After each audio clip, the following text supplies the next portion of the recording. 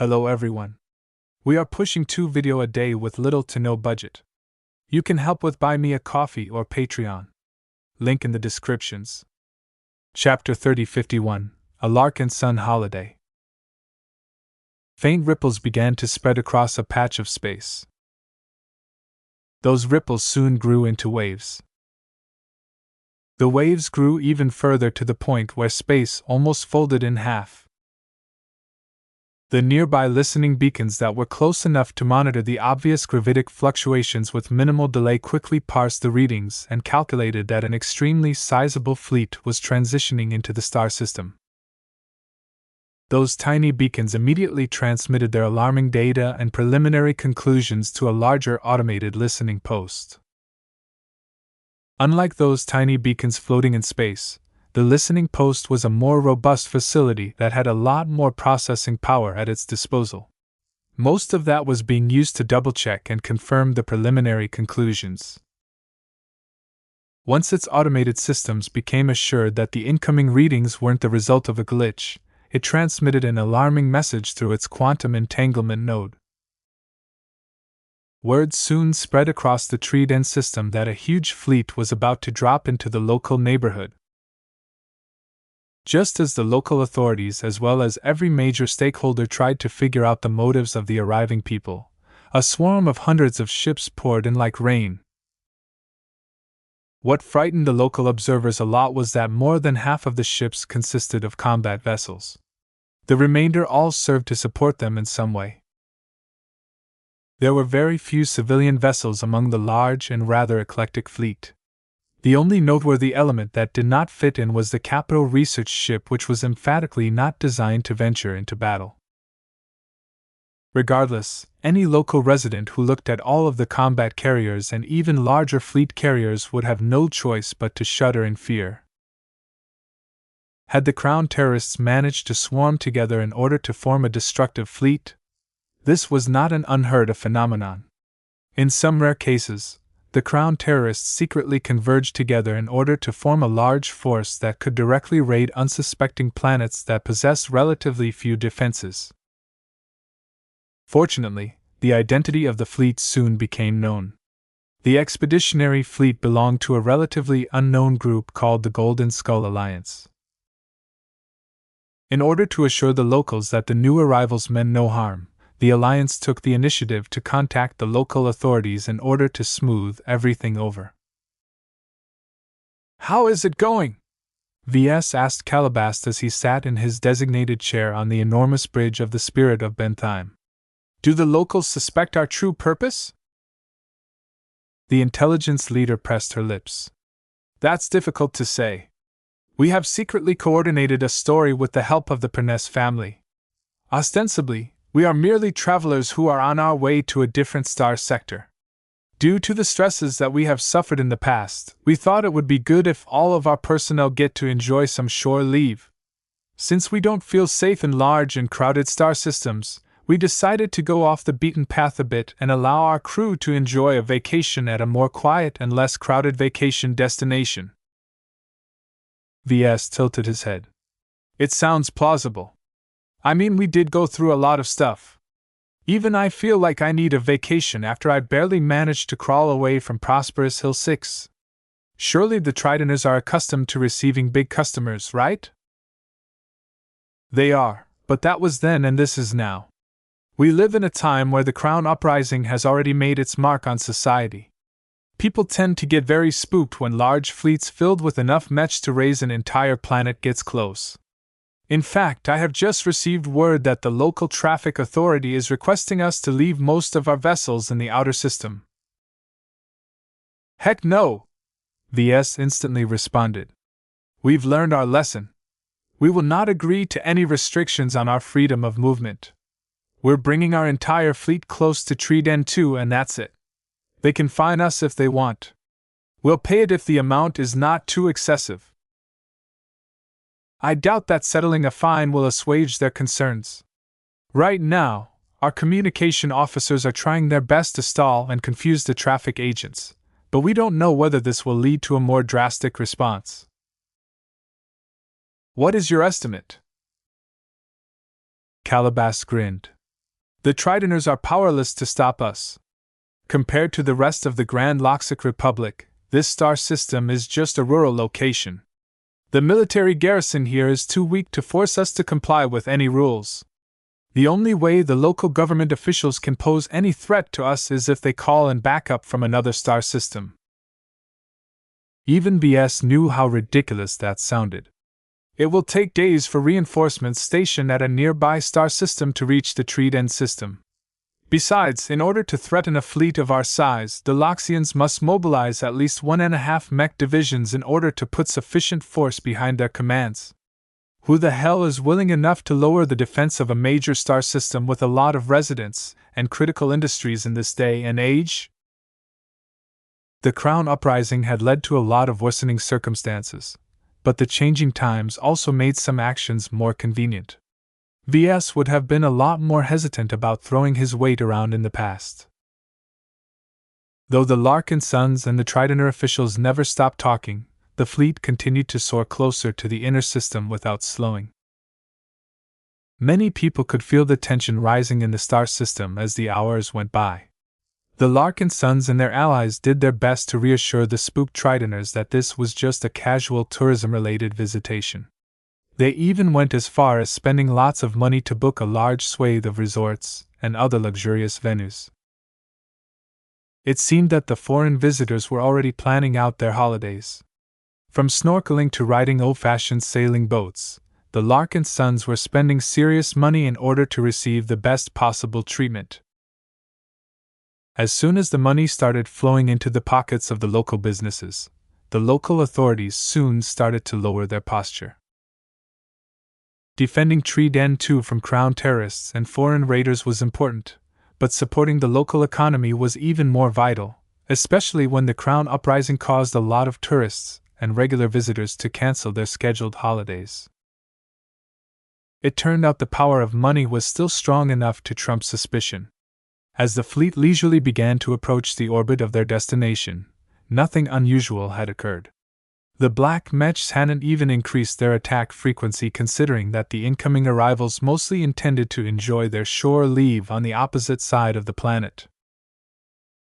There was no logical reason for the Golden Skull Alliance to get involved in local squabbles. The story might be different if the Larkinsons and so on intended to settle in the Grand Loxic Republic, but their desire to reach the Red Ocean was well known. Unfortunately, even the best of excuses failed to hold up eventually. 2 hours before the fleet reached high orbit of Trident II, the situation on the surface changed abruptly. The Black Mechs are attacking the Violet Estates in force. Damn! VS cursed as he was going over the latest battle plans in the command center. I was afraid of that. The central projection soon switched to a live view of the site in question.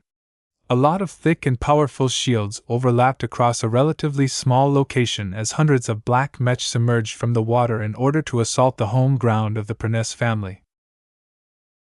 VS made some rapid estimates based on the quantity and power of the Mechs. When he compared them to the defensive power of the energy shields that the Pernessers had erected, he came to a rather pessimistic conclusion. Those shields won't hold long enough before we arrive. He did not want to go through all of this trouble only to come away empty-handed due to circumstances outside of his control. He tried to rack his brains for possible solutions. Many other Larkinsons were doing the same as well. Yet the fact of the matter was that there was still a lot of distance between the fleet and the planet. Even if they sent out their fastest combat carriers first, it wouldn't make a lot of difference. Unless... I have an idea, General Vo's projection stated as it faced VS. It's a bold one and a dangerous one, but if done correctly it will get our Mechs to Trident II fast enough to prevent a complete collapse of all of those defenses. Explain. As you assuredly know, in-system space travel is not constant. Since there is no air resistance limiting the speeds of our vessels, they can continue to accelerate without limit. If we just push them forward all the time, we can easily reach our destination a lot faster than usual. Ves widened his eyes. He immediately knew what General Vril was aiming at. General space travel isn't about accelerating forward all the time. Doing so will just cause our ships to fly so fast that it will result in relativistic shenanigans relative to our target or destination. Also, once we reach a given coordinate, we'll shoot right past it with dazzling speed. It will take hours if not days for us to slow down and fly back in the other direction. This was why ships stopped accelerating forward short of their destination. They instead turned around so their rears faced their destination and started to accelerate in the opposite direction, thereby slowing their forward advance so that they could come to a complete stop when they reached the right coordinate. There were other ways to go about this problem. The ships could boost forward for a short amount of time before cutting their thrusters, thereby allowing them to coast forward endlessly with minimal fuel and energy consumption. It took a very long time to get anywhere with this approach, though. This was why the fleet was actually taking the earlier, more standard approach. All of the ships had to slow down in order to enter the orbit of Trident 2 without shooting past. Yet what if they stopped bothering to do this? What would happen if a select number of ships cut their thrusters or even turned around to accelerate forward again? Wouldn't the combat carriers slingshot around the planet and shoot past anyway, just in a different exit trajectory? Ves skeptically asked. That is certainly possible, but... General Vril called up a tactical interface and began to set up a quick model of the maneuver he had in mind. He picked out the toughest, more durable combat carriers of the Larkinson clan and proceeded to command them to accelerate forward again. The selected vessels quickly separated from the main fleet and approached Trident 2 like incoming projectiles. They soon neared the planet, but instead of orbiting it or slingshotting past it like normal ships, the combat carriers instead cut through the atmosphere like a knife. Suffice to say, this maneuver was very dangerous and did not do the longevity of the starships any favors. Due to their relatively high speeds as they rapidly descended from orbit, the humongous air resistance produced a lot of pressure and heat that battered the hulls of those vessels. Though the combat carriers were quite tough and could take a beating, they were not designed to resist such all-encompassing forces at such considerable levels. However, as long as the ships made it through the worst period, their surface systems would probably be crippled, but the mechs and crew inside of them would probably be dizzy but okay.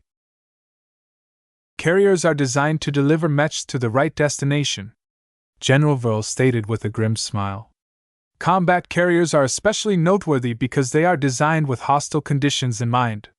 While the scenario I've painted is a bit more extreme than what the shipwrights have in mind, I believe they will hold up when it matters. Ves remained doubtful. You are putting a lot of faith in those vessels. Also, even if the combat carriers manage to survive entry, they will probably be trashed to the point that we are better off scrapping them. That is a lot of expensive hardware that we will be throwing away. Do you value our combat carriers or do you value the Pernes family more? General Vril asked in a serious tone. We can buy replacement vessels everywhere, but we won't find many opportunities to absorb valuable groups like the Pernesers. Ves looked pensive. He had to make a difficult decision. Though he was inclined to greenlight the radical new plan, it didn't mean he liked it. The price of rescuing the Pernes family had just risen drastically. These stupid diplomats better be worth the sacrifices we are making. Chapter 3052, Split Entry. With the Violet Estates under intensive siege by 10 mech companies worth of black mechs, time was of the essence. It took 2 hours for the main fleet to arrive at Trident 2 and be ready to save the Pernes family, but that took way too long. We need to go now and we need to go fast. Skip the rest of the planning and just go forward as fast as possible. Every minute wasted on planning and preparation brought the Pernesers a lot closer to death than before. This was why the clan already moved into action as soon as General Vril conceived of his bold hot drop initiative. Unfortunately, According to the preliminary calculations of the Larkinson clan's engineering staff, not every combat carrier was robust enough to withstand the enormous forces acting on the hull by dropping from orbit at a high speed and a steep angle. It was already a challenge to allow a huge starship that possessed an incredible mass, and was filled with lots of weighty mechs to boot, to land safely on a planet. To put more extreme stresses on them by performing a faster but much more risky descent was so excessive that most ships that weren't in their prime condition would simply fall apart. While it's true that combat carriers are designed to make drops under hostile conditions, they're mainly optimized to fly in the face of enemy firepower. They're not meant to descend into a planetary atmosphere in such extreme conditions that they practically turn into meteorites.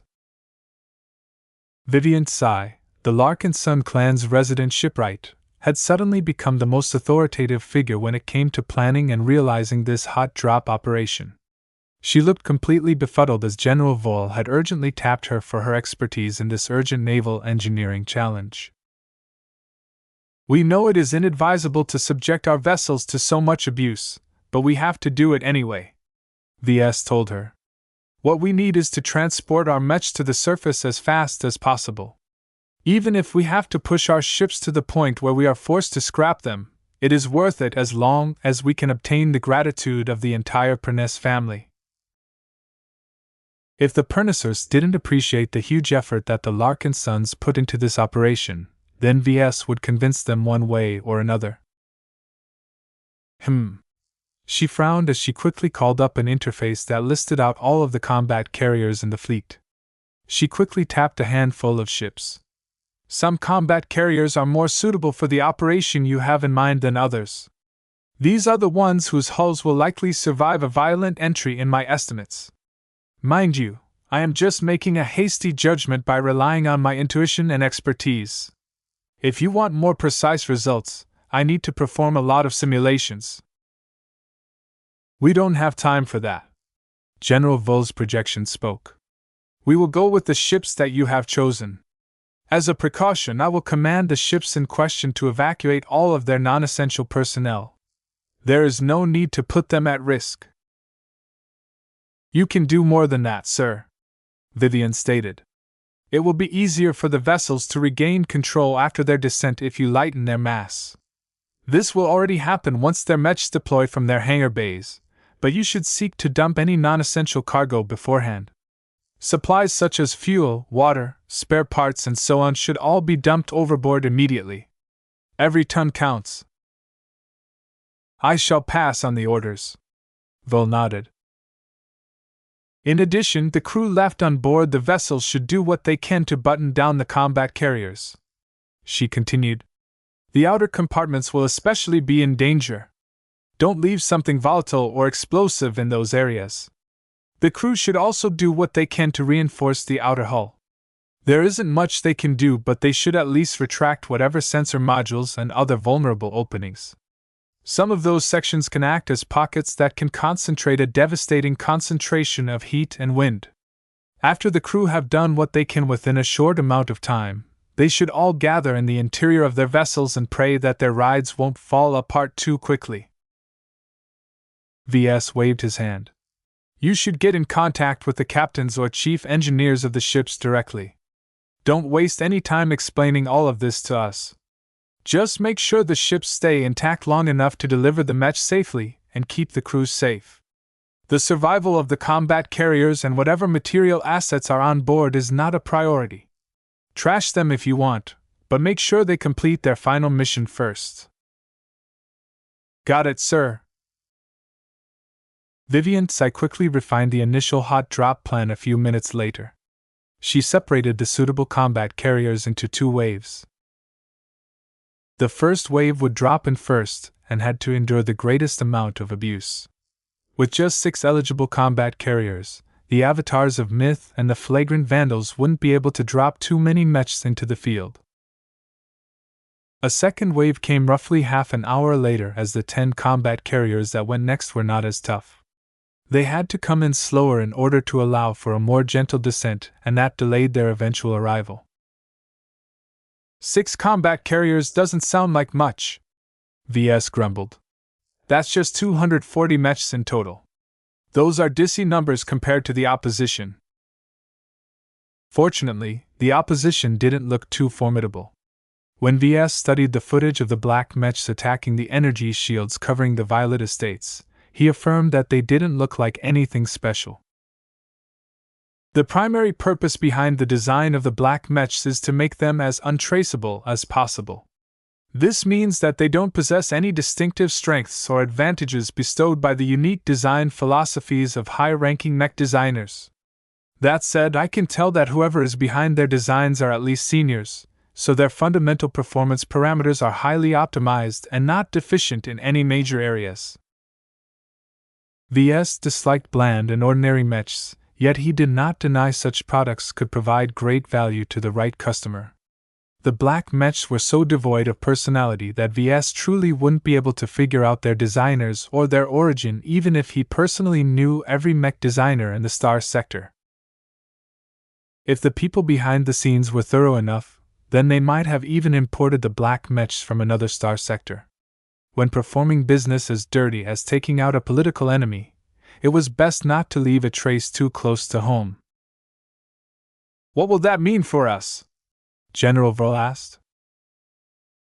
While the highest military officer of the Larkinson clan knew a lot more about tactics and operations than Ves, he still had to defer to the experts when it came to specific matters. Out of everyone in the Larkinson clan, no one knew more about mechs than its resident journeyman.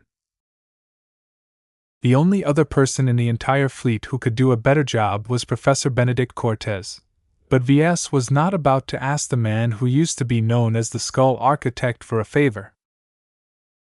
Ves grinned as he continued to study the various mech models coated in black.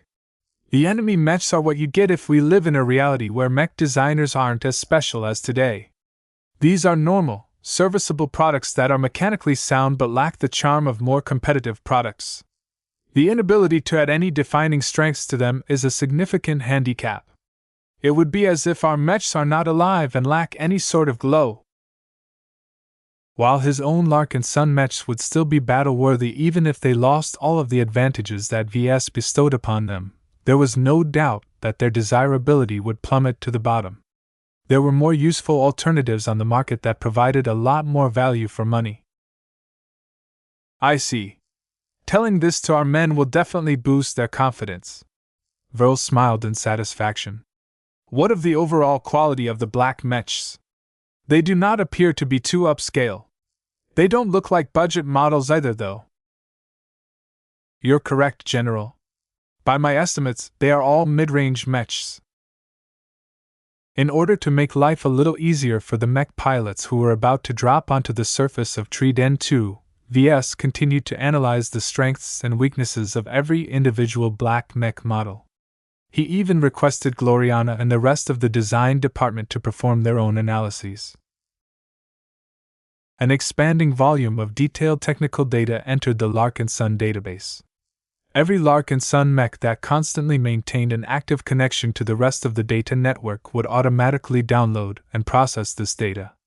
The mech would subsequently be able to highlight specific weak points in an unobtrusive manner so that the pilot could target them whenever there was an opportunity.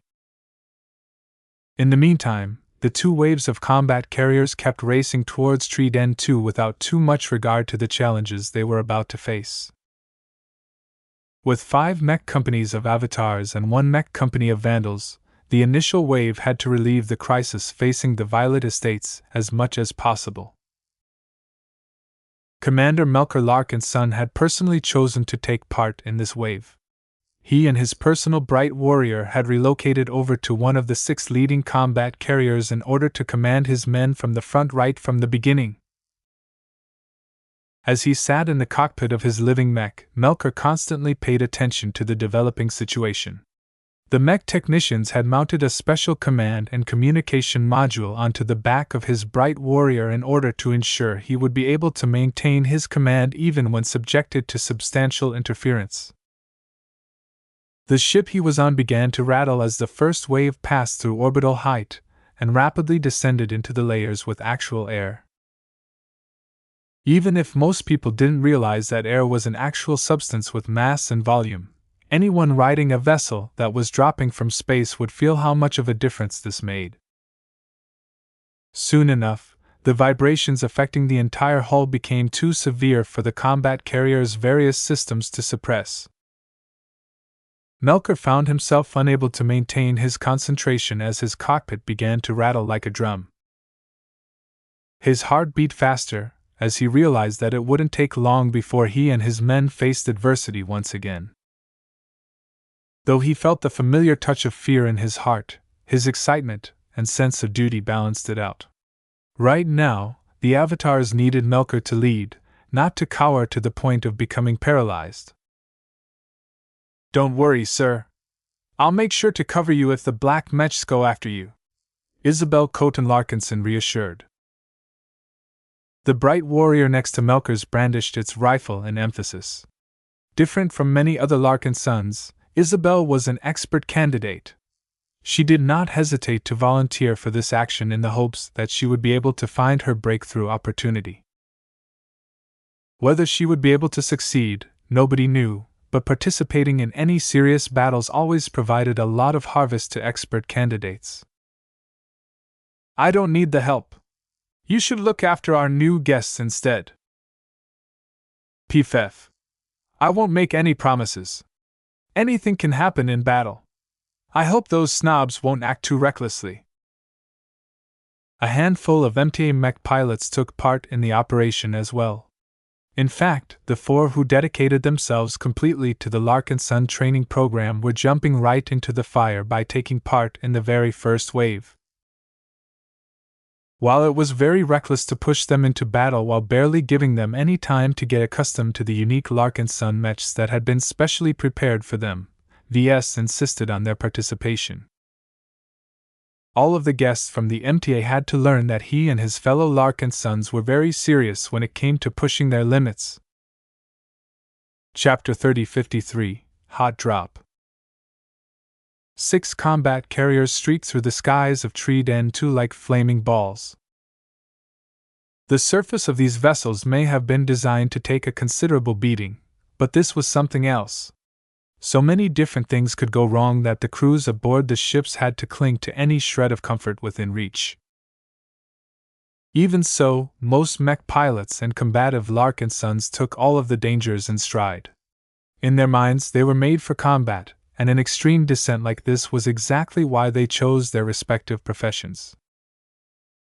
"We're riding straight into hell," someone whooped. "Ha! I haven't felt this excited since I almost died against the dark gods. Going through this torture is nothing special. You should try and fight against an expert mech. Now that will give you the thrill of your life." The boisterous avatars were not humorless, grim-faced grunts.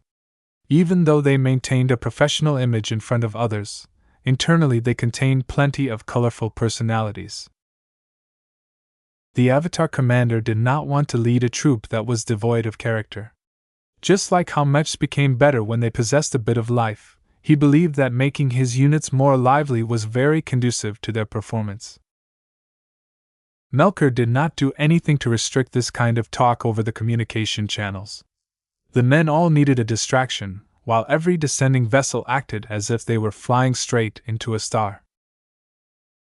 He patiently checked the clocks which showed the various important timings. So far, none of the ships had fallen apart yet, but there were several more minutes to go before it was safe enough for the mechs to exit the hangar bays. A short distance away, 4 slightly different bright warriors that had been especially modified by VS to make them usable by non-Larkinsons were all awaiting their own turn to drop into battle. "We didn't sign up for this," one of the 4 MTA guest pilots transmitted through a secret, exclusive communication channel established by his hyper-advanced implant. "It doesn't matter. We follow orders and fight whatever enemy is in front of us. There is no need to overcomplicate this situation. Don't you realize what the Larkinsons are doing? They want to borrow our battle prowess in order to defeat their own enemies. They don't care about our association's neutrality rules. We are operating under different identities now, Miss Petrov. As private citizens, there is no rule that stops us from fighting against the indigenous population. Be that as it may, the patriarch of the Larkinson clan should at least show some more consideration for our actual duties. We need to experience actual battle in order to get us closer to obtaining our goals. How will we be able to do that when we don't allow ourselves to intervene in local conflicts? It's not as if there are any aliens nearby that we can fight without worrying about the consequences of our action. Even though the 4 MTA mech pilots chose to put their trust in the Larkinsons, that did not mean they were gullible fools. Far from it. They just recognized that part of their group had to make a sacrifice and see whether the Larkinsons were truly able to deliver upon their promises. Though they were aware that the esteemed Master Willix was supportive of Ves Larkinson, they weren't mech designers, so they couldn't fully appreciate what that meant. All they knew was that the Larkinsons might have a chance of making them fulfill their greatest dreams, but that this pursuit could very well end up leading them to an early grave. "I don't like this mech at all," the man who currently went by Mr. Mavelin complained. "This bright warrior mech is decent for second-class standards, but its strengths are rather vague and it is designed with a completely different audience in mind. The limits are so low that we will only be able to show off a fraction of our strengths. Compared to the first-class multipurpose mechs that they were accustomed to piloting, the second-class mechs they had to work with felt like toys in their hands. There are ways to express our ability beyond direct piloting skill. We'll be entering the fray outnumbered, so there will be plenty of opportunity for us to show our brilliance in our own way. We must make the Larkinsons learn the difference between us and them. They have not shown enough respect to us so far. That needs to change." "We do not need to change anything about the Larkinsons, Mr. de Trevo. Our mission is to take care of ourselves. I do not intend to pay any mind to our hosts so long as they can bring us closer to expert pilot. Let us see how they will fare in this imminent battle. We can pass judgment afterwards." As the 4 sacrificial MTA mech pilots continued to chat with each other without too much concern about their current predicament, the overheated combat carriers finally made it through the worst phase without losing anything too major. Their hulls had practically turned black after being roasted by an abundance of air friction. A lot of surface modules had either burnt into a crisp or been flung away by drag. Some airlocks and hull plating had come off as well during the journey, causing the combat carriers in question to expose some of their outer compartments to the ravages of the environment.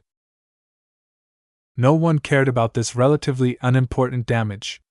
The crews stationed in those sections had long evacuated to the center of the combat carriers. As long as they managed to survive this dangerous maneuver, they could always transfer over to a new ship. However, some of them quickly changed their minds once the vessels began to rattle again. "We're under attack!" The black mechs weren't blind to the hot drop from space. The Larkinsons had carefully calculated the trajectory of the first wave to end up close to the area where the Violet Estates was situated. This meant that the burned and battered combat carriers had quickly entered combat range from the opponents the Larkinsons were targeting. "Damn, get out of this ship now! If we wait any longer, there won't be enough left to keep us afloat." The bow sections of the combat carriers were designed to endure an exceptional amount of frontal damage, but that also meant that these areas had withstood most of the heat and friction acting on the hulls just before. The integrity of the forward sections were so compromised that the captains were very eager to get rid of their payloads. Once the combat carriers began to stabilize themselves with whatever thrusters and maneuvering systems remained working, the mechs were finally given the green light to deploy. "Launch!" All of the banter stopped as the Avatar and Vandal mech pilots knew that it was time for them to get serious. The hangar bay doors shakily slid open. Some of the mechanisms may have gotten bent out of shape, but the door systems themselves were built to be tough enough to work even if half of the ship had collapsed. Once the openings grew wide enough, the mechs rapidly poured out with very little margin of error. The outgoing machines could easily collide against each other if they didn't manage their speeds correctly, but the mech pilots were too well trained to make such mistakes. Only this way ensured that all of the combat-capable machines would be able to enter the field quickly enough to fend off the violent welcome. The Violet Estates are still up, though their last energy shields look like they are close to reaching their limits. Don't let them finish the job! The ranged mechs of both sides began to exchange fire against each other. The commanders of the unknown force of mechs did not opt to fire at the compromised combat carriers any further. Though it wouldn't take too many attacks to break them, any firepower directed against these irrelevant assets gave the mechs of the Larkinson clan more opportunities to dish a lot of hurt. With the combat carriers quickly trying to curve away, a force of around 240 mechs sorted themselves out as they flew towards the besieged Violet Estates. The bright warriors armed with rifles fell behind the rest as they focused more on firing their weapons and evading incoming attacks. Melker and Isabel were among this group. Both of them fired laser beams or positron beams at targets that were dozens of kilometers away. Their relatively high altitudes gave them a good angle against their opponents, but that also allowed the black mechs to fire back without suffering any obstruction. Damn, I'm hit! I need cover! Focus on my targets as much as possible. We need to wear down their numbers quickly. My flight system has been struck. The rifle-wielding bright warriors were quickly wearing down their opponents with their strong, luminar-augmented rifles. It was a pity that Ves lacked the time to equip them all with the upgraded versions of the crystals, but the basic ones already granted them a formidable bump in firepower. Certain lucky individuals like Melker and Isabel were able to inflict more damage for that reason. Though Melker wasn't putting his gift to that much good use considering his need to maintain situational awareness, the female expert candidate inflicted one telling blow after another. One black mech lost its rifle. Another fell down as one of its legs no longer worked. More suffered serious damage to their various key systems, as Isabel precisely targeted the weak points that Ves and the other mech designers had already identified beforehand. Though the damage they dealt was quite effective, the black mechs were no slouches either. One important aspect about their designs was that they were amphibian in nature. This had very wide implications. The black mechs possessed no flight capabilities. In exchange, they were able to submerge underneath the water whenever they wished. This was quite effective whenever they wanted to avoid any further incoming energy attacks. In addition to that, the black mechs were also able to dump all of their heat into the surrounding water at much higher efficiencies than if they tried to transfer all of their heat into open air. The enemy mechs did not have to worry about overheating at all, which gave them quite a substantial advantage if they utilized any energy weapons. The lack of necessity in making them flight-capable also caused them to be heavier and more massive than their aerial and space-borne counterparts. Even if the quality of their armor systems were substantially worse than the alloys cladding the bright warriors, their thicker shells gave them a lot more buffer. All of this caused the range duel to proceed a lot more evenly than the Larkinsons hoped. These cheating mechs are diving back underwater whenever we are about to down them, one avatar complained.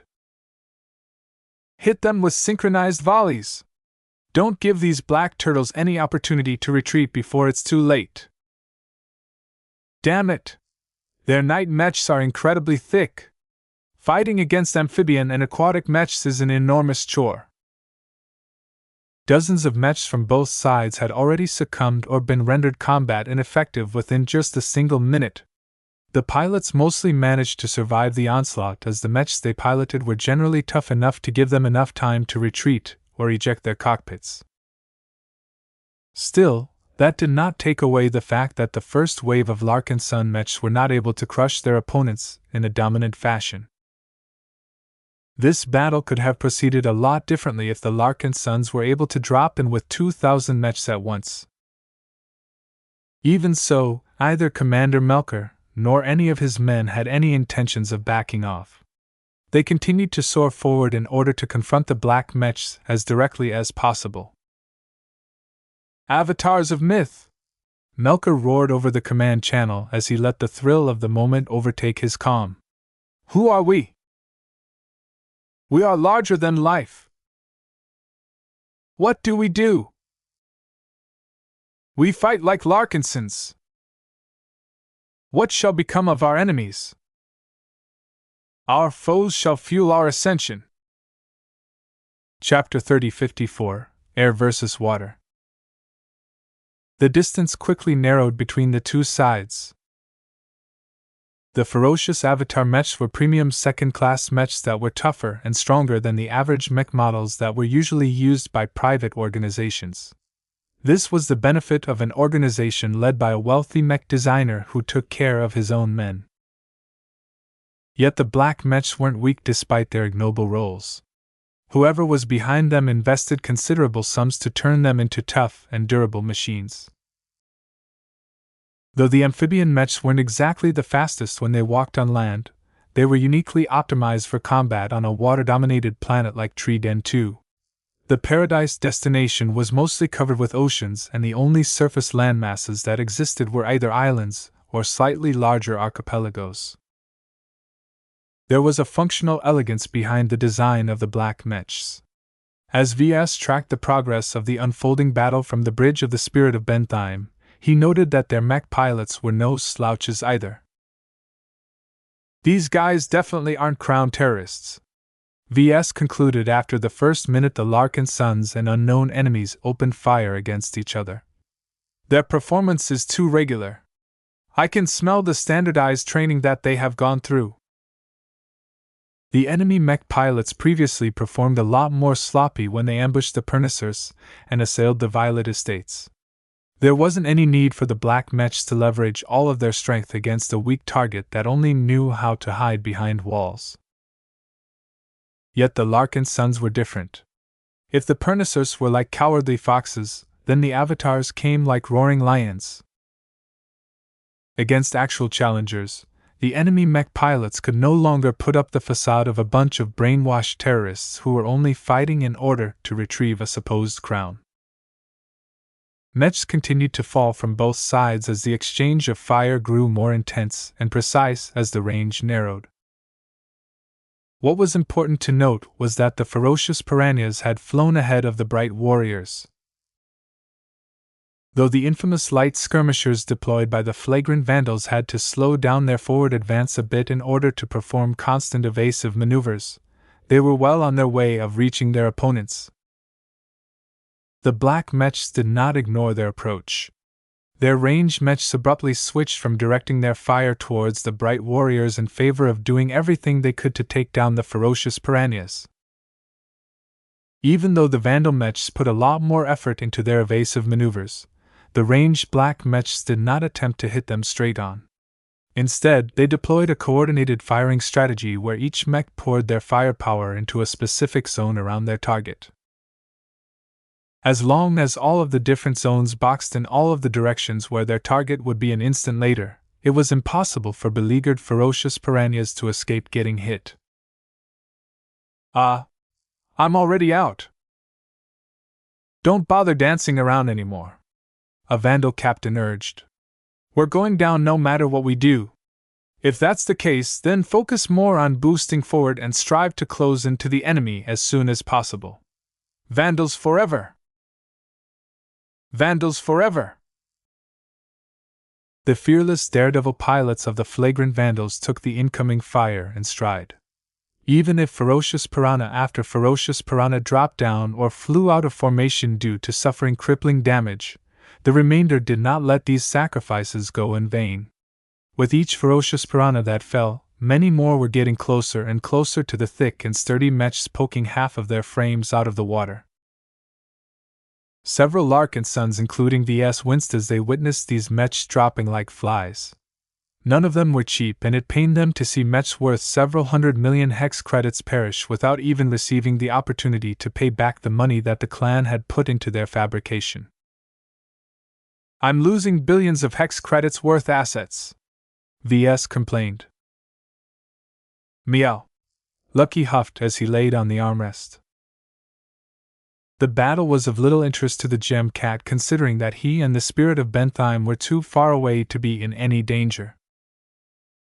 You don't know what this means. We will have to fabricate replacement mechs for the pilots that lost their original machines.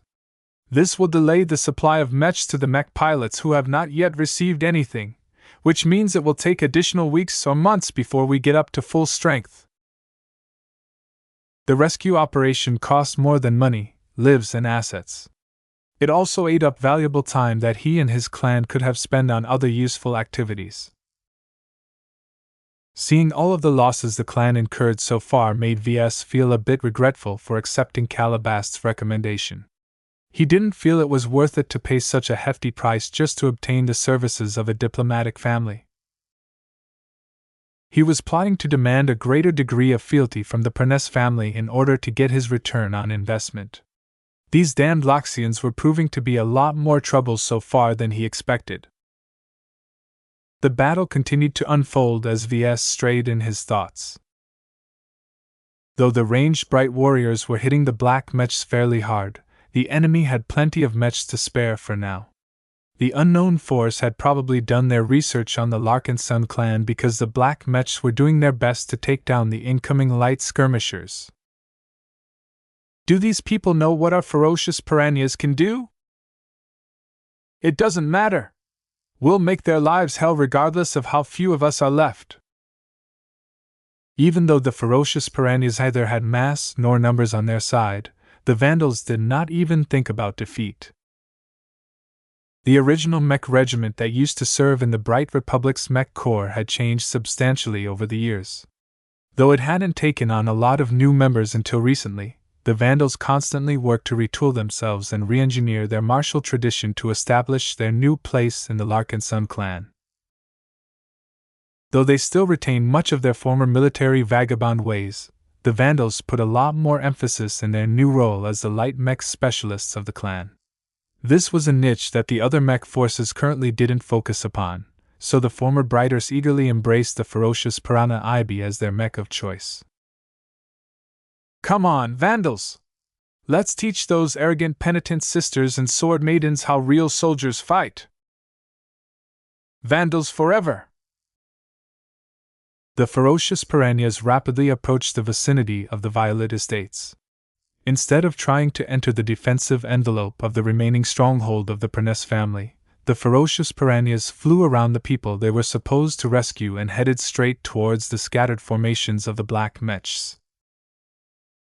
Only a bit more than half of the mech company had made it through, but this was still a devastating amount for the enemy. As soon as the ferocious piranhas flew in range, the black mechs abruptly jerked and exhibited a lot less reactiveness than before.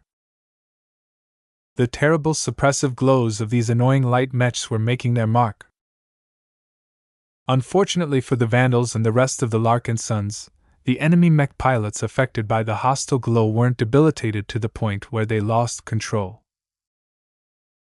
The controllers of the black mechs firmed up their minds and gritted their teeth in order to attack the fast and nimble light mechs that were harassing them from above and from the sides. The close range prevented the enemy ranged mechs from continuing their attacks on the ferocious piranhas with as much vigor as before. Friendly fire was a very real possibility. Instead, it was the job of the melee mechs to fend them off. However, the light mechs were so quick and mobile that it was hopeless for the defending melee mechs to have any realistic chance of downing the ferocious piranhas. The aquatic black mechs simply weren't fast enough. They couldn't even fly, so how could they possibly land their attacks on the swift machines? The only machines that stood any chance of downing the light mechs was the small number of striker mechs armed with shotgun weapons. Their broad pellets dealt pretty damage to the ferocious piranhas at closer ranges.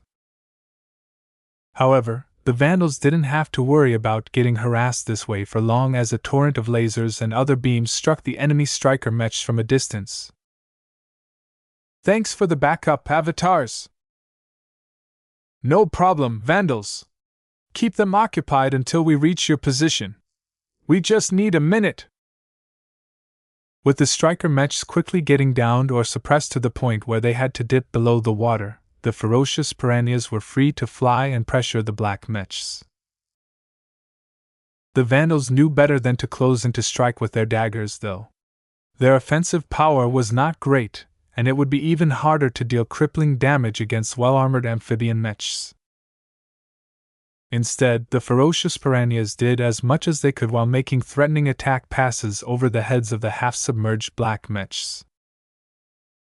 Not just their glows, but also the threat of a dive attack kept the enemy machines constrained. The black mechs simply weren't equipped to defeat the ferocious piranhas, especially when the Vandals acted like scoundrels with the way they were taunting their opponents without actually getting close enough to open them up to strong retaliation. Ha! Look at these idiotic black mechs. They can't shoot us down anymore now that we have gotten so close. Make sure to interfere with their rifleman mechs as much as possible. Don't give their mech pilots any peace. The ferocious piranhas distracted the black mechs so well that they bought plenty of time for the leading edge of the avatars to finally get close. Lancer mechs! Drive a wedge through their formation! Melker commanded. By your will! The Bright Warriors and Lancer mech configurations had gone ahead of the rest of the avatars as their forward acceleration and velocities were higher. They pointed their long and thick lances straight ahead as they did not show any fear of telegraphing their next move towards their opponents. However, the response surprised the Larkinsons. The black mechs did not opt to face the incoming charge head-on. Instead of hastily repositioning their sturdiest and most defensive machines to meet the incoming charge, they did something much simpler. They all dove underwater. In one instance, the amphibian mechs were poking out of the waterline, looking more than ready to fight against the incoming Larkinson mechs regardless of the losses. In the next instance, the site they previously occupied had turned into calm water with only a small number of downed black mechs poking out from the shallow surface. Damn! We lost our targets! Are they leaving? The Lancer mechs smoothly flew past the site where the black mechs had previously congregated without driving their lance through any solid metal. The mech pilots of the offense-oriented Bright Warriors expressed a lot of frustration at being denied their moment of glory. The black mechs are popping out again! The enemy force did not intend to retreat from the battle now that they encountered serious opposition. Instead, they chose to meet the challenge of the Larkinson clan and fight against the powerful Bright Warriors and ferocious piranhas despite the heavy casualties that they would surely sustain. As the melee Bright Warriors that followed after the Lancer mechs crashed into the lines of the black mechs, a furious struggle broke out as both sides tried to take each other down with no further signs of backing off. Neither the Larkinsons nor unknown assailants believed that they were about to suffer defeat. That's strange, Commander Melker murmured as he observed the behavior of the black mechs from afar. The rifle of his mech periodically spat out beams as he took aim and pulled the trigger. What gives these black mechs the confidence that they can beat us, especially considering that our second wave is on the way? He quickly drew one worrying conclusion. They're not alone! This isn't their force. Hostile reinforcements are probably on the way. Chapter 3055 Barbarians at the Gates. The situation on the battlefield careened in a direction that neither anticipated. The black mechs that sought to break the Violet Estates and destroy the core of the Perness family did not back down even when confronted by a small force of powerful Bright Warriors and ferocious piranhas. Instead, they stubbornly stuck around regardless of the losses they incurred. This signaled to everyone that the mastermind behind the black mechs was quite determined to complete their mission.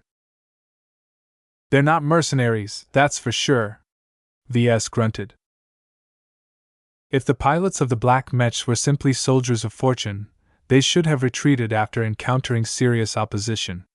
While they actually outnumbered the arriving avatars and vandals, it was not easy for them to defeat a force of higher quality mechs. Even if the unknown force managed to eke out a win, they would definitely suffer significant losses. That might not sound so bad if they insisted on completing the mission, but the movements of the Larkinson clan in space couldn't be hidden. Anyone with a decent monitoring system in space would be able to notice the second wave of combat carriers arriving hot on the heels of the first wave. Then there was the rest of the expeditionary fleet to consider. Why would any opponent stick around knowing that they might have to overcome thousands of high-quality mechs? The Larkinsons weren't stupid. Ves, General Vull, and many other clever minds deduced the possible reasons behind such behavior. If the black mechs were piloted by actual crown terrorists, then their current suicidal behavior shouldn't be a surprise. The brainwashed idiots only cared about inflicting the greatest amount of damage. They did not possess any sense of preservation when they were activated. However, after the analysts of the Larkinson clan studied the characteristics of the black mechs as well as the behavior of their mech pilots in battle, their conclusions were very clear. These unknown combatants are well trained even by second-class standards. While they lack the intimate coordination and brotherhood of military servicemen, their skill and teamwork are clearly better than a typical mercenary force. The most probable identities of these mech pilots are long-standing members of a family organization's household troops. This guess fit the image that Ves had built in his mind. The household troops of families, clans, and noble houses tended to be extremely loyal to their cause. It was rare for them to be as skilled as military mech pilots, but their employers usually invested substantial amounts of money in their training. Calabast, have you been able to figure out the culprits of this attack? Who is behind these black mechs? We haven't gathered enough data to figure that out. The woman spoke as she sat next to Ves. A panel of projected screens constantly bombarded her with footage and raw data. While the few clues we've ascertained up until now have narrowed down the list of possible enemies who have reasons to target the Perness family, there are too many interests in the Grand Loxic Republic. Damn. Knowing who the Larkinson clan was facing would have been quite helpful in predicting the enemy moves, intentions, and amount of mechs it was willing to deploy. His clan had entered the conflict with too much haste and suffered from the gap in intelligence. It couldn't be helped. The situation of the Perness family was too dire. If the Larkinsons hadn't made haste, the Violet Estates would have collapsed by now. The arrival of the second wave is crucial. The black mechs are obviously banking on reinforcements to bail them out, but they aren't the only ones who are relying on follow-up troops to gain the upper hand. General Vull's projection stated as he continued to command the overall situation from the graveyard. Calabast frowned. The problem is that our maneuvers are in the open and the enemy's movements are in the dark. Our opponents can roughly predict how many of our mechs are on their way while we have no clue how many enemy reinforcements are on the way. We don't have any suitable sensors in place that can detect an incoming wave of enemy troops. This was something that Ves noticed as well. In fact, the avatars of Myth and Flagrant Vandals weren't performing well against the amphibian mechs at all at the moment. We didn't enter the battle with the most appropriate mechs and loadouts. He gestured towards the main projection. Larkinson mechs were helpless to prevent the black mechs from diving into the water whenever they got into trouble.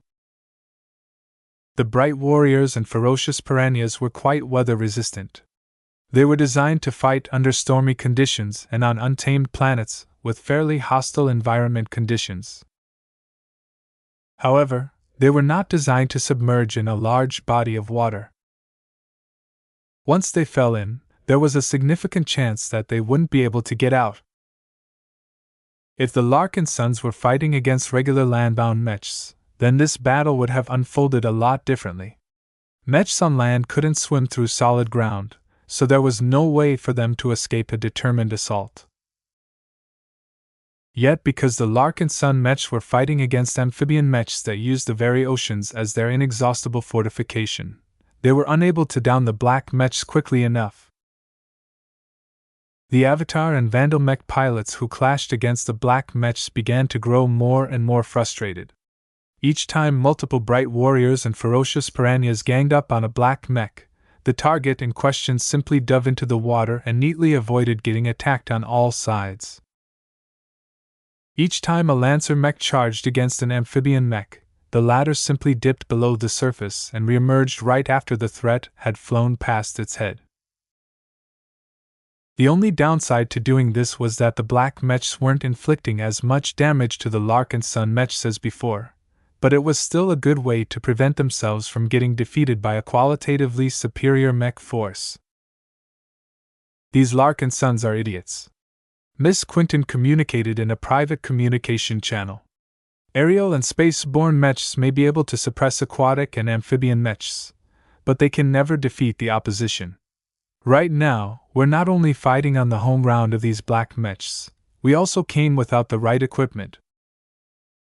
The bright warrior she piloted hovered helplessly above the waterline. Its sword barely had any opportunities to cut through metal. Each time Quinton was about to display her supreme skill to the other Larkinsons, the black mech in her sights would shamelessly dive below and avoid a direct confrontation. The enemy even marked out her mech as an extremely dangerous threat. This meant that any opponent she targeted would dive underneath the surface preemptively before she could even launch her first attack. If I was piloting my usual mech, I would have been able to chase them through the water or snipe them from above a long time ago. These bright warriors suck. First-class multipurpose mechs were characterized by their great degree of versatility. Many of them were fully capable of fighting underwater. Even if they didn't perform too well under aquatic conditions, they still possessed numerous weapon systems that allowed them to punch through water. Unfortunately, the Larkinson clan never prepared for this kind of situation. "We're not here to enjoy a picnic, Quinton," Mr. DeTrevo admonished as his bright warrior and knight mech configuration protected the rifleman mechs hovering further away. "We wouldn't be facing any challenge if we fought with our old mechs. Plenty of mech pilots endure situations like this without any complaints. This is what true combat is like." He may have a good point, but none of the MTA mech pilots felt they were benefiting at the moment. They just piled up more complaints towards the Larkinson clan. Even VS felt a bit ashamed at the lack of capabilities of his mech forces. He let out a tired sigh. "I never thought our clan needed to prepare for aquatic combat so soon. I should have designed at least one amphibian mech for the clan. We wouldn't be in this sorry situation if we prepared an actual answer against our current adversaries." While he recognized this shortcoming, he wasn't sure if he would actually address it anytime soon. This was a rare situation that would probably not be repeated anytime soon. The focus of the Larkinson clan still lay in space. VS did not think he made a mistake by focusing most of his attention towards flight-capable mechs. Air and space combat still remained the main modes of combat to a clan based around a fleet. General Verl did not look as frustrated though. He had a cunning smile on his face. He already figured everything out and formed the most appropriate answer to this development. When VS glanced at his trusty military leader, he grew suspicious. "I know that look of yours. You look as if the situation is still within your grasp. What are you up to, Verl?" The general actually chuckled. "Have you forgotten about our primary mission? Why should we insist on eliminating this anonymous force of black mechs? Sure, another straightforward victory would embellish our battle record and provide a lot of glory to the Avatars and Vandals, but is that what we are really after?" VS widened his eyes in realization. "You mean?" "Our primary objective has always been to rescue the members of the Perness family that are trapped in the Violet Estates. Defeating the ones who are targeting them or saving those brightly colored mansions from destruction are merely side goals that we aren't obligated to pursue." Indeed, even as the bright warriors and ferocious piranhas kept the black mechs busy, The damaged combat carriers that originally brought the first wave of Larkinsons to the surface had quietly swung back around in order to approach the Violet Estates. Quick communication between the Larkinson clan and the Perness family enabled one of the combat carriers to pass through the final defensive barrier without any opposition, while the other 5 ragged-looking starships formed into a makeshift wall that blocked any stray projectiles fired by the black mechs. The remaining combat carrier hovered only a short distance away from the main entrance of the largest estate. The doors slid open, causing a throng of well-dressed but panicked-looking people to float out with their coffers and other luggage. Security officers stationed aboard the combat carrier flew just outside the open and empty hangar bay and urgently guided the crowd to enter the vessel with haste. "Hurry up! Forget about your 15 coffers. Get in now or I will kick you in the right direction." The Pernissers were unaccustomed to receiving such rough treatment, but the most senior Pernissers, such as Ambassador Shadarin, did not voice any complaints. What was dignity compared to their lives? The final siege against the Violet Estates had truly caused a lot of Pernissers to reevaluate their priorities. It took longer than the Larkinsons wanted to evacuate thousands of true-blood Pernissers and their attached personnel and retainers. Too many of them wanted to bring their luggage along despite being commanded to leave all of those useless goods behind. This caused the evacuation process to experience a small but significant delay. "They're all in. Close the hangar bay and get out as fast as possible." The combat carrier already flew forward even before the hangar bay doors had fully closed. The survivors of the Perness family looked bleakly at the Violet Estates becoming smaller and smaller just before the huge hangar bay doors finally slid shut. They were all stuck aboard a ragged, burn-marked combat carrier now. The empty hangar bay looked distressingly bare and functional, which was completely opposite to the elegant and luxurious locations they were accustomed to. The Larkinson clan was a definite step down from their old environment. "This is our new life now," someone whispered. "From today onwards, we have lost our permanent home. We'll be wandering the stars forever like a pack of vagabonds. We have become barbarians now." Chapter 3056, Stuck in Water. The offensive initiated by the Black Mechs had never been about wiping the Violet Estates from the map. Their overriding mission had always been to crush the members of the Perness family. Once the Larkinson clan recognized this truth and moved to evacuate the trapped Pernissers, the Black Mechs went crazy. They no longer played cat and mouse against the Avatar and Vandal Mechs flying in the air. Instead, they swam around the island and tried to throw as many attacks towards the departing combat carriers as possible. Kinetic shells kept bouncing against the hulls and vulnerable components of the escaping vessels. The attacks exerted a considerable degree of pressure towards the combat carriers. If the 6 ships were still in their prime, then they could have easily resisted the attacks for a time. Yet right now their surface integrity was not only compromised, but they were also being hit in the rear where the hull plating was relatively weaker, and where their main thrusters were prominent weak points. The crews and captains of the retreating vessels quickly adjusted to the situation. The Larkinson clan deliberately assigned the most intact of the 6 to carry the survivors of the Perness family. This vessel flew at the head of the formation. In the meantime, the other 5 combat carriers all escorted this critical ship and used their own hulls as shields against the increasing amount of projectiles launched by the Black Mechs. In order to prevent their main propulsion systems from being taken out of action too early, the combat carriers flew in oblique angles behind the VIP vessel.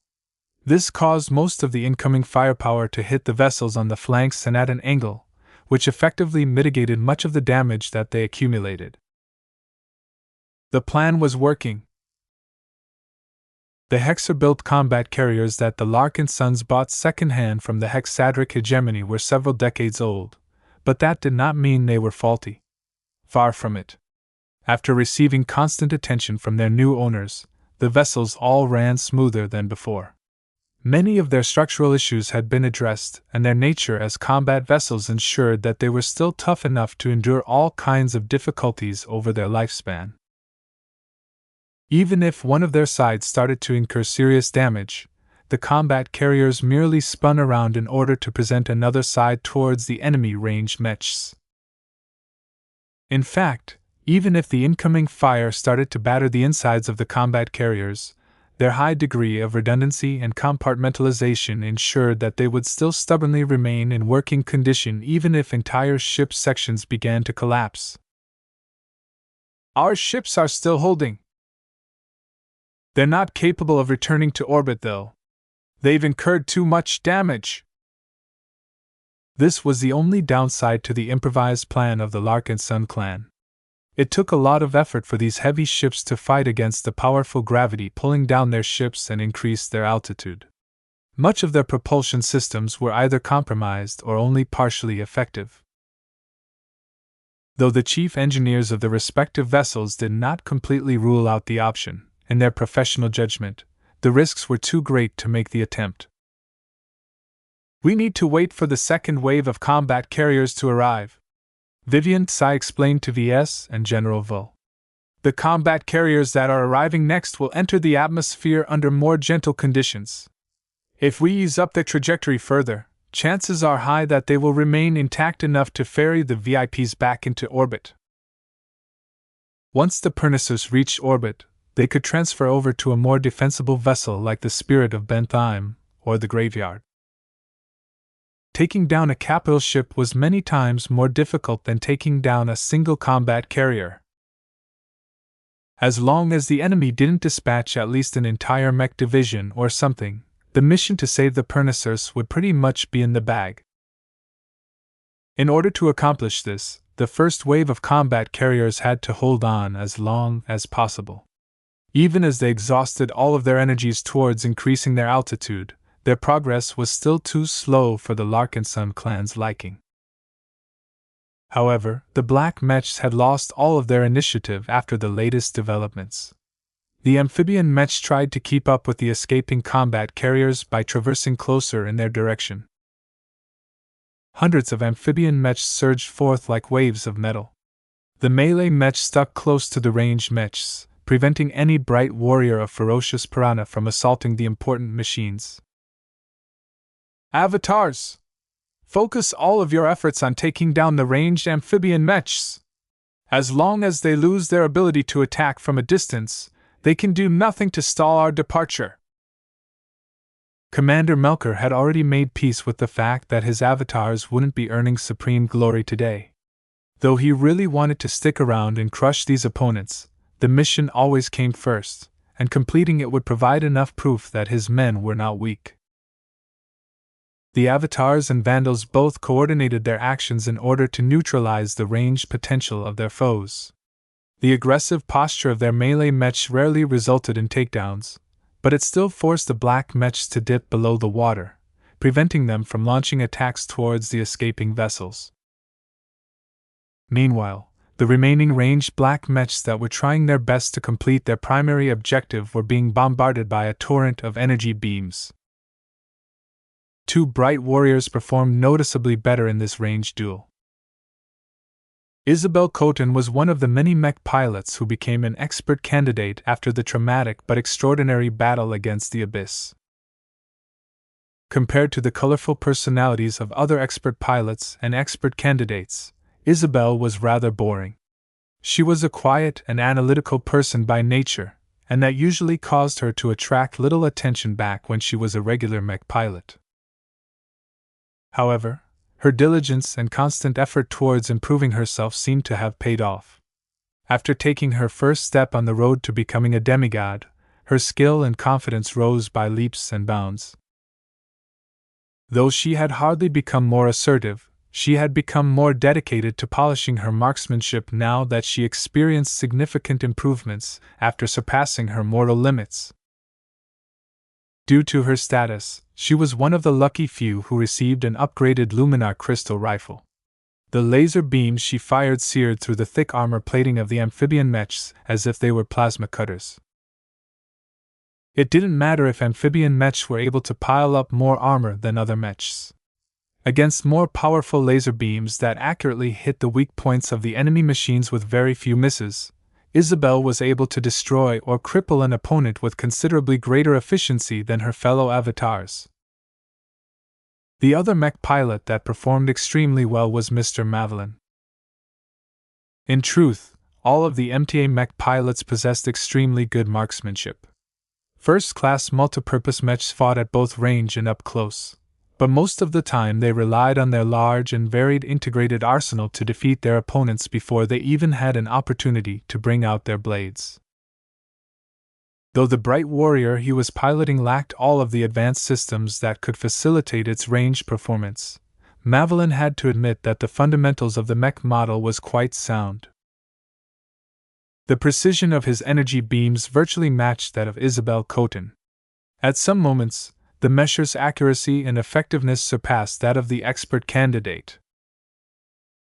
His excellent performance fully showed how extremely good training could elevate normal humans far beyond the average level of mech pilots.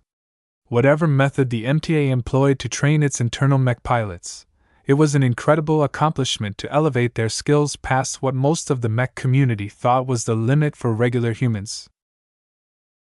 Different from Isabel, who mostly relied on raw talent, a budding will and superhuman intuition to gain the upper hand, Mavelin relied mostly on his enhanced intellect, his augmented response times, and his extremely thorough systematic training. As a result, his consistency was even higher. He steadily downed one enemy mech after another regardless of what kind of response they made. The black mechs that had become his targets even didn't manage to submerge beneath the surface before Mavelin launched his fatal attacks. Mavelin's performance did not go unnoticed. Melker and the other avatars were already aware of the performance of one of the few non-Larkinsons in their midst. These guest pilots are no joke. At any other time, the avatars would have paid more attention to the performance of their guests. As it was, the combat carriers still needed cover. Through the constant efforts of the avatars, the black mechs with ranged capabilities dwindled in numbers. No matter how hard the enemy tried to protect them, it was hard for amphibian melee mechs to block attacks coming from above. The oceans might be the enemy's domain, but as the focus of the battlefield moved into the skies, the lack of flight capabilities of the amphibian mechs became a very great limitation. As the combat carrier that contained the VIPs kept soaring higher, it became increasingly clearer that the black mechs had lost their shot at destroying the Perness family. Their ranged mechs had practically become extinct while their melee mechs swam helplessly in the water. Their sturdy legs and powerful aquatic propulsion did not allow them to fly into the skies. Though VS was happy to see this outcome, he soon remembered an important point. Every time the Pernessers attempted to leave Treden 2, someone intercepted their escaped vessels. Is the anti-air capabilities of these black mechs really that weak? In truth, the ranged prowess of the enemy was quite strong. While they didn't fare too well right now, under normal circumstances they possessed more than enough firepower to down any average shuttle or transport. Yet these amphibian mechs were still limited. The enemy had to possess another solution. Half a minute later, the situation changed. Some of the scouts in the vicinity detected a large amount of disturbance from beneath the water. We're detecting a lot of disturbance from below. Whatever is coming is rising to the surface at a rapid speed. Watch out! A volley of more than 100 missiles jumped out of the water and soared towards the fleeing combat carriers. The 4 escorting vessels did their best to surround and cover the key ship that carried the Perness family. Boom! Boom! Boom! Boom! The missiles tore into the exposed and weakened sections of the combat carriers in question. Their smart guidance systems had already judged where they could inflict the most damage. 2 combat carriers shook in the air and lost so many systems that they were no longer able to increase their altitudes. Instead, they were starting to tilt downwards as their remaining intact propulsion systems were overstraining their systems in order to compensate for the loss of other vital systems. Abandoned ship! She won't be able to keep herself aloft much longer. Escape pods shot out of the 2 crippled combat carriers in droves as the crew resolutely gave up the vessels they called home. Watch out! A second volley is coming! More missiles shot out of the water. Some of them hit the combat carriers that were already doomed, but most went on to hit the remaining 3 vessels. This time, the vessel carrying the Pernisaurs couldn't escape punishment. The combat carrier violently shook as her battered surface endured dozens of destructive impacts. The Pernisaurs stuck in the hangar bay screamed as they felt the vessel around them groaning and shaking under all of the attacks. This ship is close to falling apart. We need to relocate to another vessel. Why hasn't the Larkinson clan dispatched a proper vessel? This combat carrier is already on her last legs. How irresponsible! Most of the Pernisaurs had never been exposed to warlike circumstances in their entire lives. The only way they could process this crisis was by giving in to their worst fears or complaining about how the Larkinsons were botching this rescue mission. Chapter 3057 Armored Missiles. A hidden and unseen enemy force was launching missiles towards the escaping combat carriers. The 2 volleys that had struck the already damaged combat carriers had felled 2 of the heaviest damaged starships and dealt considerable damage to the remaining 3. Though the missiles weren't too powerful, the integrity of the vessels weren't too great. It wasn't necessarily to break the fleeing combat carriers in half. Just damaging their propulsion systems was enough to take them down. Once they crashed into the ocean, there was no going back. The opponents who fired the missiles from the depths were hidden, and the Larkinson clan didn't possess the capability to attack any hostiles too far below the surface. Commander Melker and the other Larkinsons in the field felt more frustrated than ever at their limited loadouts. While their bright warriors and ferocious piranhas performed well enough against space-borne, aerial and land-bound opponents, it was a real mistake for them to think that they could effectively fight against an aquatic force. Water might not sound impressive, but when a lot of it gathered together, it acted as a natural shield and fortification to those who felt at home in the water. A lot of attacks simply became invalid or drastically lost effectiveness once they hit the waterline, and many mechs optimized for other environments turned into flailing rocks the moment they were submerged. Maybe I should design some aquatic mechs once I have an opportunity to do so, Ves muttered. Situations like these might be rare, but we'll get confronted by aquatic opponents again in the future. Calabas nodded. This is especially the case if you intend to join the hunt for phase water. The exotic is particularly prevalent in lakes, seas, and other wet environments.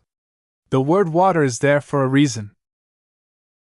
That was true, but those who didn't want to bother with aquatic or amphibian mechs were not helpless. Phase water was so prevalent in the Red Ocean that it even showed in asteroids, deserts, and other dry and waterless environments. Those who prepared an aquatic force possessed an undeniable advantage, though. Water-based deposits were usually larger and yielded a lot more phase water on average. In contrast, the phase water deposits that had ended up in a dry environment were usually located there because of accidents or natural geological movements. This was a concern for later, though. For now, the Larkinson clan had to address the immediate crisis. He analyzed the missile attacks and made a professional judgment based on what he had witnessed. Our mechs need to do their best to intercept the remaining missiles at all costs, Ves stated. The 3rd volley will likely cripple the 2 surviving escort vessels. The 4th volley has a high chance of destroying the flight capabilities of the last and most crucial escort vessel. Our 2nd wave of combat carriers are already descending through the atmosphere, General Vo pointed out. They will arrive soon enough. Once they do, the vessels and the mechs they carry can immediately relieve the first wave. However, they are still a couple of minutes away. The first wave won't be able to hang on for so long, Ves grimly concluded. The battle progressed far too quickly. The Larkinsons were still in the process of bringing in their second wave while the reinforcements of the black mechs had already arrived. We're detecting a third incoming volley of missiles. Damn! Block or shoot them down at all costs. Commander Melker had already issued the necessary orders. The bright warriors that previously suppressed the black mechs left their remaining opponents behind and flew black to the surviving combat carriers at their best speeds.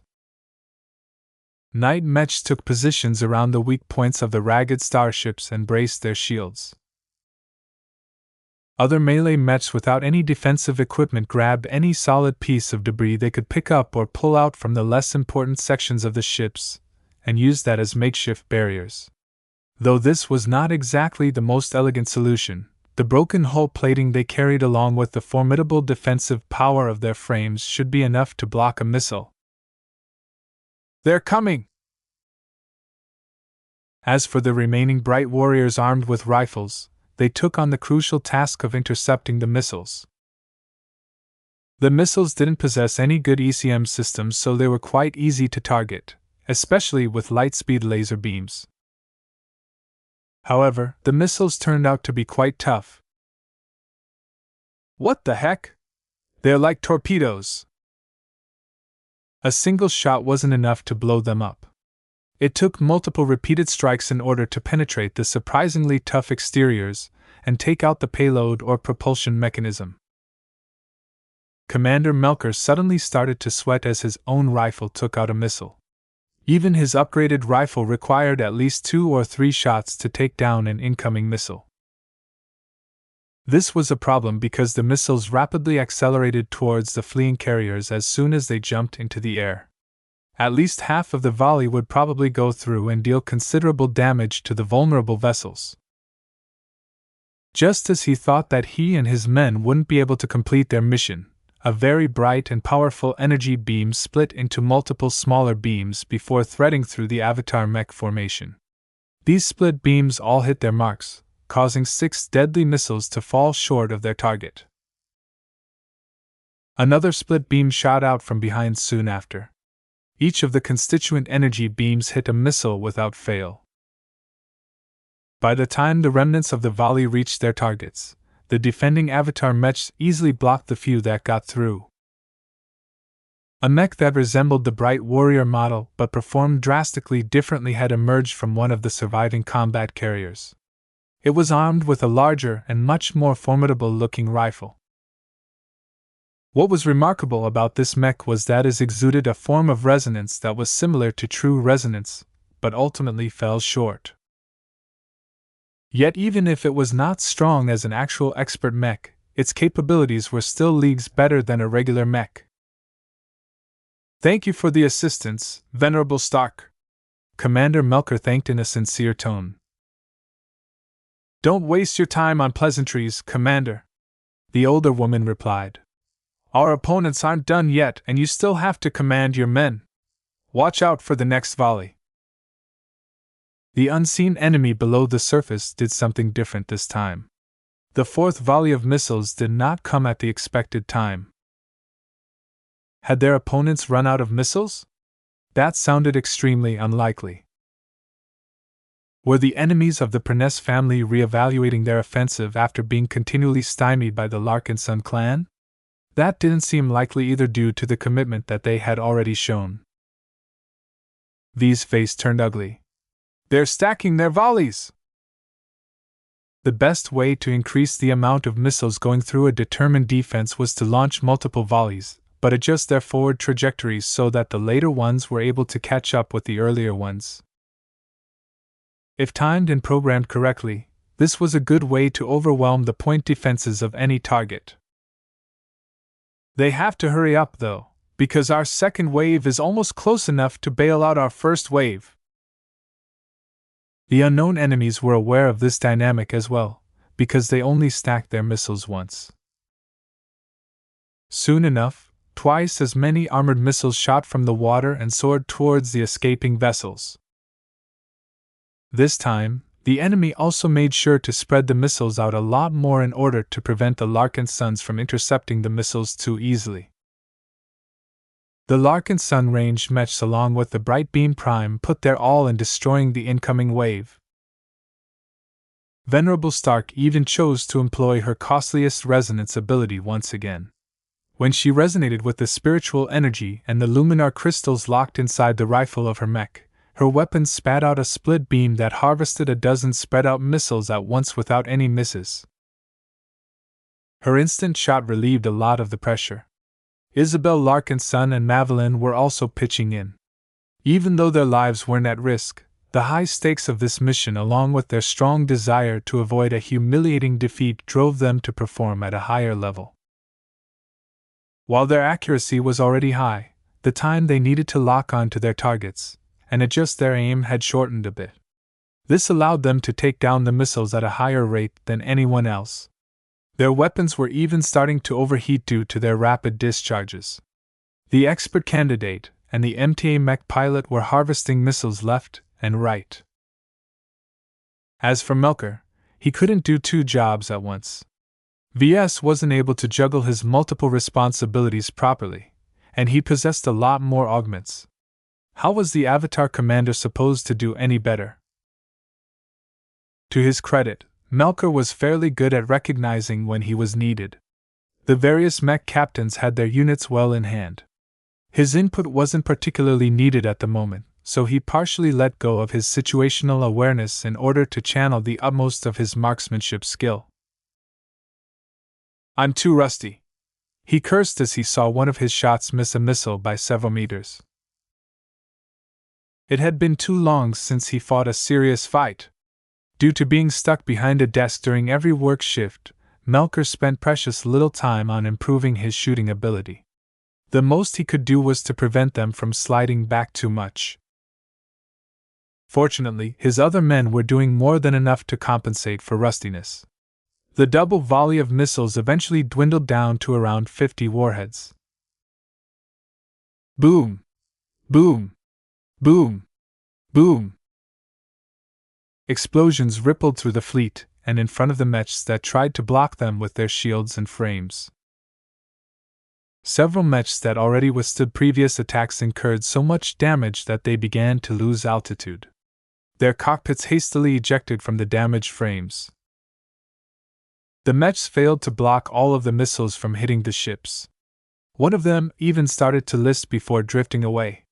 More escape pods spread from the doomed vessel as it was clear that she was not going to play any further role in this battle. While Melker was glad that most of his men were able to preserve their lives, it became harder and harder to withstand the pressure. "We made it through!" he sighed in relief. It didn't matter if the enemy fired another volley. Even though the defenses of the first wave had reached a low point, an important change occurred. "We've arrived, Commander!"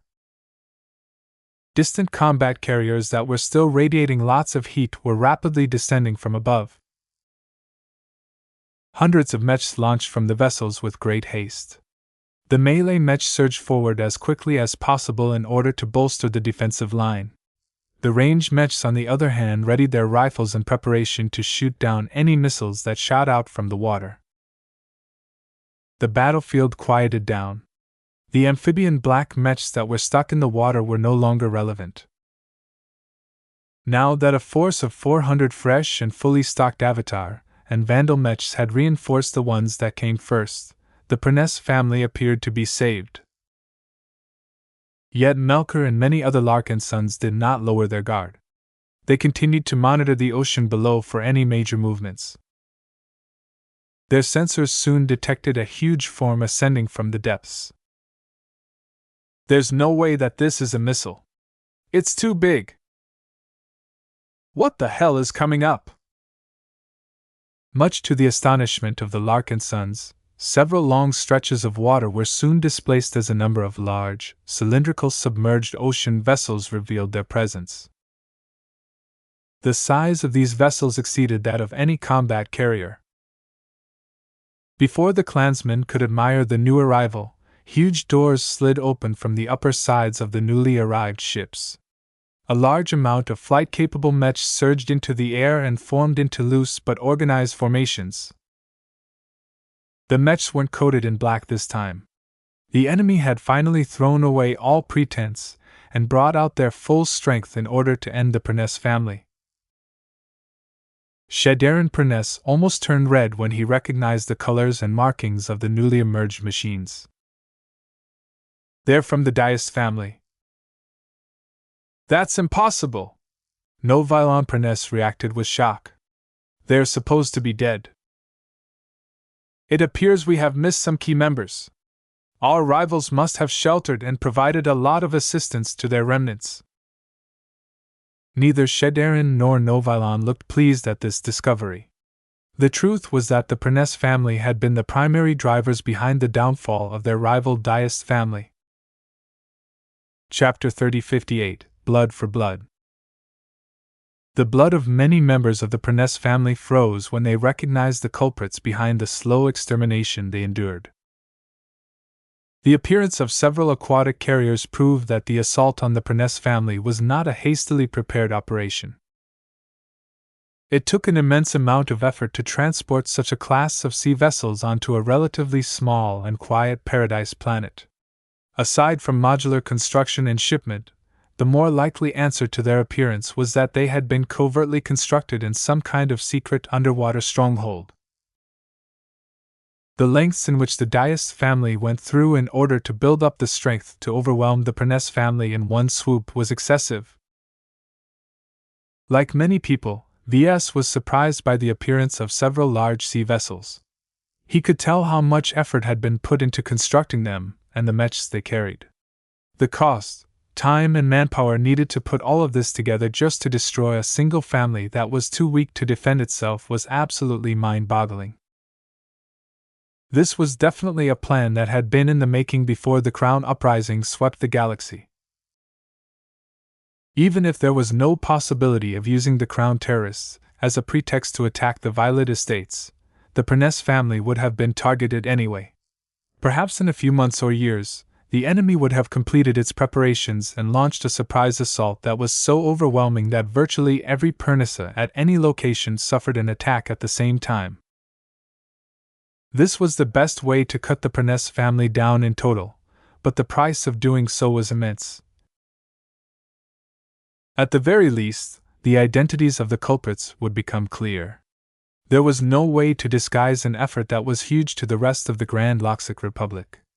Sanctions would follow, as the established powers of the great state would not tolerate a disruption to this degree.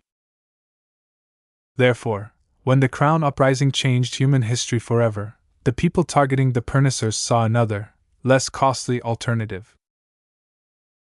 By hastily painting some of their mechs in black and letting them fight against the Perness family in the open would not be able to fool the knowing, but at least gave the ones responsible a pretense.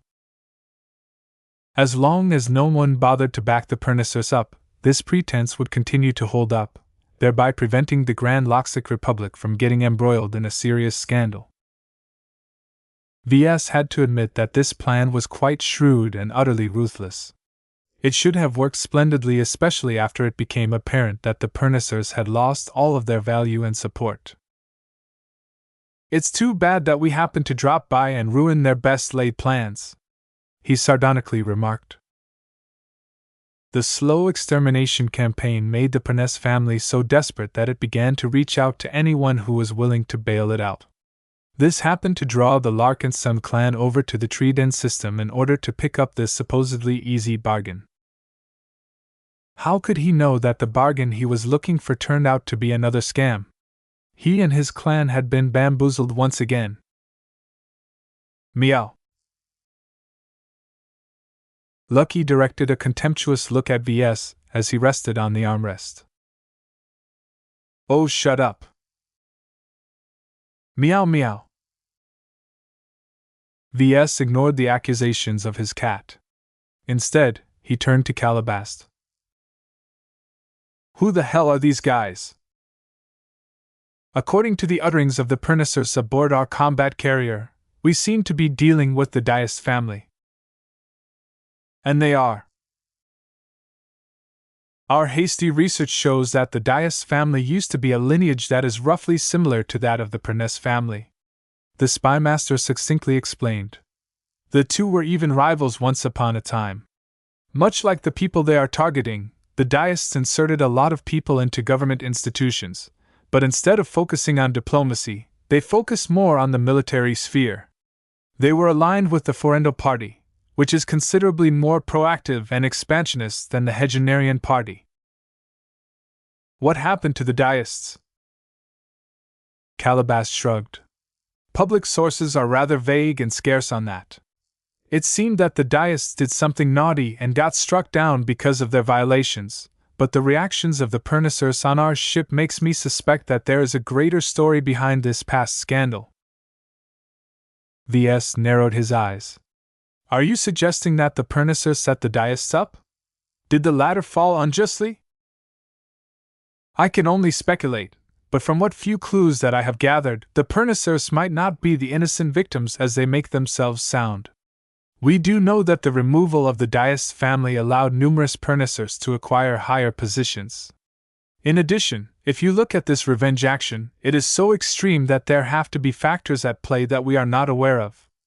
After suffering a great calamity, the Diest still managed to build up all of this hardware, and find enough loyal and well-trained personnel to crew them all. The Forendo Party has to be behind this power move. In other words, the Pernicers are reaping what they sowed. When you play a dangerous game, you shouldn't be surprised if danger comes to your doorstep. Ves muttered. Neither Ves nor any other Larkinsons exhibited much interest behind this sordid story. What did it matter what sins the Pernicers incurred in the past? Who cared whether the remnants of the Diest family were justified in killing off the Pernes family? All of this drama was irrelevant to the Larkinson clan. What are our chances against these Mechs? Ves asked General Vril. It will be a tough fight. The Diests have deployed almost 500 Mechs, all of which appear to be on par with the black Mechs we have seen before. If we assume that the quality of the Mechs and the training standards of the mech pilots are equal, then the survivors of our first wave along with the Mechs that have arrived with our second wave will have to fight an uphill battle. The Diest Mechs outnumber us to such an extent that the pressure on our side will be heavy. We have the ferocious piranhas though. That's true, but their glows are less effective against second-class mech pilots. Vril retorted. I don't know where the Diests got all of these mech pilots from, but their resilience is not that much inferior to military mech pilots. They will doubtlessly get distracted by the ferocious piranhas, but it is too optimistic for us to hope that they will be able to accomplish anything more. That meant that there weren't any easy solutions for the avatars and myth, and the flagrant vandals that were arrayed against the Diest forces. They had to fight a tough and determined opponent the old-fashioned way.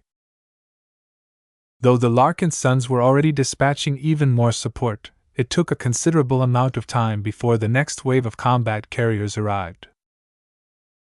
Ves began to look pensive.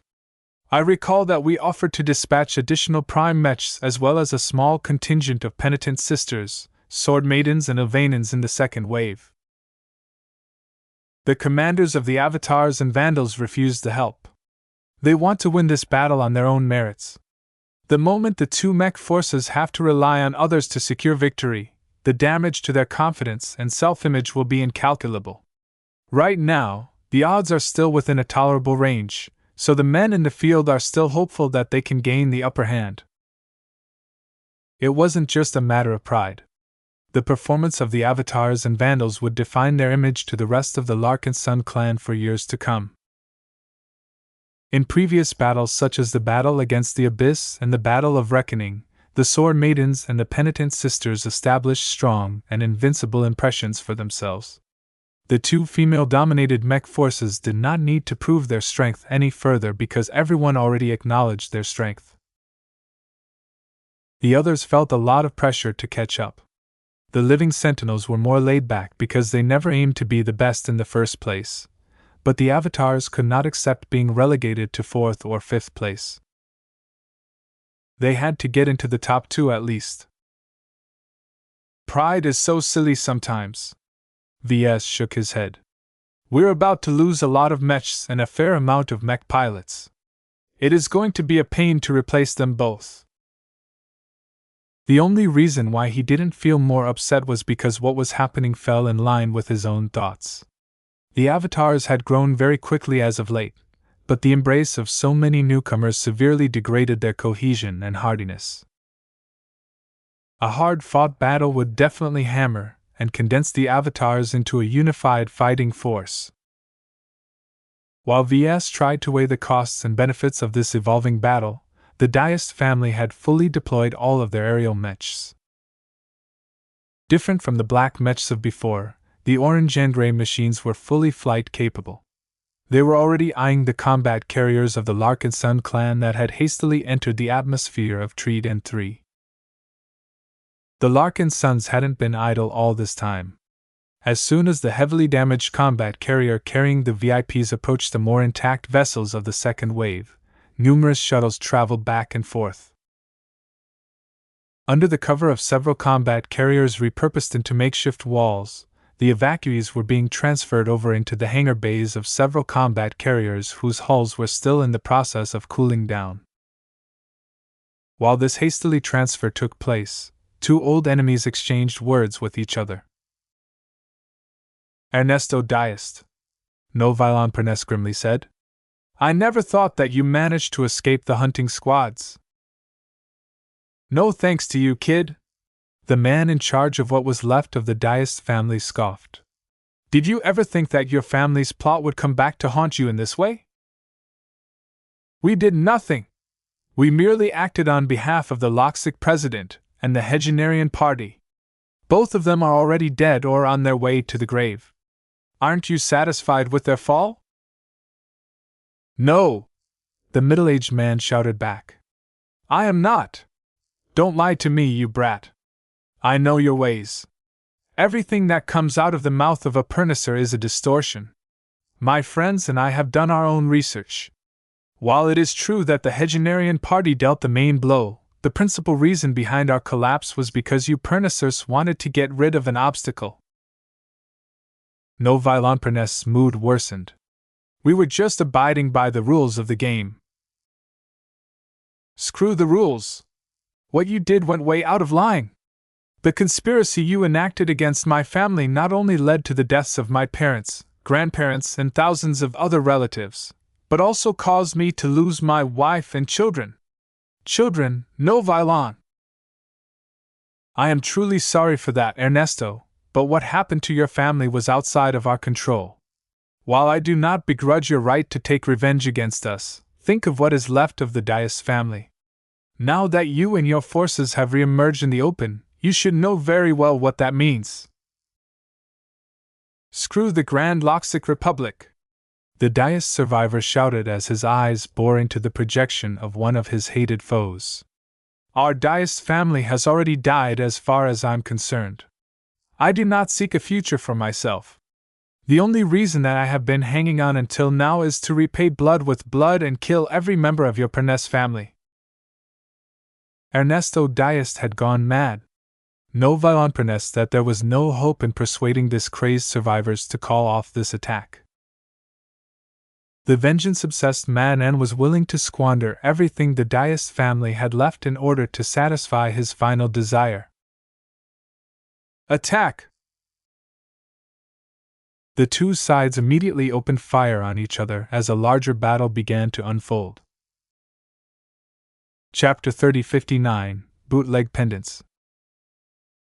Just before the air battle broke out in earnest, the Avatar and Vandal mech pilots took advantage of the short reprieve to reorganize their lines and form a new battle plan. The surviving mechs of the first wave were no longer fresh and battle-ready as before. They had performed valiantly against the black mechs, and it was unreasonable to ask them to fight as hard as before. It was a pity that the current situation of the Larkinsons didn't look favorable. The second wave brought around 320 mechs to the battlefield, but that still left them considerably outnumbered by the 500 formidable-looking Deist mechs. Though the aerial mechs that had showed up also featured bland designs that lacked inspiration, their overall quality was still high enough to give any Larkinson mech a run for its money. As many analysts and mech designers of the Larkinson clan began to perform rapid estimates of the enemy's expected battle performance, their overall conclusions weren't optimistic.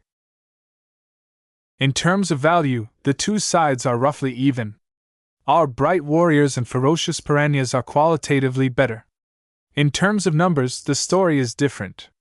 Missing 100 or so mechs matters significantly when the gap between the mechs of both sides isn't overwhelmingly wide.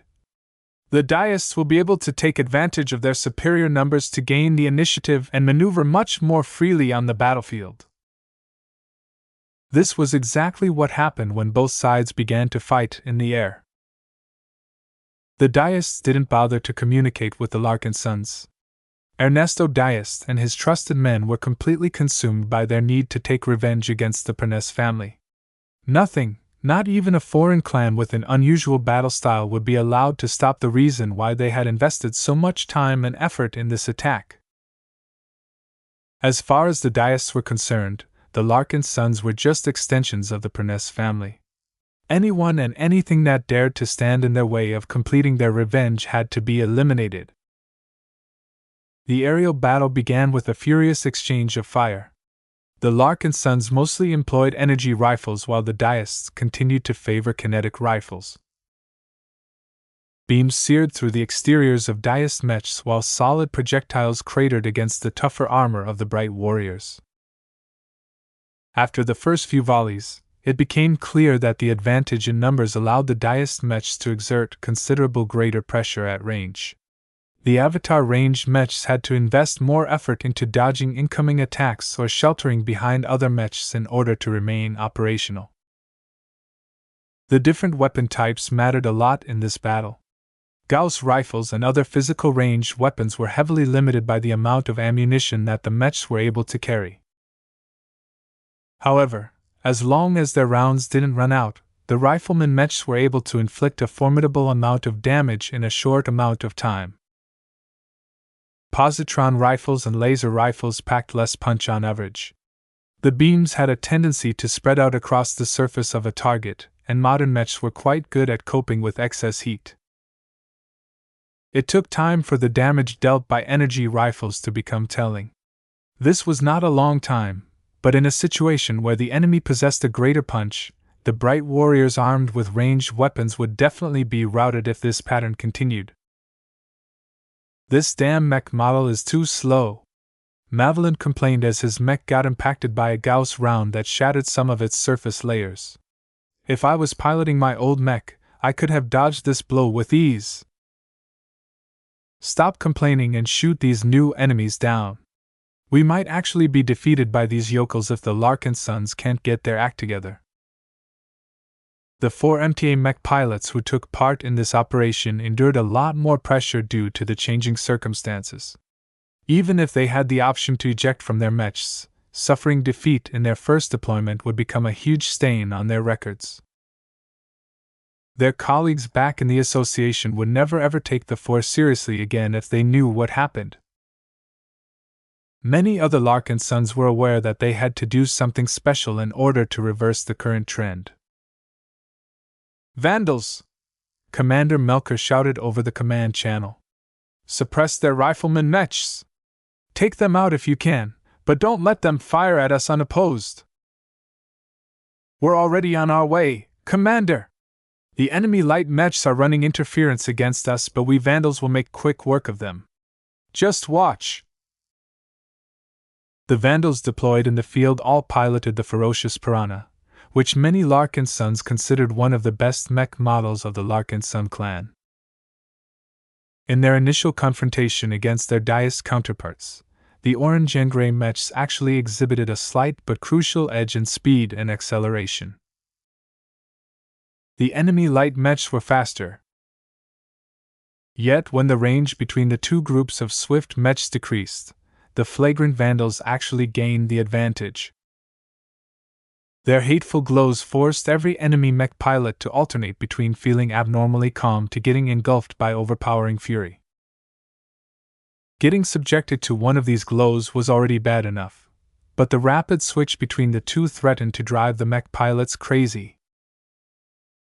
Though the Deist mech pilots were not weak by any means, the constant pressure exerted onto their minds imposed a significant handicap on their performance. It was as if they were forced to waltz while their feet were stepping on heated coals. Who could possibly maintain a completely even cadence under those conditions? The furious, high-speed dogfight that ensued resulted in rapid strikes and rapid takedowns. Soon enough, the Deist light mech specialists realized that they suffered from another disadvantage. Ha! A Vandal mech pilot laughed. It takes more than that to drive your knife through my armor plating. The armor system of the ferocious Piranha model was substantially better than that of the opposition. It was extremely expensive to mount quality armor onto mechs that had to be as light as possible. Yet Ves was willing to invest more than most people spent on light mechs to ensure that his ferocious piranhas would not fall apart so quickly.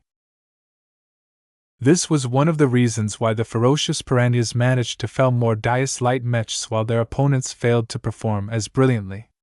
The ferocious piranhas were much more suited for dogfighting than the opposing mechs. After dozens of mechs started to fall from the sky, the flagrant Vandal mech pilots began to show their difference in another way. While the enemy mech pilots were certainly skilled and were capable of executing numerous standard tactics, their lack of foundation soon became evident. The mech pilots employed by the Deist family did not possess much of an identity. They merely passed the required classes of the mech academies they attended before going through another round of standard training when they were taken in by the Deists. Yet the fallen family was not able to grant anything extra to their mech pilots. Ernesto Deist and his fellow survivors had lost too much in the initial collapse of their family. The martial tradition and the strong and distinctive identity of their household troops was completely lost. This meant that the mech pilots all had to start from scratch. This made a considerable difference on the battlefield. The Deist light mech pilots fought while employing standard tactics and formations. Against normal opponents, this was already sufficient, but against the flagrant Vandals, which possessed a military heritage and counted a lot of experienced veterans in their ranks, the ferocious piranhas under their control easily isolated and ganged up against pockets of enemy machines. Damn! They're starting to split and run! Seeing that the situation was rapidly becoming more unsustainable, the commander of the Deist light mechs ordered his men to avoid direct confrontations. The enemy light mechs all pulled back and spread out in different directions. They utilized their superior mobility to outrun the slightly slower ferocious piranhas and taunt them along the way. Some of the retreating light mechs even pulled out lightweight pistols or other ranged weapons in order to harass the Vandal mechs. When Melker briefly paused between his shots to take stock of the overall situation, his lips curled into a smile. You can play hide and seek all you want, but that leaves us free to confront other opponents. A portion of the ferocious piranhas continued to chase after the fleeing Deist light mechs. Their goal was not necessarily to eliminate the mobile machines. It was already enough for them to keep the enemy machines occupied. What was even more crucial was that the remaining ferocious piranhas flew in the other direction and dove straight towards the ranks of enemy ranged mechs. The riflemen mechs armed with Gauss rifles were suddenly faced with a crisis as numerous ferocious piranhas flew past their sides and occasionally swooped in to drive their daggers through their fragile frames. Fortunately, the Deists assigned numerous escort mechs to cover their backs. The night mechs and other melee mechs did their best to fend off the swooping ferocious piranhas and deter them from getting too close. However, this was already enough for the flagrant Vandals. The Larkinson clan clearly recognized that the ferocious piranhas did not need to risk themselves to take out their current targets. As long as they kept making threatening movements while making sure their glows affected the enemy mech pilots, the Dias-ranged mech pilots would not be able to fire their weapons against the avatar mechs as comfortably as before. What was even better was that the need to protect the ranged mechs from getting cut to pieces forced a considerable amount of Dias melee mechs to remain stuck in protection duty. The fact that these melee mechs were unable to join the main clash further ahead meant that the numbers difference became a lot more tolerable for the avatar mech pilots. When the numbers became a bit more even, the performance of the avatars finally began to stand out from the norm. Avatars! Let's show our clan what we can do! Invoke the Golden Cat! A mech captain commanded. The mech pilots he commanded simultaneously clutched a pendant that hung over their piloting suits. These little pendants were shaped in the form of a golden cat head. While they weren't totems because VS didn't fabricate them in person, the pendants didn't have to be alive in order for them to serve their purpose. The avatar mech pilots used them as a focus for their thoughts and meditations. Right now, they were doing their best to concentrate their minds and plead towards a spirit that represented the heart and soul of the Larkinson clan. Back on the bridge of the spirit of Bentheim, VS briefly frowned and turned towards his bodyguard. The Larkinson mandate carried by Nita fluctuated for a moment. The Golden Cat received the earnest pleas of the avatar mech pilots in the field. After a moment of thought, she decided to answer their calls. Naya Awaya. Through the vigorous and growing Larkinson network, the Nexus began to exude a lot of her energy through a number of specific bonds. Every avatar mech pilot that was clutching their pendants felt an invisible spurt of energy flowing through their bodies and minds. Even their mechs became more alive as they too received a boost from the generous cat. Though the bright warriors did not look any different from the outside, the moment they surged forward and clashed against the enemy mechs, the skill and fighting spirit of the avatars had spiked. Ag! I'm going down! We can't stop these golden mechs! The mech company that had received the blessing of the Golden Cat achieved immediate local superiority. No enemy mech managed to last more than 10 exchanges of blows. Not only did the avatar mech pilots employ greater skill and accurate judgment, they also fought as if they could always count on their comrades besides them. Their vastly improved teamwork prevented many of them from falling. Chapter 3060 New Avatar Method. If VS was drinking a cup of coffee right now, he would have spurted all of it out of his mouth at this time. How the hell have these avatars become so good? He always tried to keep up with the current state of his diverse and unique mech forces. He had a good grasp of the overall strengths and weaknesses of every mech force. He also possessed an overall judgment of their ranking. The Sword Maidens were the strongest, followed closely by the Penitent Sisters. A substantial gap existed between the two and the remainder. The avatars of Myth and Flagrant Vandals had fallen too far behind to catch up in a short amount of time. This was why Commander Melker was desperate to allow his avatars to lead this operation. If he and his men ever wanted to surpass the powerful female mech pilots, they had to go above and beyond in order to regain the throne. Melker and a lot of Avatar officers thought very hard about how they could close the gap.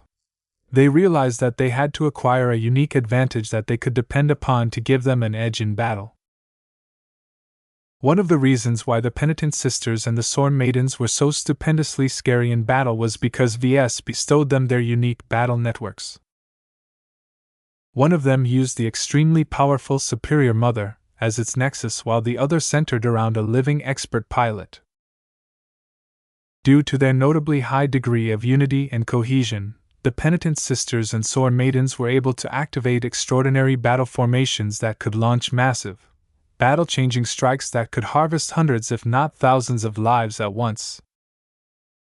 Every other mech force was insanely jealous at what the Penitent Sisters and Sword Maidens possessed. Yet, other than the battle criers, Ves denied the request to fashion battle networks that were tailored to others. Ves was actually quite willing to strengthen the combat prowess of his soldiers in this manner. It took relatively little effort on his part to provide powerful trump cards to his troops.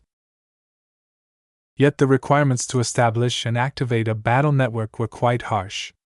The mech pilots that channeled a battle formation had to be united by a common cause and become as aligned and homogeneous as possible. Theoretically, only twins and very close relatives should achieve close to perfect integration. Short of that, the highly intensive training standards along with the strong martial cultures of the penitent sisters and sword maidens served as an adequate substitute. The rest were too messy to match this level of dedication according to Ves. Was this really the case, though? Commander Melker didn't think this was the case. Sure, the avatars had grown so large and numerous that a lot of differences had emerged. The longer-serving avatars were a lot more jaded and mature than the ones that joined in recent months. The small number of true-blood Larkinsons always felt more privileged than the large number of adopted clansmen who had only recently embraced their values. The avatars who originated from second-rate states always felt that they would eventually be able to supplant the ones who came from third-rate states like the Bright Republic and the Sentinel Kingdom. With so many contradictions within the avatars, Commander Melker had already tried and failed to impose a greater degree of conformity among his men. Nothing stuck, and it would take far too much time and much greater effort in order to mold his avatars into identical fighting machines. One day, the avatars racking their minds over this problem came up with an alternative solution. Trying to unite thousands if not tens of thousands of avatars is undoable. What if we take a step back and try to gather like-minded mech pilots into smaller units? It is much easier to foster unity in a mech squad or a mech company. The avatars experimented with this idea and achieved positive results during their initial attempts. Commander Melker was highly encouraged by the results and approved further attempts to convert more mech companies into highly homogeneous units. The easiest way to accomplish this was to gather people together of the same backgrounds. For example, the mech pilots who all clutched their golden cat pendants and invoked the ancestral spirit were either true bloods or former citizens of the Bright Republic. Of all of the people in the clan, only the original Larkinsons and those who knew of their reputation were able to develop the most intimate connections to the golden cat. That turned them into a model which other avatars were supposed to follow. Now, this special experimental unit of Larkinsons were finally showing their worth on an actual battlefield. Unlike before when they were confronting the Black Mechs, this time they were confronted by aerial enemies who wouldn't be able to shake off the Larkinson Mech so easily. This was the perfect stage to debut the new avatar invocation method that Commander Melker and his officers had cooked by themselves. What was remarkable about this was that the avatars never involved Ves or asked for his assistance at any point. The avatars were very prideful and they wanted to show the patriarch that they did not need anyone's help in order to expand their own methods. Now, their hour had finally come, and the first mech companies that had successfully mastered their new exclusive technique were fighting harder than ever in order to vindicate all of the effort put into this initiative. Invoke the Golden Cat!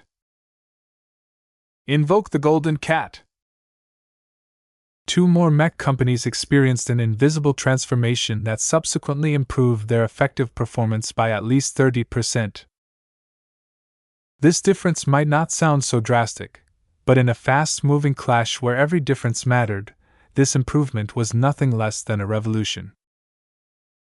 The ranged mech company that had just invoked the Golden Cat aimed and overlapped their fire to a much more effective degree. They not only took down enemy mechs at a faster rate, but also suppressed any deist mech that was about to launch a fatal blow against a friendly machine.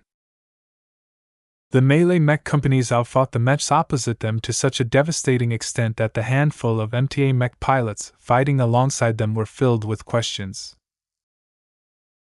In truth, their skill and ability allowed them to perform even better on an individual basis, but the rising momentum of so many avatar mechs affected the course of the battle to a much greater degree. What happened to these Larkinsons? Miss Petrov, who was piloting a Lancer mech, expressed her befuddlement. Did they simultaneously inject their bodies with stimulants or something? Miss Quinton shook her head as she did her best to keep up with the advancing avatars and chop enemy mechs with the sword of her own machine. They haven't lost control. Far from it. They exhibit even greater precision and coordination than before. That is not what typical stimulants can do. Whatever these Larkinsons have done, I can feel their momentum rising. Commander Melker grinned with pride as the battle swung in the favor of the Larkinson clan. The avatars were finally showing their worth under his leadership. Surround the Dias mechs! Don't let them fall back to their sea carriers! The ferocious piranhas began to harass and block the rear of the diminishing enemy mech troop. While the Dias mechs initially outnumbered the avatars and vandals in the field, the last few stratagems successfully whittled down this disparity.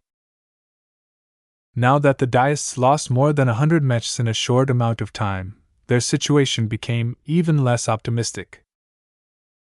If the Revenge Force couldn't overcome the Larkinsons when they held this advantage, how could they possibly reverse the situation now that the superior Larkinson mechs faced less pressure? Even though the Dias mech pilots were very loyal to their cause, they were not immune to swings in morale. They could easily sense that the high tide that they were riding on had crashed straight into a dike. The Dias mech force did not possess much advantages to begin with, but now that the orange and gray mechs were falling left and right due to the heroic performance of a handful of enemy mech companies, the dream of the Dias family might never come to pass. Surging morale boosted every avatar mech pilot that fought against the Diasts. Even if they weren't a part of the special mech companies that had invoked the Golden Cat, the regular mech pilots still fight with more skill and confidence than even in their best training sessions. How could the Diast mech pilots possibly match this boost? Their fighting spirit constantly eroded as they lacked a pillar that could prop up their morale and rally their confidence. Ernesto Diast was not an accomplished war leader and could do little to encourage his men to stand their ground. My revenge, my family, the surviving Diast hollowly uttered in the command center of one of the sea carriers. No! I can't let my quest for vengeance fail. Not when I have worked so hard to get to this point. Men, forget about fighting these Larkinsons. Just chase down those fleeing combat carriers and take them all down. As long as any of them plunge into the ocean, the Pernicers will enter our domain. It was a sound plan, and it might have actually worked if he had issued this order at the start. However, their entanglement against the Larkinson mechs had become so devastating that the remaining Dias mechs were too few in number to succeed in this plan. They tried anyway. The Dias mechs all split up and tried to circumvent the crazy bright warriors and the devious ferocious piranhas. Yet this half-baked initiative that had started too late was destined to fail. The avatars did not allow their opponents to leave unopposed. The bright warriors stubbornly gnawed at the heels of the escaping Dias mechs, and either forced them to stop and fight, or simply defeated them straight away. Any Dias mech that succeeded in slipping through the net were quickly chased down by a pack of ravenous ferocious piranhas. The Vandalite mechs were able to catch up to any medium mech without fail, so the attempts to get away by the latter seemed very farcical. As for the light mechs that outraced the ferocious piranhas, their numbers were too few to threaten the combat carriers that had already distanced themselves from the hotspot. The empowered ranged mech company might not have the blessing of Ilvain, but their overall performance received a collective boost that was just enough for them to down the dodging enemy light mechs by coordinating their fire. From the moment the sea carriers submerged back into the water, the Larkinson clan knew that it had accomplished its victory. The Avatars and Vandals have won! Hail the Larkinson clan! Hail the Golden Cat! The operation to evacuate the Perness family was settled even before the third wave of Larkinson mechs arrived. With the help of a new combat method, the Avatars of Myth succeeded in pioneering a new battle approach. Back on the Spirit of Bentheim, Ves was lost for words. He had long thought that he was the only one who was qualified to invent new spirituality-based methods in the Larkinson clan. No one came close to matching his competence in spiritual engineering. Though he was aware that he had a long way to go before he could catch up to his mother, in his clan he always considered himself to be the sole authority in this field. Yet now, the Avatars of Myth encroached upon his domain despite possessing no expertise in spiritual engineering. How? Ves asked. He turned around and pinned his eyes towards the Larkinson mandate. He could feel smugness radiating from the Golden Cat. Get over here! He did not bother to ask Nita to hand over the book. He activated a hidden command and commanded the anti-grav brace to detach from Nita's combat armor and fly straight into V's outstretched hand. Once he held the book in his grasp, he communicated directly with Goldie. What have you been up to these days? Naya Awea. Chapter 3061 Highborn. Naya. Goldie's lovely furred expression looked up at him from within the Larkinen mandate. She not only looked completely innocent, but also cute in a way that appealed to any cat lover. She was just too adorable. When Ves faced his own creation, he couldn't help but soften up and calm down to an extent. What did you do? Goldie blinked. Naya. I see. The explanation was actually not that complicated. Ves had always wanted Goldie to be a network facilitator, but he also wanted her to become something more. One of his more ambitious goals for Goldie was to enable her to pass on valuable piloting-related knowledge, experience, instincts, and other benefits to those connected to the Larkinson network. This promising feature never panned out the way he wanted to. It was too much to ask for Goldie to permanently instill the valuable accumulation of a veteran expert pilot to someone new and inexperienced. The only instance where this piloting knowledge transfer somewhat worked was with the Chiron. However, the Chiron only really reached its full potential when Ves set up a special circumstance where an expert candidate transferred a portion of his or her elevated piloting ability to a less capable pilot. Though Ves was already happy with the way his understated Chiron design accelerated the training of the future generation of Larkinson mech pilots, it was still a training mech. Its actual standards and fighting prowess was so far below the Bright Warrior that even the thought of putting it on the battlefield would spark a mutiny among his men. Outside of these limited scenarios, the so-called ancestral learning ability that Ves had devised in the past never really saw any play. Until now. Ves remembered that while he designed the Chiron around this new and unconventional knowledge transfer method, he also hoped that the Bright Warrior turned into a suitable vehicle. However, nothing came out of it. Whether it was the original Bright Warrior or the second-class version, either of them enabled one mech pilot to transfer his skill and experience to another mech pilot. He gradually forgot about it as the Bright Warrior already performed well enough to make him satisfied. While he would have been happy if it could do more, its primary purpose was to serve as a user-friendly starter platform for his Larkinson mech pilots. His evaluation changed today. Seeing the avatars figure out how to activate the ancestral learning ability on their own without his assistance showed him that he had made his conclusions about this issue too early. Nya nya nya. Goldie did not hide anything and explained the process clearly to Ves.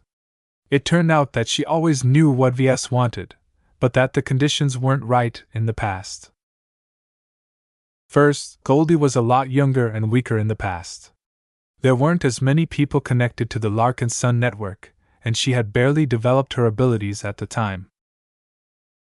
Second, the method also imposed serious requirements on the part of the mech pilots. They had to adopt the right mindset in order to enable the knowledge transfer. Third, Ves had been too focused on segmenting spiritual networks into different categories. Kinship networks were meant to instill loyalty and watch out for betrayal. Battle networks were solely designed to enable a short but extremely powerful boost in combat. He failed to anticipate that a group like the Avatars was able to achieve an effect that was similar to that of a battle network but to a lesser degree. As Ves observed the empowered Larkinson mechs rolling over the capable but uninspiring Deist mechs, he clearly felt that the Larkinsons that had borrowed the power of the Golden Cat could have sustained this state a lot longer. This was nothing less than revolutionary in his eyes. Wasn't this what Ves had been trying to achieve?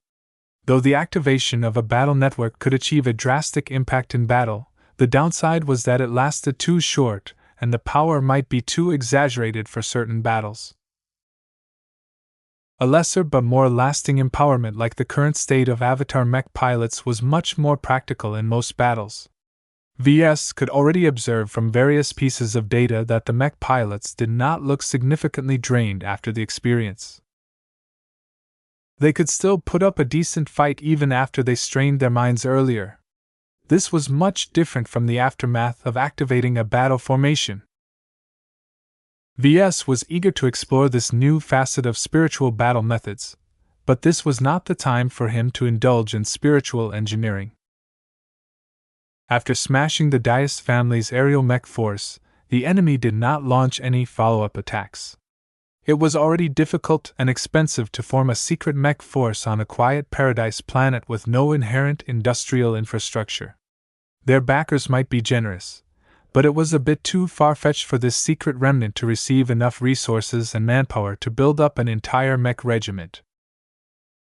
It became a lot more trouble than usual for the Larkinson mechs, and ships that had descended into the atmosphere to return to the expeditionary fleet. The loss of several combat carriers and the crippling of several more meant that the Larkinsons had less space for mechs. On the other hand, the amphibian black mechs and the aerial Deist mechs also exacted a serious toll on the Avatar and Vandal mechs. Many expensive machines had sunk to the bottom of Treed and Two's warm and deep oceans. Salvaging the wrecks was out of the question. As far as Ves was aware of, the entire Larkinson fleet did not carry a single aquatic mech. However, a quick search revealed that the graveyard actually carried a few specialized vessels that could theoretically retrieve the broken mechs and debris from the depths. There were way too few of them, though. It would take weeks to fish out all of those broken Bright Warrior and Ferocious Piranha mechs, and that was way too troublesome for his liking. "Don't bother with picking up our wrecks," Ves told General Vril. "I want to leave this stupid star system as soon as possible." "Are you sure, sir? The broken hardware we're about to leave behind is very valuable. We'll also risk exposing the designs of the Bright Warrior IB and Ferocious Piranha IB." Ves winced when he heard the latter. General Vril raised a valid strategic concern. One of the ways that mechs gained an edge on the battlefield was by hiding their strengths and weaknesses. However, as long as someone fished out enough broken wrecks and reconstructed them, it became possible for others to make detailed analyses about their designs. This was no different from revealing the blueprints of the Bright Warrior and Ferocious Piranha to the public. Even if the people who studied his mechs didn't dump the data on the galactic net, they could probably trade it to the Larkinson clan's enemies like the Friday Coalition for a good price. Ves looked grim but decided to stick with his current decision. "Nothing can remain hidden forever. We have already deployed these two mech models enough times for observers to glean enough clues about their performance. Even if our enemies can obtain a lot more details about those two mechs, it's not as if this is a crippling disadvantage. I bet the Friday Coalition has long analyzed our Valkyrie mech designs to death, but that hasn't stopped the momentum of this product line. Besides, we'll be replacing those models with updated versions at some point in the future, so we won't have to worry about this problem forever. The expeditionary fleet had to keep moving. The Larkinsons had already stirred up trouble in the Grand Loxic Republic by deploying so many mechs for battle and intervening in a local power struggle. The longer his fleet remained in the state, the greater the chance that the Loxians would come and drag him even deeper into the local quagmire. The Perness family might be happy to settle some old scores, but the Larkinsons couldn't care less about these squabbles. Bring the Perness family aboard the Spirit of Bentheim as soon as possible. Ves spoke as he stood up from his chair. We need to receive them as quickly as possible, while they are still in shock. Those pampered Pernessers look as if their entire mentalities have been subverted. If we wait for them to regain their mental balance, they'll be much more composed and much more difficult to influence. We need to strike while the iron is hot and make an indelible impression on those snobs. Ves was not ignorant of their behavior. As soon as they evacuated from the Violet Estates and entered one of the combat carriers of his fleet, he directed some of his attention on monitoring the folk that would soon play an important role in the Larkinson clan. It turned out the Pernessers were a lot more elitist than he expected. They were much like the Tovars of the Bright Republic. Ves did not want these Pernessers to maintain their picky attitudes once they joined the Larkinson clan. From the beginning, Ves had done his best to avoid his clan developing in the direction of the Tovar family and other cold-hearted organizations. He had made many policy decisions that served to reduce the power distance between the clansmen. A normal rank-and-file member should always be able to speak to a patriarch like him on a normal if respectful basis. If the Pernessers were allowed to impose their stamp on the Larkinson clan, his clansmen risked becoming stiffer when they interacted with each other. This did not align with his vision of the Larkinson clan as a giant brotherhood. Every Larkinson must be able to extend a sufficient amount of trust to each other. If this simple rule no longer held true, the Larkinson clan would pretty much be dead in his eyes. When Ves left the bridge of his flagship, Lucky silently floated off the armrest and followed suit. Calabast also chose to accompany him as the issues surrounding the Perness family also merited her attention. As they walked through the corridors, Calabast voiced another warning. The people we're about to receive are different from our other recruits. She started. The thousands of people that have previously flocked to our banner are mostly young, adventurous, eager to make a new start and impressionable. Their backgrounds vary, but the overwhelming majority of clansmen originate from the middle class. Ves nodded in understanding. There were still plenty of clansmen who came from humble backgrounds, but those were very rare. The clan maintained a high recruiting standard, which meant that those with less means were usually unable to afford the education required to make them useful and desirable enough to get any further. On the other hand, the number of upper-class people in the clan was small as well. Most scions were very comfortable in their current lives and had no desire to abandon all of their privilege to go on a risky adventure to the Red Ocean. In a way, the Pernessers also fell into this category. Despite almost facing annihilation, these sorry bastards still held themselves up as high-born leaders and aristocrats. Ves had no doubt that if the Grand Loxic Republic adopted a feudal governing system, the Perness family would have transitioned into Perness House. We need to make it clear that the Pernessers need to get off their high horses and sincerely embrace our culture and values, he stated. Do you have any good ideas? That is not an easy demand, you know. Calabast smiled wryly. I know their type. Their arrogance is rooted in their bones. They're similar to the batch of empty mech pilots you've picked up. Their privileged upbringing and superior capabilities instill them with a sense of pride and confidence that is difficult to erode. The only way to reform them is if you break their old mentalities entirely. This is not advisable, though. Chapter 3062, Greeting the Pernicers. Though the logistics had become a little more complicated, the Larkinsons succeeded in bringing their damaged ships and mechs back to the Larkinson fleet. Ves still regretted the fact that he had to leave his broken and sunken mechs and ships behind, but the Larkinson clan could easily build or acquire replacements. The material losses of the Battle of Tree Den too were substantial, but the loss of life was well within a tolerable range. The bright warriors were designed to be sturdy machines, so the chance that the enemy could breach the cockpit straight away was fairly small. Even if the mechs eventually succumbed from all of the damage, the avatars usually managed to eject their cockpits without any serious issue. The casualties among the flagrant vandals were a bit more serious on a proportional basis, especially at the start of the battle, but that was the downside to piloting light mechs. It was quite difficult to land a hit on them, but once they received a solid blow, it was a lot easier to penetrate their chest armor and kill the pilot on the spot.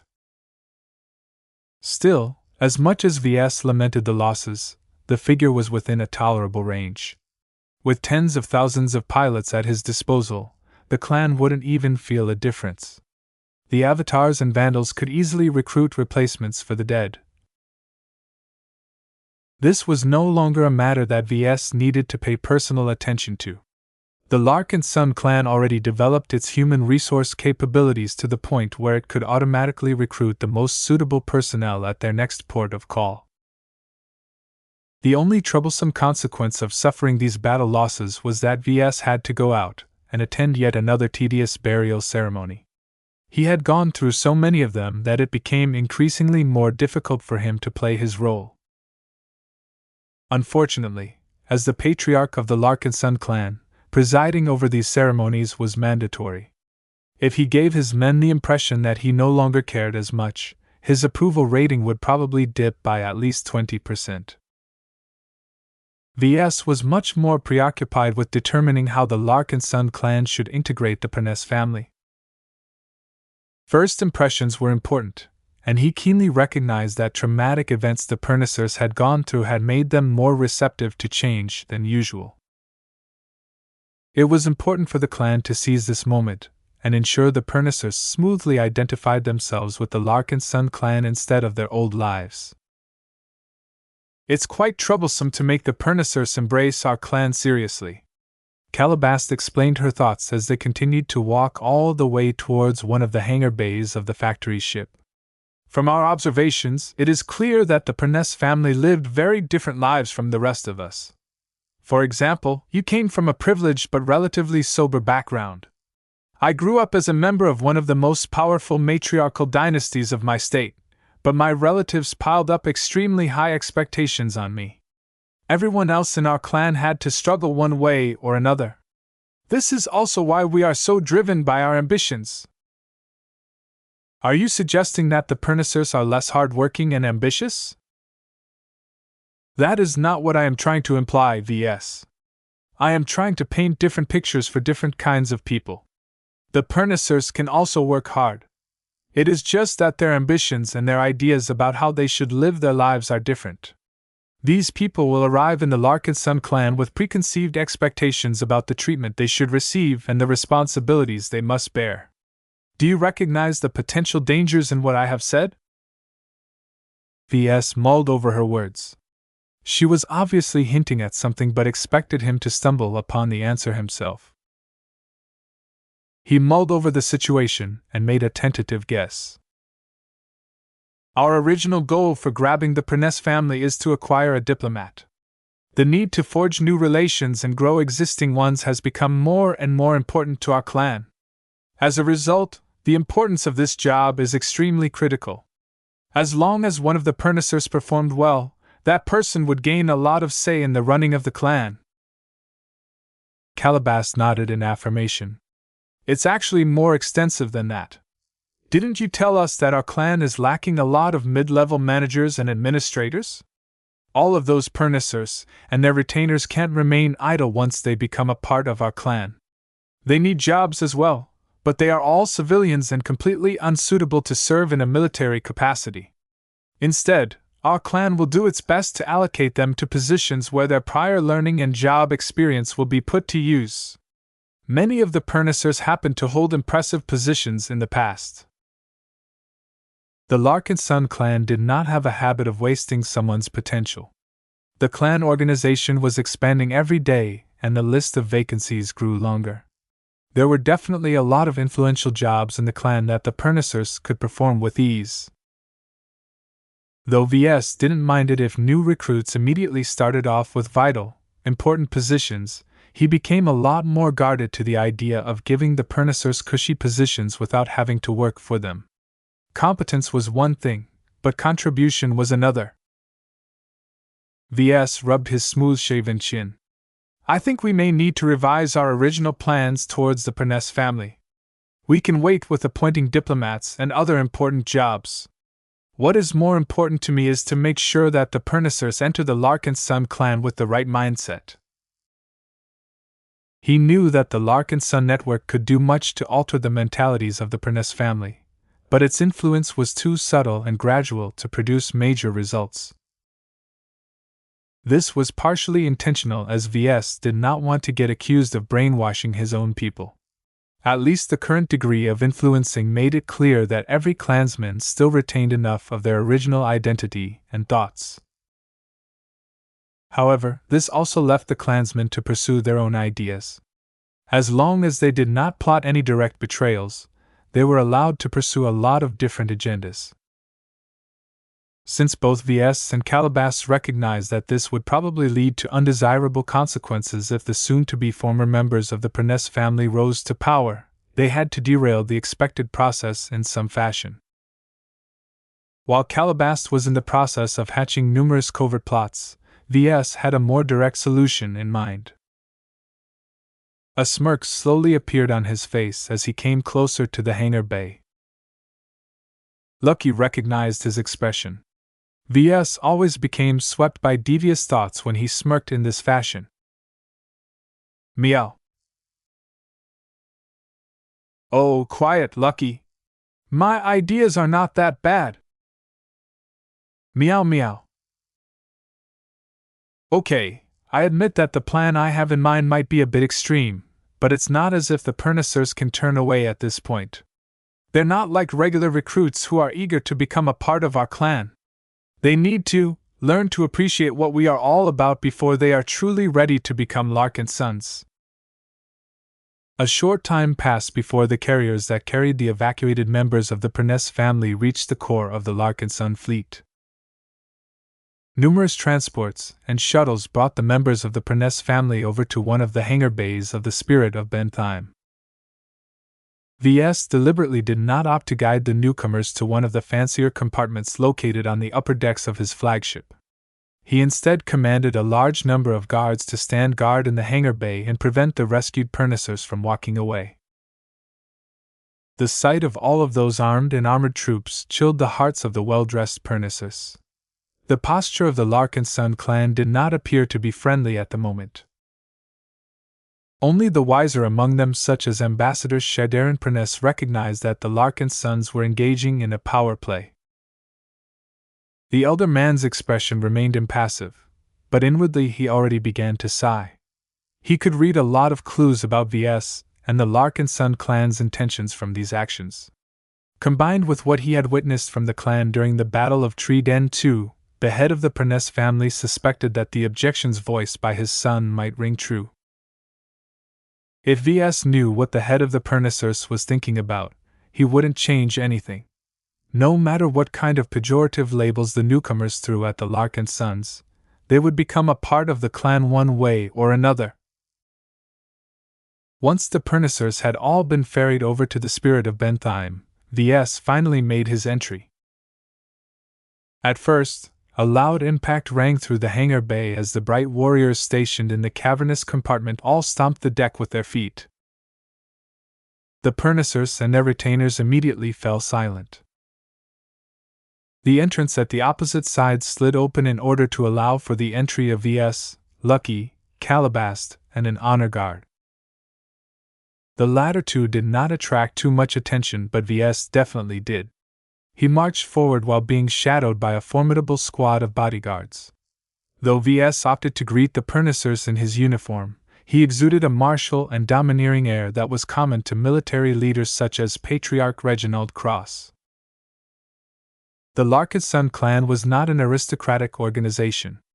It was not a military organization either, but it definitely leaned in that direction. The behavior of the bright warriors, the guards that were keeping them in place, and the method of entry chosen by Ves all emphasized these differences. Shadarin Perness and Novilon Perness stood in front of their family members. They both bowed but did not take the initiative to open their mouths.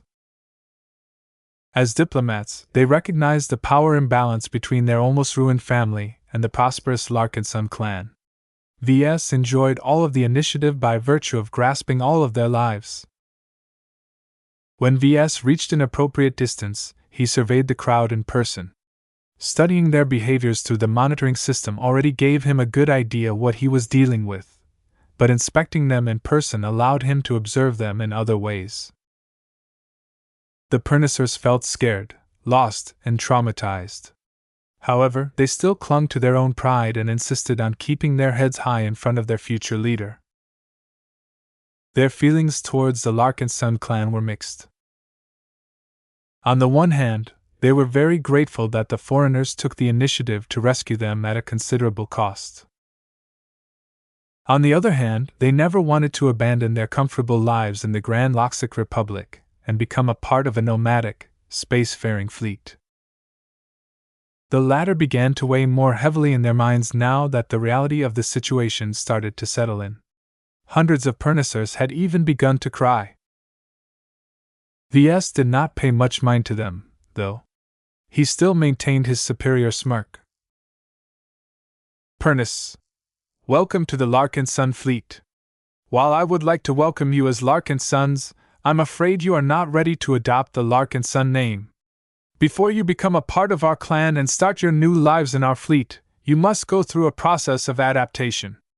Right now, I'm afraid that few of you are aware of what becoming a Larkinson exactly means. That must be corrected. A lot of Perniciers began to frown. Novilon Perness cautiously raised his hand. Patriarch Larkinson, pardon me for asking, but what must be done in order to satisfy your requirements? It's quite simple, Mr. Novilon. You and the rest of your family simply have to go through a short training program in order to become familiar with our culture. Are you talking about military training, Patriarch? A lot of Perniciers shuddered at this mention. Fortunately, Ves denied this possibility. Have no fear. I don't intend to push you beyond your limits. I just want you to go through a brief and gentle training regime in order to help you deal with your trauma. It will also encourage you to move on with your lives and embrace what our clan can offer to you. At the same time, the experiences you will go through in the next weeks will help you gain a greater understanding of your fellow Larkinsons. Even though Ves did not say anything extreme, the smirk on his face hinted that the training program he had in mind would definitely be fishy. Chapter 3063 Boarding a Pirate Ship. After Ves issued his brief announcement, he didn't give the Perniciers a lot of opportunities to ask any questions. Other Larkinsons stepped forward in order to organize and sort the rescued people into different groups. None of the clansmen cared about the complaints of the Perniciers or their exact identities. Who cared whether someone claimed to have been a former planetary minister of Treden II? He was just an old man now that he had fallen into the grasp of the Larkinson clan. It didn't even matter if some of the Perniciers or their retainers were mech pilots. None of them received any special treatment. Of course, the Larkinsons might be tough, but they weren't cruel. They did not set out to bully the Perniciers or inflict any harm on them. They just performed their jobs without any extraneous thoughts. A group of Larkinson school teachers began to receive the children of the Perness family. Some of the latter cried for various reasons, but the teachers efficiently injected a small drug in their bodies to calm them down. Some old fogies and veterans of the Larkinson clan took away the elderly, disabled, and retired members of the Perness family. Pregnant women and other vulnerable people also joined this group. Even though these people did not add much value to the Larkinson clan, their presence and views were still important in many ways. The clan would never kick them off the fleet. The Larkinson clan was supposed to be one big family, and caring for the older generation was an important facet of this ideal. In short, Ves did not impose any excessive demands on the weak and less capable members of the Perness family. His focus remained on the healthy, able, competent, and clever members of the Perness family. As long as these able-bodied Loxians recovered from their traumas, they should immediately be ready to slot into their new jobs in the Larkinson clan. Ves did not intend to make their transition too easy, though. He was afraid that the Pernessers were too spoiled and entitled to appreciate the new chance they received. In order to rectify these possible traits and ensure the Pernessers didn't make any undesirable waves in the Larkinson clan, they had to go through a mandatory training program. The point wasn't to turn them into soldiers. That was a huge waste of time considering that they had already chosen their paths in life. Ves merely planned out a series of introductions and experiential activities in order to encourage them to forget about their old ways. Once these able-bodied Pernessers were sorted into several subgroups, a series of passenger craft arrived to take them to their first training site. "They're on their way to the Sword Maiden contingent of our fleet, right?" Calabast hesitantly nodded. "They are, but a lot of us are questioning whether it is wise to subject them to the tender mercies of the Sword Maidens. You know how demanding those women can get. Their backgrounds as pirates also ensures that they will not develop any good impressions of the blue-blooded Pernessers." What Ves had done was little different from throwing a well-dressed noble into a pack of beggars. There was no way that both sides would be able to achieve harmony. The grin on his face did not abate, however. "That's exactly why I think the Sword Maidens are the best people to receive the Pernessers first," he enthusiastically replied. "I can trust those women not to get too enamored by the former identities of our upcoming members. I also trust that they are professional enough not to break their charges." "What if you are wrong?" Ves shrugged. "Oh well. It's not a big deal if a large shipment of goods contains a few defective products. We have already received more than enough Pernessers to last us a while. How many did we gain exactly?" "According to our current count, we registered 1879 Trueblood members of the Perness family and 16,754 employees and retainers." The latter were not technically Pernessers, but they were raised and sheltered by them, so they possessed similar mindsets. This was why Ves did not intend to treat them differently from their former employers.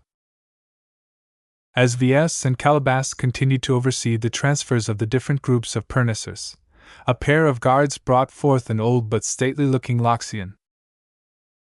The older man regarded the two leaders with a humble posture. The man's inherent dignity could not be hidden, but the way in which the Pernessor leader conveyed humility was highly convincing.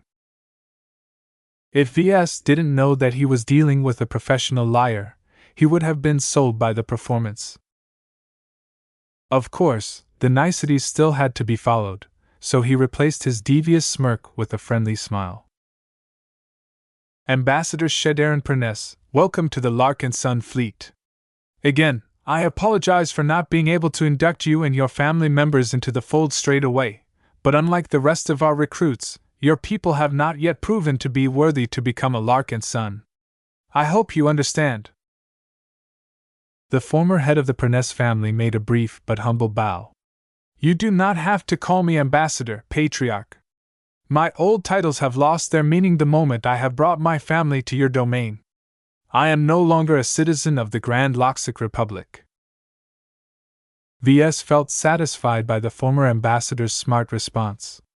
It had been worth it to obtain someone like Shadarin Perness. Very well, Mr. Shadarin. Now, the reason why I summoned you here is because you seem to be the wisest among your bunch. Do you have any questions about the future of your men? I do, Patriarch. Shadarin looked grave. If I may ask, is it truly necessary to put most of my former family members through immediate ideological training? They have just bid farewell to their homes, their friends, their jobs, and the rest of the structure that supported their lives. They need time to heal and process. They can heal and process their grief while they are running laps around the interior of a combat carrier. Ves heartlessly replied. You probably know what I am trying to do, so I won't mince words with you. The fact that the structure that you are referring to is broken at this moment is a great opportunity for our clan to erect a new structure in its place. It is much easier to replace a broken and ruined house than an intact one. Why should I give your former family members the opportunity to erect their own houses? Their designs will be all over the place.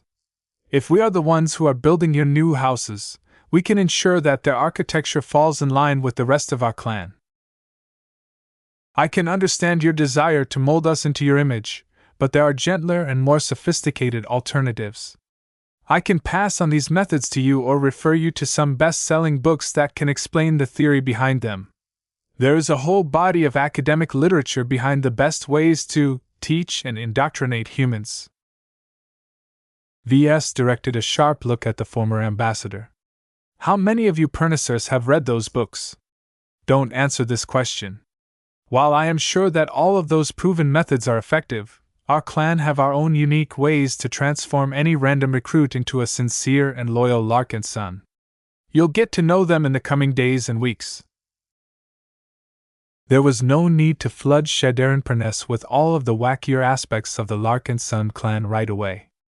Ves found that new recruits adjusted better to the unique traits of his clan if they comprehended them one by one. It would be incredibly abrupt for him to introduce the Pernessers to an entity as mystical as the Golden Cat straight away. Seeing that the patriarch of the Larkinson clan insisted on this harsh and strict treatment towards his family members, he dropped his protests. Now that he and his family boarded a pirate ship, it was not wise for him to contradict the pirate captain. What do you intend to do with us after we have adjusted to our new conditions? As long as your people successfully get accepted in the Larkinson clan, we will treat them as our brothers and sisters. You Pernessers will truly be regarded as Larkinsons from that point onwards. We'll not treat you differently from other clansmen either, so they will follow our usual procedures that will help them find their new places in the fleet. Their prior education, work experience, and qualifications will finally become relevant then at that time. I can promise you that we will not misuse the talents of your former family members. Shadarin loosened up when he heard that. He conveyed a substantial amount of relief and gratitude with his posture. Thank you, Patriarch. I hope that my son and the rest of my family can lend all of their abilities to you.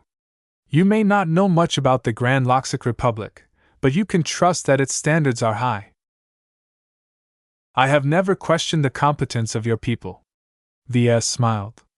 Let's just do our best to leave all of these unpleasantries behind and do our best to look towards the future. All of us are looking for a new start in the Red Ocean. Walk with me. I'll bring you up to speed. He moved to the exit of the hangar bay while Shadarin Perness followed suit. Calabash didn't feel the need to follow. Instead, she silently waved at Ves before moving off to attend to her other duties. Lucky gazed back and forth between Ves and Calabash. On one hand, he could follow Ves, who would likely be talking about a lot of boring stuff to a boring old man. On the other hand, he could follow Calabash and supplant Arnold as her favored petting instrument. It didn't take long for him to resolve his dilemma. Meow. Lucky quickly zipped towards Calabast. Fortunately for the cat, Ves did not notice Lucky's absence. Instead, he had become fully engaged in providing Shadarin with a brief overview of his clan and its various relations. Though Shadarin Perness only possessed a shallow understanding of the Larkinson clan, he had already formed a number of preliminary conclusions. "The Golden Skull Alliance has great promise in my eyes," he slowly said. "It is just that your clan is not tapping its full potential out of an abundance of caution." Ves looked puzzled. "Why would you say that, Mr. Shadarin?" Now that the conversation turned to more familiar territory to the former ambassador, Shadarin finally raised his head a little. "There are many reasons why I think this way. First, your clan cannot do everything. You have already established this yourself. It is best if you can combine forces with other organizations that possess different competences. This way, you can each benefit from the strengths of your partners without investing a disproportionate amount of effort into expanding your own capabilities.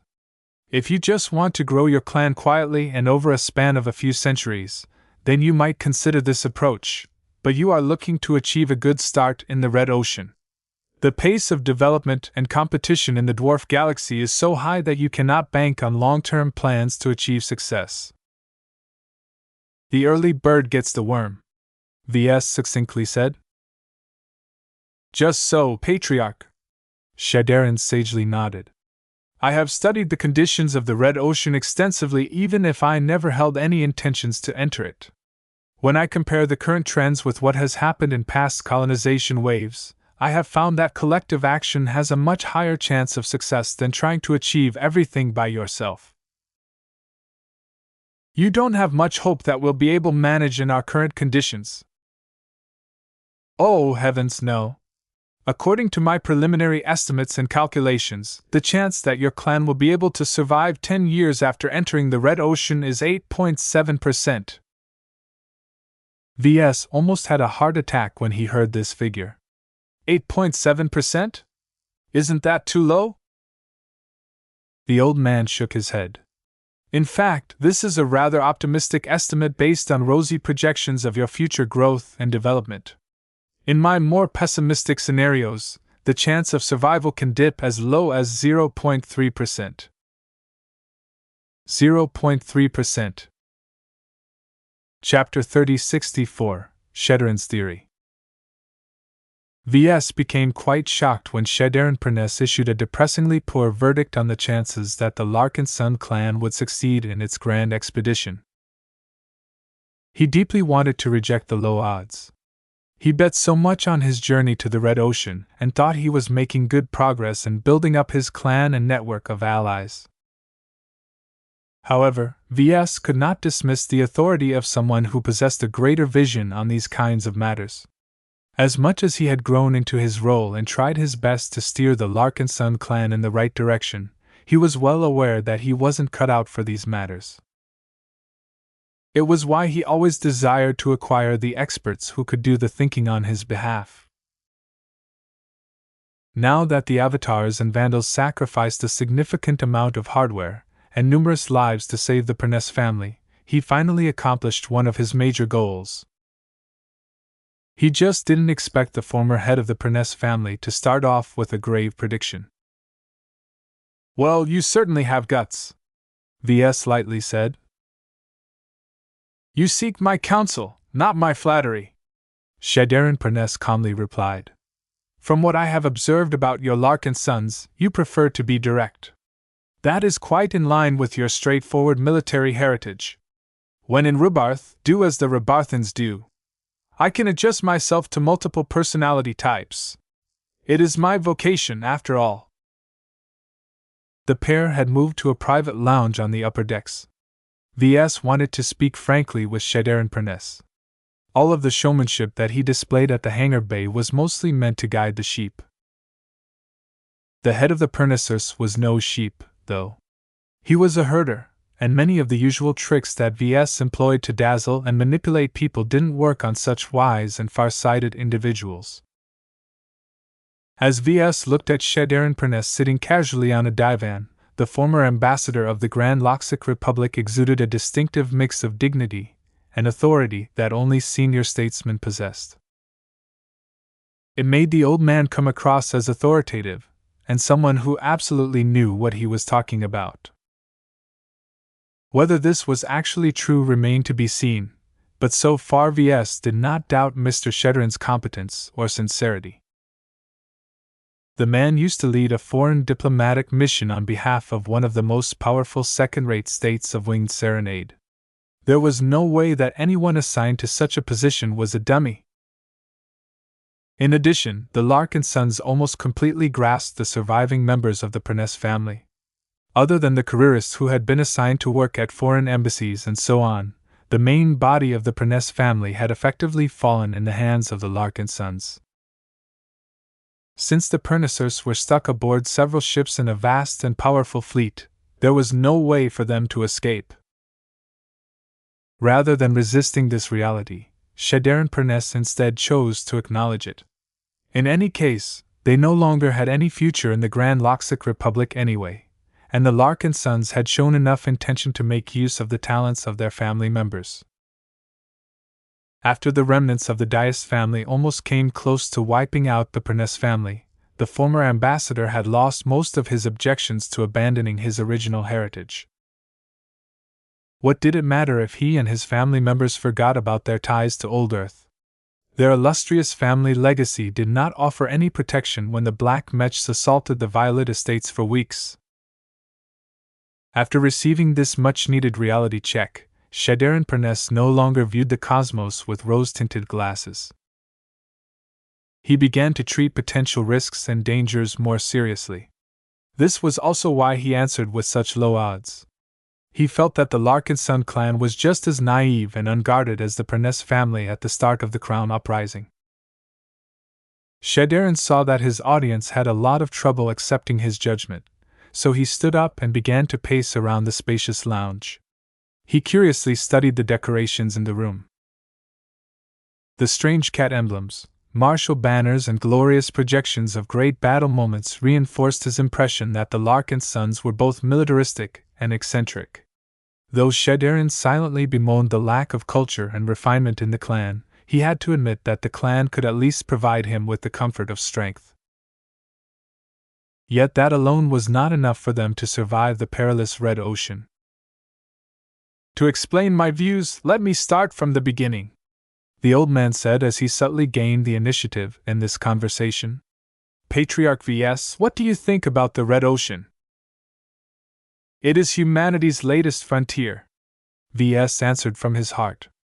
It is a great expanse of space that is devoid of any existing human powers. It is a paradise for pioneers and adventurers.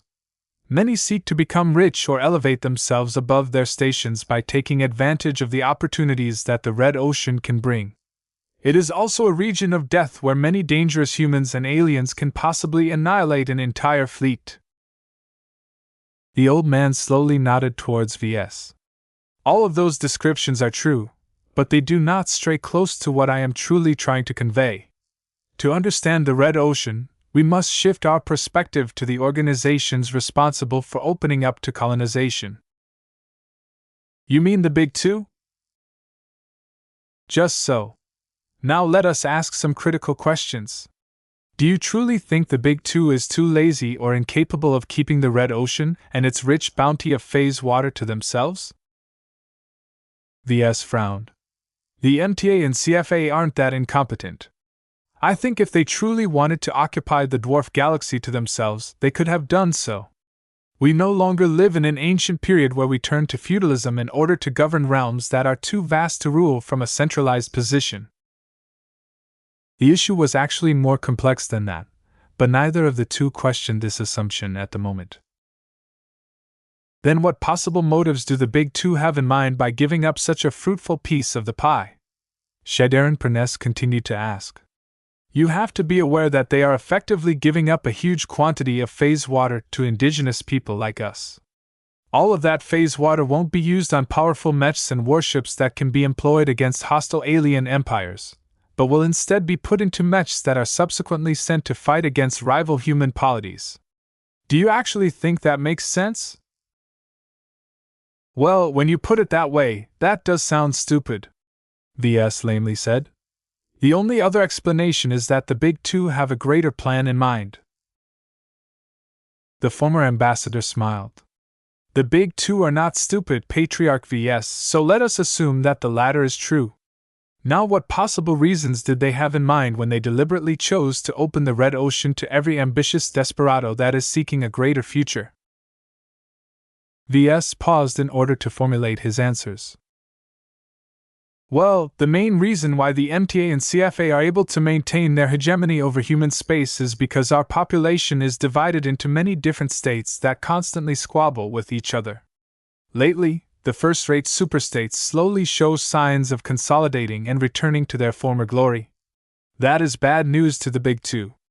Opening up the Red Ocean might give them a chance to break this dynamic by empowering other human groups that do not fall into the camp of the Terrans or the Rebarthans. Shadarin chuckled. That sounds plausible, but have you heard about the rise of alliances in the Red Ocean? The Terran Alliance and the Rebarthan Pact have caused many pioneers to fall under the sway of the first-rate superstates. If the Big Two wanted to weaken the first-rate superstates, then they completely failed. Ves frowned at this statement. You just said the Big Two aren't stupid. They should have been able to predict this would happen somehow. Yet they still allowed the Terrans and Rebarthans to play their games in the Red Ocean. What do the MTA and the CFA actually have in mind? That is the real question. Shadarin's eyes grew hazy. Discussing possible answers was a favorite pastime of mine and my old colleagues. Would you like to hear my personal guess? Please do. My voices in the media constantly refer to the tension and contradictions between the Big Two and the first-rate superstates. Many pundits and news personalities love to exaggerate the rivalry between the current protagonists of this age and the empires of the past. Yet when we look deeper into their sources, we find that there is very little substantive evidence of their claims. Are you saying that this rivalry is a fabrication? Not necessarily. The former ambassador shook his head. You can assume that the Big Two will definitely not shed a tear if the Terran Confederation and the Rebarth Empire collapse one day. The Terrans and Rebarthans also wouldn't mourn the fall of the Big Two. The conflicts of interest between these two pairings are very real, but that does not mean that it is a serious concern. At the very least, the Big Two does not act as if it feels threatened by the relics of the past. From what I can analyze of their movements, the Big Two are worried about greater concerns. You mean greater threats? Ves supplied. Threats like the Five Scrolls Compact, maybe? Shadarin Pernes nodded slowly. This is the basis upon which I modeled the Big Two's behavior. If you assume that the Big Two are preparing for a grand conflict against a great enemy that not only matches their collective strength, but actually surpasses it, then much of their actions start to appear more logical. For example, now that you have heard my little theory, what do you think about the opening of the Red Ocean? A brief moment of silence followed as Ves entertained all kinds of ideas. It sounds as if the Big Two has turned the Red Ocean into a giant crucible. The high barrier of entry ensures the best and most ambitious members of humanity can lead their forces into this region. However, that is just the beginning. By locking us into a cage and letting us duke it out, they will know that whoever survives at the end will be the strongest of the bunch.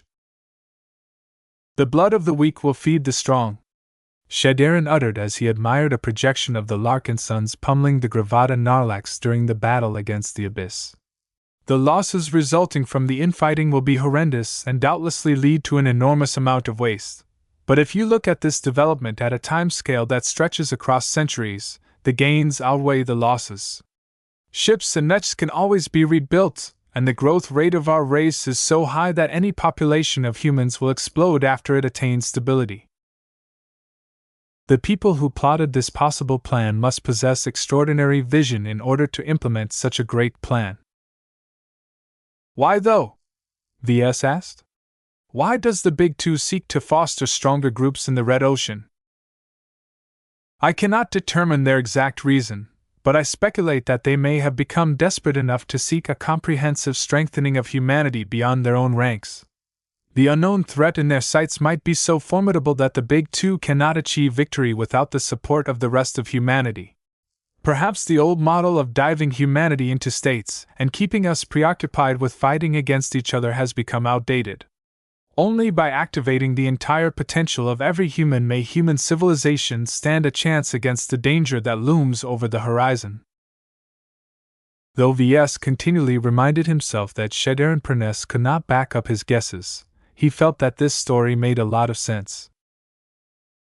One clue that supported Shadarin's frightful theory was that Master Willix always alluded to the need to rise above local conflicts and fight against the common enemies of humanity. She never treated external enemies lightly. Ves suspected she might have other great enemies in mind than the Five Scrolls Compact. Chapter 3065 A Grand Game of Chess. Ves always had the suspicion that there was more behind the Red Ocean than what the Big Two and everyone else revealed on the surface. The dwarf galaxy was virgin territory that offered great riches to any human organization. The first thought that anyone would develop when faced with this bountiful region was how difficult it would be to lay claim to everything. If Ves asked himself whether the Big Two was capable of swallowing the entire Red Ocean with its huge number of star systems, there was no way the MTA and CFA were that incapable. Then why did they pass off increasing their immediate interests in favor of letting the lesser humans obtain the bulk of the pie? Everyone knew the Big Two looked down on states and the people who lived in them as space peasants.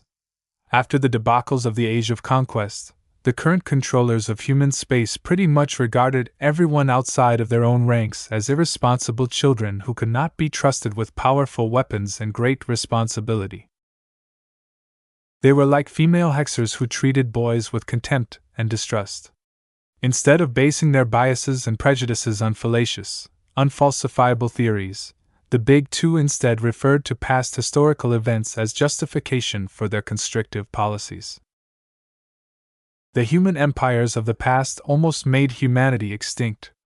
Allowing them to field warships and weapons of mass destruction without limit would just lead to an inevitable return to horror days where admirals nuked entire planets to oblivion. At least that was the consensus. Yet what if the Big Two no longer held this stance? Shadarin Pernes threw out a radical question. What if the MTA and CFA are prepared to let the children run free again? Ves was shocked yet again. For so long, people like him had become accustomed to living under the hegemony of the Big Two. So many generations had gone by with the Mech Trade Association and the Common Fleet Alliance taking care of all of their big boy problems that people simply took it for granted that this pattern would likely continue throughout their entire lifetimes. The mere thought that the Big Two would revoke some of the taboos that prevented humanity from descending into a spiral of death and destruction sent a huge shudder through his body. What you're saying is difficult to believe, Ves shakily responded. Extraordinary claims require extraordinary proof. I'm afraid I have to disappoint you then. Shadarin sheepishly smiled. I do not have possession of proof that can convince you and the public that the Big Two is prepared to loosen the reins.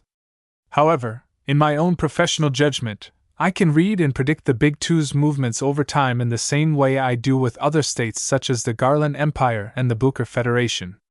Groups of this scale never move quickly.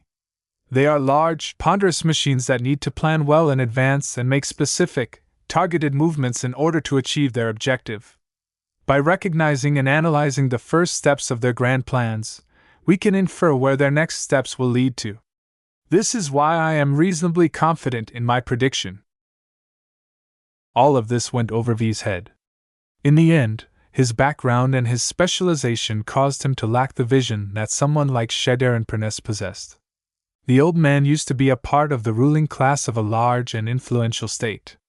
He was accustomed to seeing and thinking in terms of huge societal shifts. Ves became more convinced that roping in someone like Shadarin Pernes was a good idea.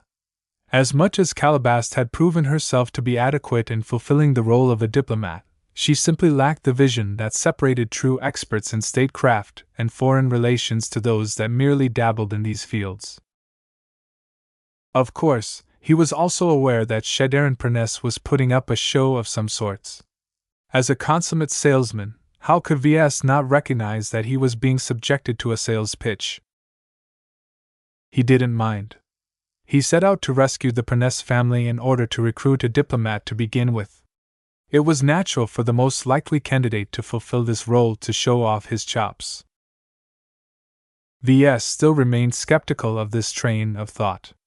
It sounded too grand and far-reaching. Even if the Big Two are plotting something like this, I don't see how this is relevant to our clan. We just want to carve a place for ourselves in the galaxy. Whether our society remains the same or is shifting into another form, we don't have the power to influence these enormous changes.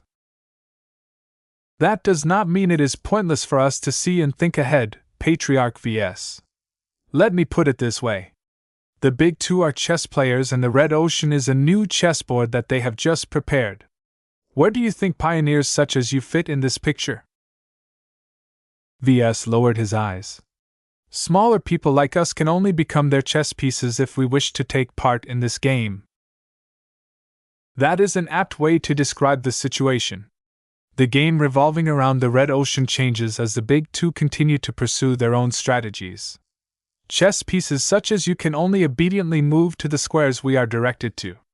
We can do anything we want as long as we abide by the rules of the games and stay within our respective squares. The moment we act out of turn, move to a square where chess pieces like us aren't meant to go or break some other game rule, we endanger the integrity of the entire chess match. We don't intend to do anything of the sort, Ves insisted. I don't have any illegal or improper intentions in mind. I just want to escape the confines of the stagnant power structure in this old galaxy and compete at the same starting line as the rest. What are your goals exactly? I believe it is best that you establish this first. Ves raised his finger. First, I want to achieve long-term stability for the Larkinson clan. I want to establish my own sovereign power base in space because I have suffered too many betrayals from powerful states. I think the only way to achieve this goal is to form a nomadic fleet that is not subject to the rule of any state and can always move away from dangerous threats. He raised a second finger. Second, I want to achieve success and prosperity for myself and my clan. Becoming a master mech designer, or dare I say star designer, has always been my highest ambition. I have great confidence in my ability to make it this far, but it will take a long time and great effort to succeed where so many of my competitors and rivals have failed. The Red Ocean offers so many new opportunities that I will definitely receive the stimulation and new experiences that can propel my creative journey in mech design. This was a rather difficult argument to convey to laymen, but surprisingly Shadarin Perness nodded in understanding. He had worked with plenty of high-ranking mech designers before. Seeing that he didn't need to explain his last point any further, Ves raised his third finger. Third, he trailed. He hesitated for a moment, but decided that Shadarin was worth at least a measure of his trust. Let's just say that I have very powerful enemies. To be honest, part of the reason why I am so eager to leave for the Red Ocean is to escape the net of this enemy. Shadarin could immediately tell that Ves was sharing sensitive information. The old man lowered his voice and leaned forward. How powerful is this enemy of yours? The ambassador cleverly did not ask for the identity of the adversary, knowing that Ves didn't want to touch upon that subject today. Ves always found it pleasant to speak to smart people. Then again, he also felt very paranoid that he would reveal way more about himself than he intended to. Fortunately, Shadarin Perness would become a Larkinson soon enough, so there shouldn't be too many risks involved with revealing a portion of his ongoing concerns. Let's just say that my archenemy has a reach that spans across all of human space and perhaps beyond, Ves carefully stated. The Milky Way is pretty much its entire backyard. I simply don't feel safe enough staying in the territory that the enemy has entrenched itself so deeply. This was especially after the Crown Uprising raised the curtain on how many splinter organizations and hidden moles the Five Scrolls Compact had raised. They had agents everywhere, and it was incredibly frightening how they could even insert traitors within the ranks of the Glory Seekers and the Cross Clan. Shadarin looked thoughtful. If the reach of your enemy is that great, then you won't escape it by running to the Red Ocean. I'm aware of that, but at the very least they're starting off on the same foot as other pioneers. The disparity in power won't be so big over there. Besides, the Big Two's attention is squarely placed in the Red Ocean. You just said that any improper and insubordinate chess pieces will be eliminated by the chess players, so the rules of the game actually affords me great protection. A lot of thoughts passed through Shadarin's mind. Ves had revealed a lot of clues about himself and the supposed enemy he feared. If the former ambassador came to any conclusions, he kept them to himself, though. I see, the Purnacer eventually said. So safety is your primary motive. You think the rules will protect you against those who don't intend to play the game from the start. That's a workable solution. However, Ves crossed his arms and raised his eyebrow. What is the matter? Have you ever thought that the chess game you are jumping into can be just as dangerous as your current situation? Shadarin challenged Ves. It's called jumping out of the frying pan and into the fire. The Red Ocean is not as safe as it sounds. While I am glad to see that you recognize the surface-level dangers, what is taking place in the Dwarf Galaxy is only the opening act of what is to come. The Big Two absolutely did not open up the Red Ocean for exploration and colonization in order to give us lessers freebies. The crucible is still in the process of heating up. Once it reaches the right temperature, that is when the true forging begins. Now Ves understood why Shadarin started off with explaining his grand theory about the Big Two's actual intentions for the Red Ocean. By knowing the possible context of the chess game, he had a much greater awareness of what future chess pieces like his clan might be going through in the future. Though Ves constantly reminded himself that the narrative weaved by Shadarin was purely based on speculation, his own cognition of what the MTA and CFA were like caused him to feel it might have a basis in truth. Not every chess piece gets taken off the board over the course of a match, Ves noted. Depending on how the match proceeds, at least some pieces will be able to stay sound. What makes you think our odds of remaining on the board are so low? Because at the current state of your clan and alliance, you can only be treated as a dispensable pawn that can be sacrificed, forgotten, or discarded whenever it is convenient.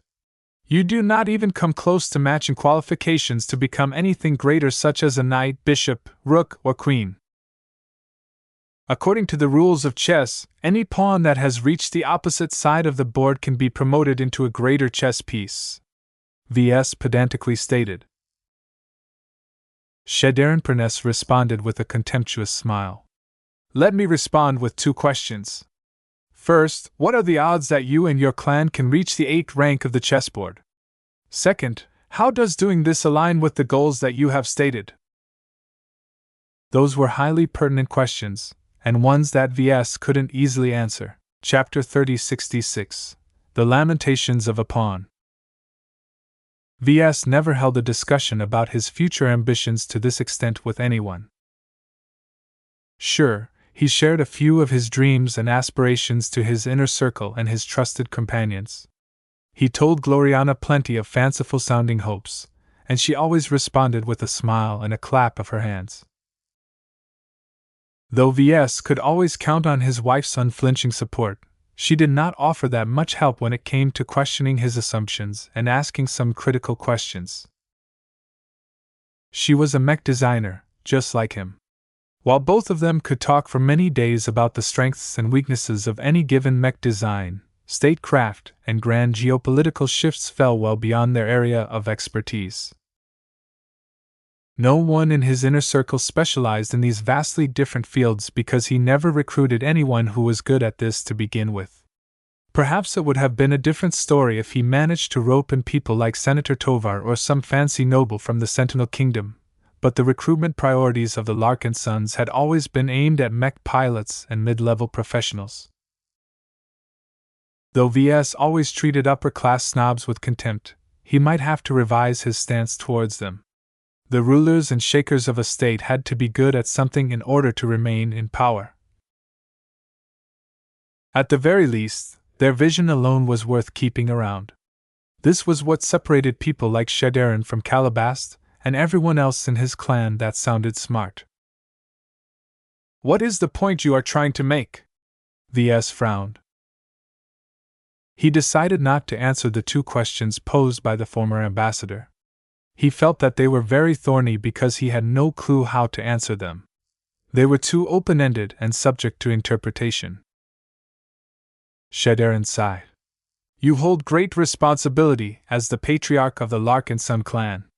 Now that you preside over an organization that encompasses more than 100,000 members, you cannot afford to view everything on a surface level. You must learn how to look deeper and grasp the truth that everyone else routinely overlooks. How can I do that? There are no easy solutions, Patriarch. Some are born and raised to rule. Others acquire the ability after long years of trial and error. This is a more uncertain path because any error can easily become fatal to you. This is your current path, and it is not advisable for you to continue in this direction. This is my preliminary judgment based on what I have learned about your clan and observed from your responses. In other words, Shadarin pretty much thought that VS was no good as patriarch. VS curled his lips into a wry smile. What is your solution? You should leave this to the professionals. As a mech designer, you should not be forced to spend day and night on solving problems outside of your area of expertise. There are ways to maintain control over the clan without surrendering supreme authority.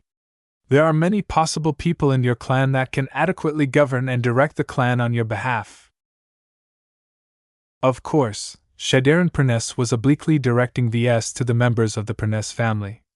No one else in the Larkinson fleet came close to matching the sheer governing qualifications of a group of former officials. VS deferred this matter by waving his hand. Let's not get too specific this early. Right now, I am wondering what suggestions you might have in order to increase our odds of survival in the Red Ocean. If it is anything like the crucible that you describe, how can we ensure we won't get eliminated in the coming struggle? I cannot give you any specific solutions, the old man carefully replied. That is your prerogative so long as you continue to hold your position as patriarch. I am also not sufficiently versed in the circumstances of your clan to formulate any specific advice. I can speak on general terms, however. Please share your wisdom. Very well. Let me begin with asking what you rather prefer. Do you want to surpass the majority of the pioneers in the Red Ocean and reach the other shore where you can be promoted from the status of pawn to a greater chess piece? VS shrugged. It sounds nice if we can move up from a pawn to a knight. I don't dare to ask for anything greater. My ambitions don't lie there. I don't think this is the best course of action, though. I don't want to treat the Red Ocean as a competition where I have to climb on top of the bodies of the losers. Why can't I just find my own niche and focus on my mech design and mech sales activities? My greatest priority is to become a star designer. Nothing else is comparable. As long as I become one of the best mech designers in human space, I will naturally be able to fulfill many other goals at that time. If your ambitions only stretch this far, then you will have to settle with the identity of a pawn for a long time. Considering how long it takes for mech designers to become a master or star designer, you will not be able to elevate your role on the chessboard for the duration of this chess match. And that is bad? Not necessarily. Some chess pieces are more valuable alive than dead. The big two and any other big players that can reluctantly take their place around the board do not have a habit of wasting their pieces at will. Are you referring to the first-rate superstates? Shadarin nodded.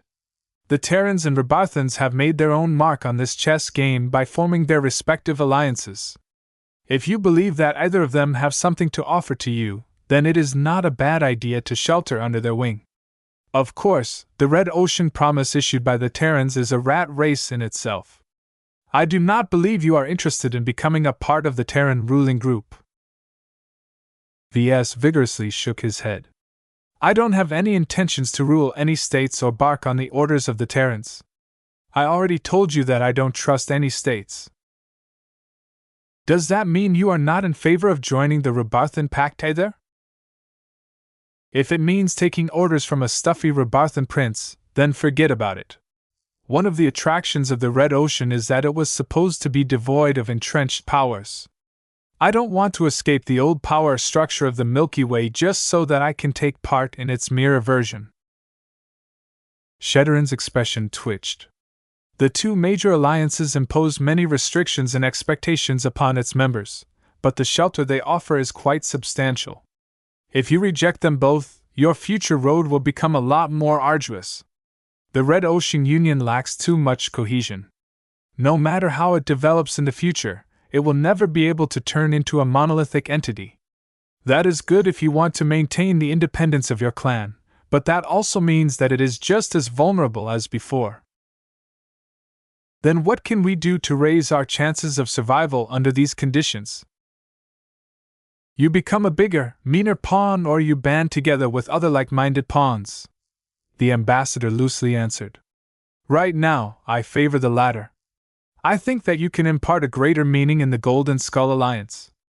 For now, it sounds as if it mainly exists in order to split the cost of a Beyonder ticket and share responsibilities once you read the Red Ocean. It can be more, in my opinion. What are you trying to suggest? Who says that you are not allowed to expand your alliance once you have planted your roots in the Red Ocean? Size matters. The larger your alliance, the more misgivings that enemies will have when they contemplate attacking you. Unlike the greater alliances led by the Terrans, Rebarthans, and so on, a collective group led by you and your clan is much less conspicuous and much more controllable. We'll have to find trustworthy, useful, and willing allies, though. Ves frowned. We never had much success on that front. Shederin responded with a confident smile. Leave that to me and my team. Though I do not think highly of every aspect or your clan and alliance, I do think that they have the basis to become greater. Great enough to turn you into a strong and mostly independent pawn that can survive on the chessboard long enough for the big two to obtain the results they want. Does that sound desirable in your ears? Ves nodded. If you can deliver such an outcome, then I am willing to embrace your advice. It all sounds a bit too distant and complicated to me. If you didn't tell me all of this, I wouldn't have pictured myself and my clan as a dispensable pawn. Your dream of embarking on a grand expedition while earning your keep by designing and selling mechs as a neutral mech business is a pleasant illusion, but reality will not allow you to operate in this fashion, Shederin pointedly said. The Red Ocean is much looser when it comes to competition. You cannot assume that everyone will behave as if they are taking part in a well-regulated mech market because the region is still far from reaching this level. Ves lowered his head and rubbed his nose. Now that the former ambassador plainly pointed out the many flawed and overly optimistic assumptions of his future plan, he felt like he was a child who had just received a reality check from an adult. It was never pleasant to hear someone deconstruct his future aspirations, but Ves did not reject this brutal dose. His future and the future of his clan was at stake. It would be incredibly short-sighted to allow his pride to get the better of his good sense. He plainly recognized that while he had the right to set his goals for the future, that did not necessarily mean he was the best person to realize them all. There were many other knowledgeable experts like Shederin Pernes who could form much more comprehensive and secure plans. Ves tiredly rubbed his face. I get what you are saying. Your suggestion to expand the Golden Skull Alliance has merit, but a lot can go wrong if we go down this road. Let's do it like this. I will give you a couple of weeks to acclimatize to the Larkinson clan, understand our exact conditions, and perform a lot of research. Once you are ready, I'd like you to present a more thorough, detailed, and rational plan on how my clan and I can survive and thrive in the Red Ocean. Whether you take the Golden Skull Alliance as a basis or not, I want a solution that is workable to us. Keep in mind that we can't do everything and that there are some measures that I will never take no matter what. For example, you can forget about trying to convince me to found a state. Understood. Shadarin steadily smiled and nodded his head. I shall endeavor to deliver a comprehensive roadmap to you within 2 or 3 weeks. It is not essential for you to follow the plan I lay out. As long as you become aware of all of the potential dangers of the Red Ocean and the intentions of those who have a stake in its development, you are better off than other pioneers who solely believe in their own strength. In the former ambassador's opinion, the Larkinson clan may possess a considerable amount of might, but it never even came close to matching the energy of the bigger players such as the Terran Confederation, Rubarth Empire, the Big Two, and so on. Those were the true movers and shakers of the Red Ocean. I may be content to remain a pawn for now, but that won't remain true forever, Ves quietly vowed. He did not have any realistic expectations of changing his current status. He was just a journeyman, and his clan did not possess the capital to leap above the heads of other pawns.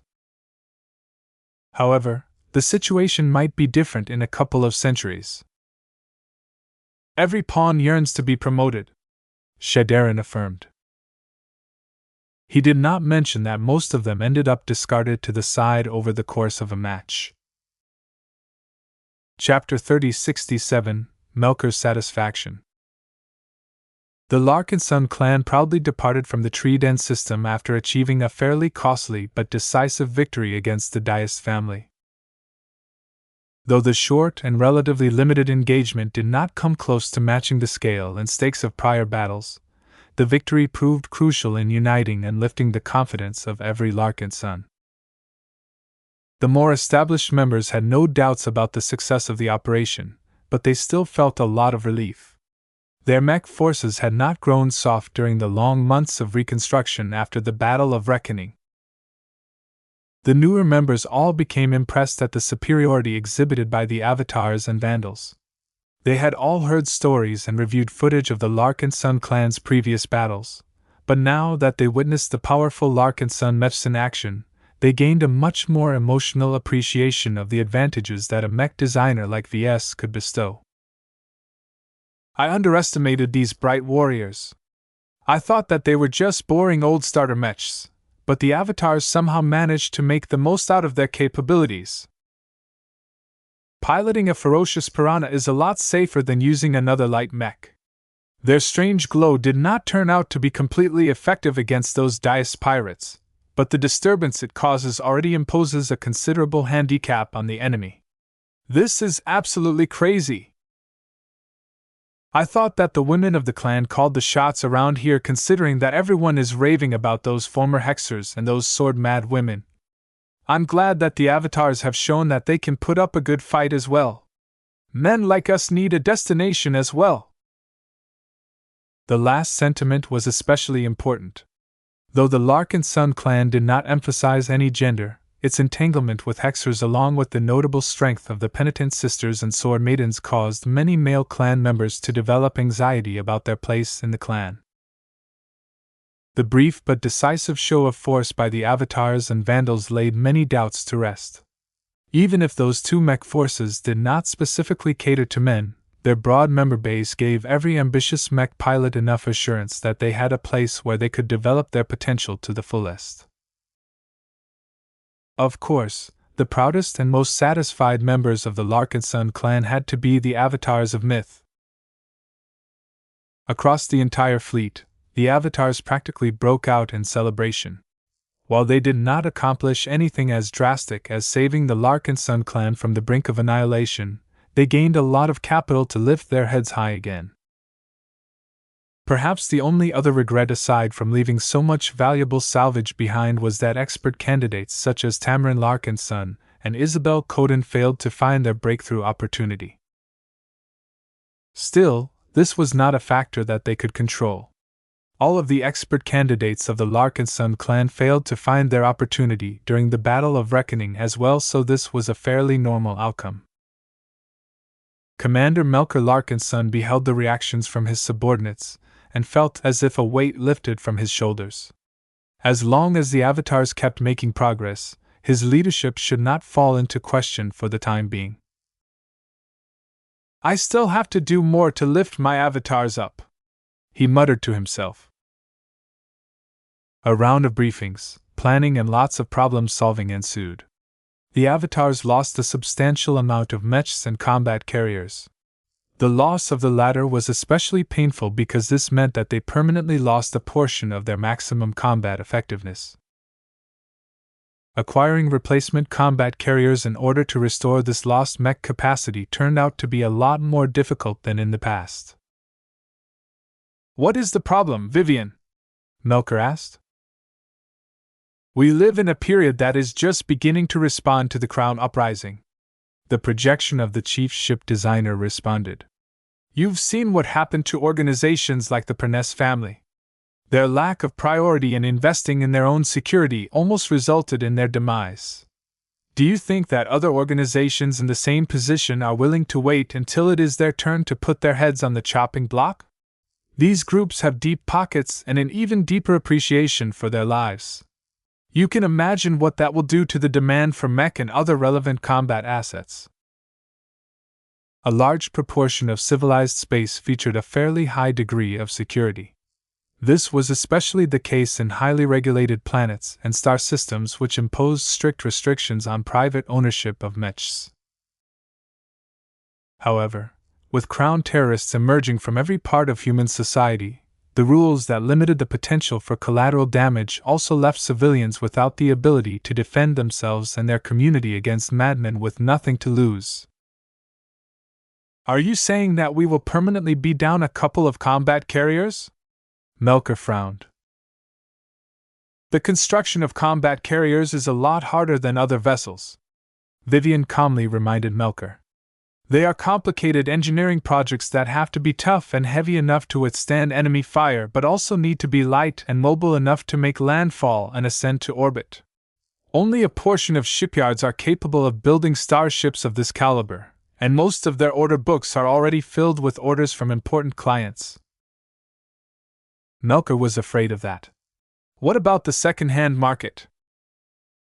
Every ship of decent quality has already disappeared from there.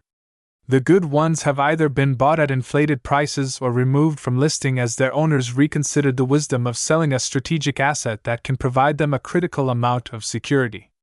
As for the remainder, it would be irresponsible for you to assign your men to these damaged goods. In other words, the avatars wouldn't be gaining any additional ships to carry their mechs anytime soon. This was good because the Larkinsons planned to get rid of their sub-capital ships anyway, but before they reached this destination the avatars would not be able to contribute as much as before. Commander Melker fell under a difficult dilemma. According to his own judgment, Ves and the expeditionary fleet tended to careen from one crisis to another on a fairly regular basis. Though the Patriarch promised everyone that he did not intend to provoke trouble anytime soon after surviving a difficult ordeal on Prosperous Hill 6, the credibility of this statement was seriously suspect. In the following days, Melker dealt with the other consequences of the battle. He had to make arrangements for the dead, consider various nominations for promotions, and also judge the implementation of the new combat method employed by the avatars. Of course, the Avatar commander could not avoid a discussion on this issue with the person who laid the foundation for the new method. When Melker sat down in his office aboard the graveyard and tried to make a call, the projection VS soon appeared above his desk. "Melker, it's about time we talked about what your avatars have accomplished in the previous battle," VS began. "What you just did could have ended up badly. Even if you did not do anything too extreme this time, experimenting with anything related to the mind and onto humans in general is very dangerous.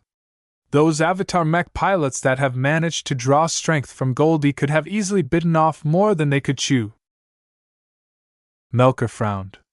He expected Ves to start this discussion off with praise or a jealous rebuke. This was a different response. Are you displeased? Ves shook his head. Not this time. I just didn't expect that you and your men would dabble in this field without knowing what you were getting into. I didn't expect you to unveil this kind of surprise either. You are lucky you cooperated with Goldie this time. If you tried to accomplish something on your own, then you could have easily endangered your own men. He spent a few more minutes emphasizing the many risks involved with messing with spirituality. He refrained from going into the specifics, but what he said was enough to get the message across.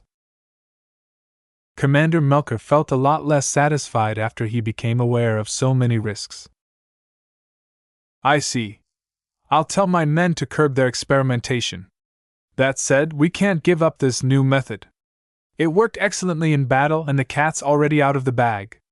Our avatars have become more motivated than ever to embrace our Larkinson values in order to meet the requirements to invoke the golden cat in battle. Taking this away from them will not only produce a lot of misunderstandings, but also rob us of one of our main points of pride. Ves reassuringly gestured with his hand. I have no intentions to prohibit the new method that you have developed. I already figured what is going on, and I don't see any unacceptable risks at the moment. Just make sure you don't spread it out and keep it at its current form. It works best if the mech pilots are paired with the bright warrior and attempt to reach out to the golden cat. Any other combination will not only be a lot less effective, but also open up your pilots to dangerous external influences. If he didn't warn them off, who knew if the avatars would attempt to forge a connection to a dangerous design spirit such as Zygra? Even attempting to bond with an abnormal entity such as Lufa and the illustrious one could easily go wrong. After making all of this clear, Ves began to compliment the avatars. What you guys did was dangerous, but fruitful. You managed to accomplish a goal that I have always wanted to reach. I suggest that you refrain from exploring new territory and try to consolidate and impart this method to as many of your mech pilots as possible. If you can enable most of your mech pilots to establish a powerful combat boost in battle, then the overall performance of your avatars will definitely make a substantial difference in battle. Our boost lasts longer than that of the other mech forces. Melker recognized the greatest advantage of the method. We haven't performed too many extensive tests as of yet, but it should be no problem to maintain the empowered condition for at least 20 minutes. 20 minutes. This was an eternity in a high-intensity battle. Though the mentalities of the Avatar mech pilots in question slowly wore down over this period, it was still worth it, as even a modest boost in combat effectiveness could tilt a battle towards a decisive victory. The Battle of Treeden 2 clearly proved this was the case. Do you have any questions or requests regarding this topic? Ves asked. Yes. You just stated earlier that this method works best if our avatars are piloting bright warriors. Is it possible for it to work while piloting other mechs? Ves briefly paused. Theoretically, it should be possible. The basis of this method lies in the golden cat. Without her assistance, your men would have never been able to perform so well. However, the bright warrior is specifically suited for this method. It features targeted accommodations that are absent in my other mech designs. Perhaps your avatars may become proficient enough to perform the same trick while piloting another mech model, but it had better be one of ours. Got it. I'd like to explore this possibility later on once my men master the initial method. Of course, we will fully cooperate with you. I don't want to expose my men to undue risks. This was just the start as far as Melker was concerned. He had always wanted the avatars of myth to live up to their name in truth, and now he finally saw hope of realizing this ambition. You're doing a good job, Melker, Ves affirmed. I'm pleased with the initiative that you and your men have shown. Even if you acted foolishly by dabbling in a field that you have no idea about, I don't want you to stop finding ways to strengthen yourselves. Everyone else is doing their best to do the same. Melker was well aware of this. The avatars may have caught up to the other elite mech forces, but they could easily fall behind again. He had to make sure that his men continued to close the gap. Chapter 3068, Larkinson Boot Camp. Move faster, you lazy dolts! An electric whip raked across the back of Novilon Pernes. The former counselor of the Grand Loxic Republic uttered an undignified cry of pain in response, but he tried his best not to tarry in his run. Before the Pernes family departed from the Violet Estates, the proud son of Ambassador Shadarin Pernes had always lived a life of luxury and comfort. As an up-and-coming foreign relations official, Novilon was accustomed to relying on his mind to achieve success. The outcome of a strategic business deal, or the establishment of a vital alliance, depended heavily on his ability to reach an understanding with his counterparts, and finding clever ways to bring two different sides together. Though he still had a lot to go before he was able to match his impressive father, Novilon was already a capable diplomat and negotiator in his current state. It was too bad that all of his rhetoric fell onto deaf ears. As he and many of his fellow well-spoken family members got carted off to the Sword Maidens, they immediately had a taste of Larkinson hospitality. Within an hour after arriving on board a Sword Maiden combat carrier, he and the rest of his batch were forced to remove their high-tech smart clothing as well as all of their equipment such as comms, shield generators, and other gadgets. The only clothes they were allowed to wear were plain, synthetic gray clothing that completely stripped the dignity of all of the Pernisers. "We look like prisoners," one of his cousins complained. "Where did this fabric come from? It doesn't regulate my body temperature at all, and it doesn't adjust its shape to mold my shoulders. Give us back our clothing. This treatment is inhumane." As the Pernisers started to express their dissatisfaction, a handful of tall, imposing sword maidens entered the changing room. Their large, imposing forms caused all of the Pernisers to quiet down. All of their courage had instantly drained. Their response might have been different if they were still on familiar territory while wearing garments that allowed them to stand above the masses. Yet this was a completely different situation. The Pernisers assigned to this combat carrier were all stuffed inside an unfamiliar, bare metal locker room. Their current outfits did not flatter their soft figures at all.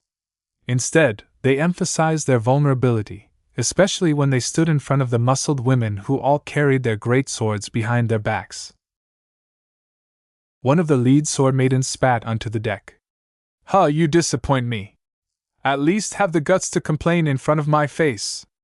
Didn't you want your old clothes back? They're right next door.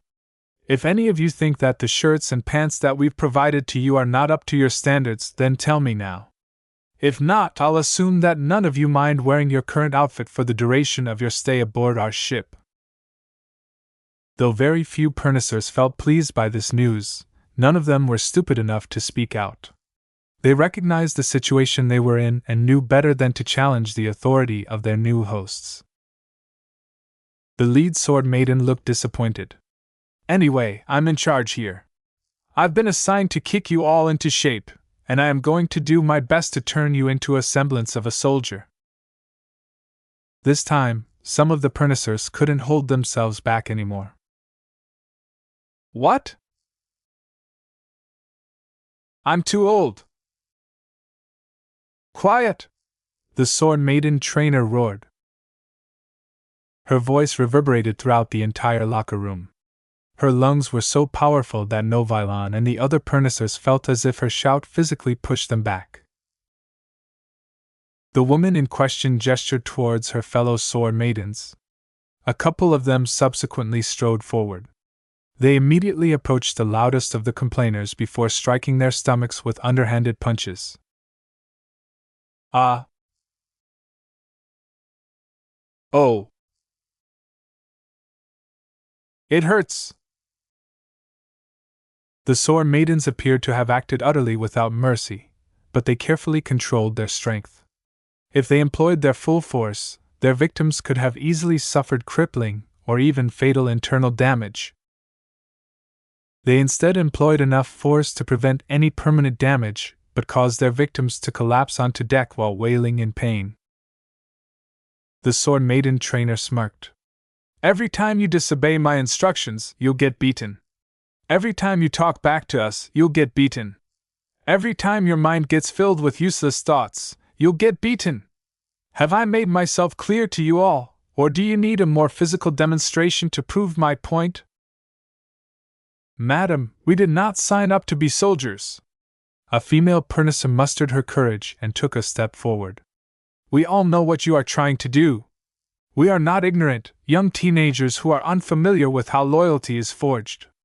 Your approach is not only needlessly cruel, but completely inappropriate to our current situation. According to the theories of Professor Esther Hamelin, indoctrination is considerably less effective if the target audience is aware of what is taking place. Dr. Peter Voland recommends a more intellectual approach in order to convince people of our station to identify with a group. I humbly suggest that." "You talk too much." The Sword Maiden trainer abruptly surged forward and closed the distance within a blink of an eye. Before the Pernicer woman could finish her sentence, she received a painful wallop against her cheek that caused her to cry out in pain before falling onto her back. An ugly bruise had already formed on her flawless, corrected skin. "Let me make one thing clear to you all," the formidable warrior addressed the crowd. "You people have no say here. You either obey or keep your mouths shut. You're not Larkinsons to us yet. With attitudes like yours, our clan wouldn't even be willing to take you in. For some reason, the Patriarch really wants you to give you a chance, so it is our duty to make sure you meet our minimum standards. Here in the Larkinson clan, we don't care about what a big shot you used to be. That part of your lives is over. From now on, you need to learn to become one of us, and I know just how to do that. Let's begin with a warm-up."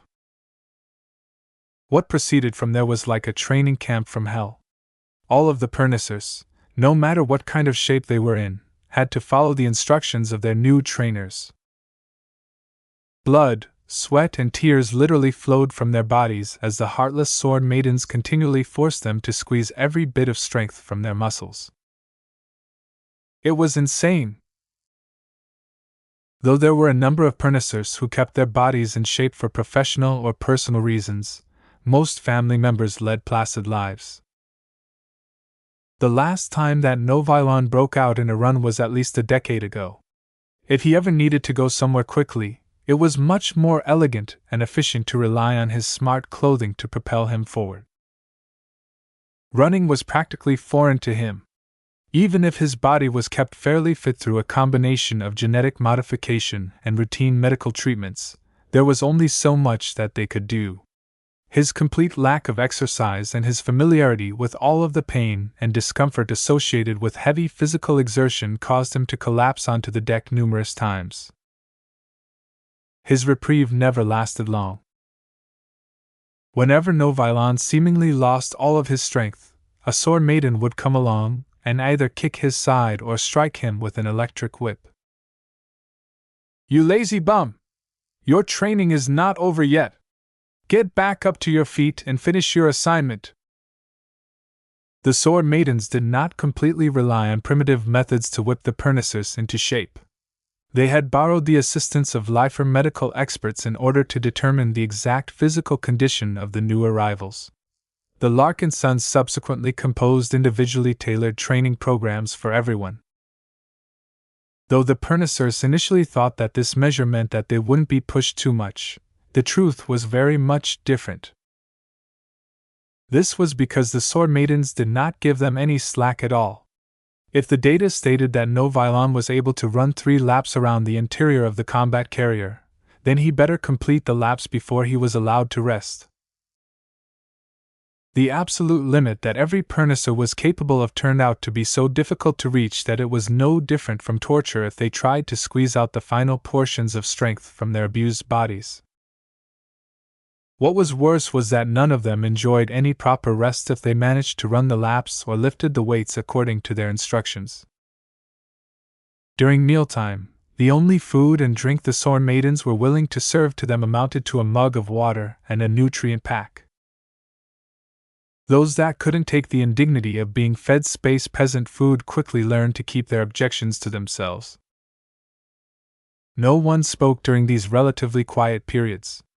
They were simply too tired and in pain to socialize with each other. In the past, even the least important member of the Perness family was accustomed to eating 5 or 7-course meals prepared by the professional chefs under their employ. Now, the only way to fill their stomachs was to tear open the packet of their nutrient pack and spoon the dry, dense, and crumbling contents into their mouths. The less he could say about the taste, the better. What got to know Vylon and many of his fellow Pernessers was that the nutrient packs weren't even of the good variety. Higher quality nutrient packs not only put an actual effort into making their contents taste adequate, but also heated up their contents. The ones that the Sorn maidens supplied to the Pernessers were made by third-class brands that sought to package all of the essential nutrients that humans needed with the least amount of cost. Everyone learned to bear with it, though.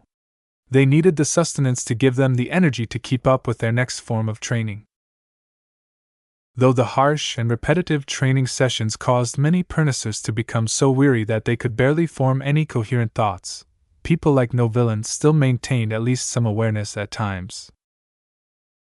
What he found perplexing was that the Sorn maidens weren't even doing their best to reform the thoughts of his fellow family members. They rarely held lectures on how great it was to become a part of the Larkinson clan or the ideals they should follow. Instead, these female brutes kept pushing them to exercise their bodies and drain all of their energy without resorting to any fancy measures. While this approach lacked sophistication, Novilon slowly realized that it was not ineffective. As they slowly gained strength, the Pernessers started to feel more pleased with their own fitness. The constant torture and exertion toughened them all up. Whether it was mentally or physically, they all improved at a modest rate. Of course, the Sorn maiden instructors were used to seeing much better results from their trainees, but it was already fairly impressive that non-soldiers were able to make noticeable progress. What was even more important was that the Pernessers slowly unlearned their old habits and thought patterns. They no longer spoke out without thought or demanded luxuries that they didn't deserve. They also shed the pride or identity of the upper class. The Larkinsons hated stratification. Every Pernessor had to get accustomed to a militaristic culture that stood in stark contrast to the culture of the Grand Loxic Republic. It didn't matter if they weren't cut out to be soldiers. Even if they were most suited to fulfill civilian functions, everyone in the Larkinson clan was expected to put up a fight if necessary. There was no escape if an enemy cornered the fleet and vanquished the Larkinson mech forces in battle. Novilon realized that the military roots and battle-laden history of the Larkinson clan had thoroughly warped its members to the point where they did not know any peace. Only battle was on the minds of the Sorn maidens and the rest of the clan. Even if there was no hostilities on the horizon, the Larkinsons all behaved as if it was only a matter of time before they entered into another scuffle. What did the Pernessers get into? Chapter 3069, Changing Cross. Time continued to pass. After the excitement on Tree Den 2, the entire expeditionary fleet avoided any further incidents as it made its way out of the Grand Loxic Republic. While there were a number of people like Ves that were afraid the Loxians would somehow take issue with what the clan had done in the Tree Den system, nothing actually happened. The Larkinson clan and its allies smoothly passed through Loxian space without getting approached by any statewide authority. It seemed that no one who currently held power in the large state was interested in confronting the Larkinsons or taking them to account. Just as many had predicted, the Grand Loxic Republic was too preoccupied with more immediate concerns. There was little to no benefit to confronting the Larkinsons, and the rude visitors were already on their way out anyway. It would have been a different story if the Larkinsons opted to stay in the state, but since this wasn't the case, there was no point in investing any manpower, resources, and assets into dealing with the powerful guests. The grand expedition was back on track. The previous battle provided a lot of benefits to the Larkinson clan. Not only did the Avatars and Vandals test out their new strategies and fighting approaches in a serious engagement, the other Larkinsons also gained a better appreciation of the potential of the Bright Warrior model. VS gained a heap of data on the performance of the prototype-enhanced luminar crystals that he had installed in the rifles of a small number of mechs. Though he had very little doubt that the tough, second-class luminar crystals would perform reliability, he still gained a lot of assurance that his latest innovation would fully meet the needs of his future expert mechs. Though the Glory Seekers and the Cross clan basically acted as spectators to this recent incident, the two organizations did not remain idle. In truth, both of them had become preoccupied with getting used to their new kinship networks. It's quite interesting to see what the Larkinsons are capable of with these strange networks of theirs, Professor Benedict Cortez stated as he approached a balcony and looked down at a large design lab where over 100 low-ranking mech designers quietly worked on their assignments. As a senior mech designer, how could he not have his own design teams? Different from the Larkinson clan's design department, Professor Benedict had yet to hire any high-ranking mech designers. Journeymen weren't easy to find, especially the good ones that he could tolerate.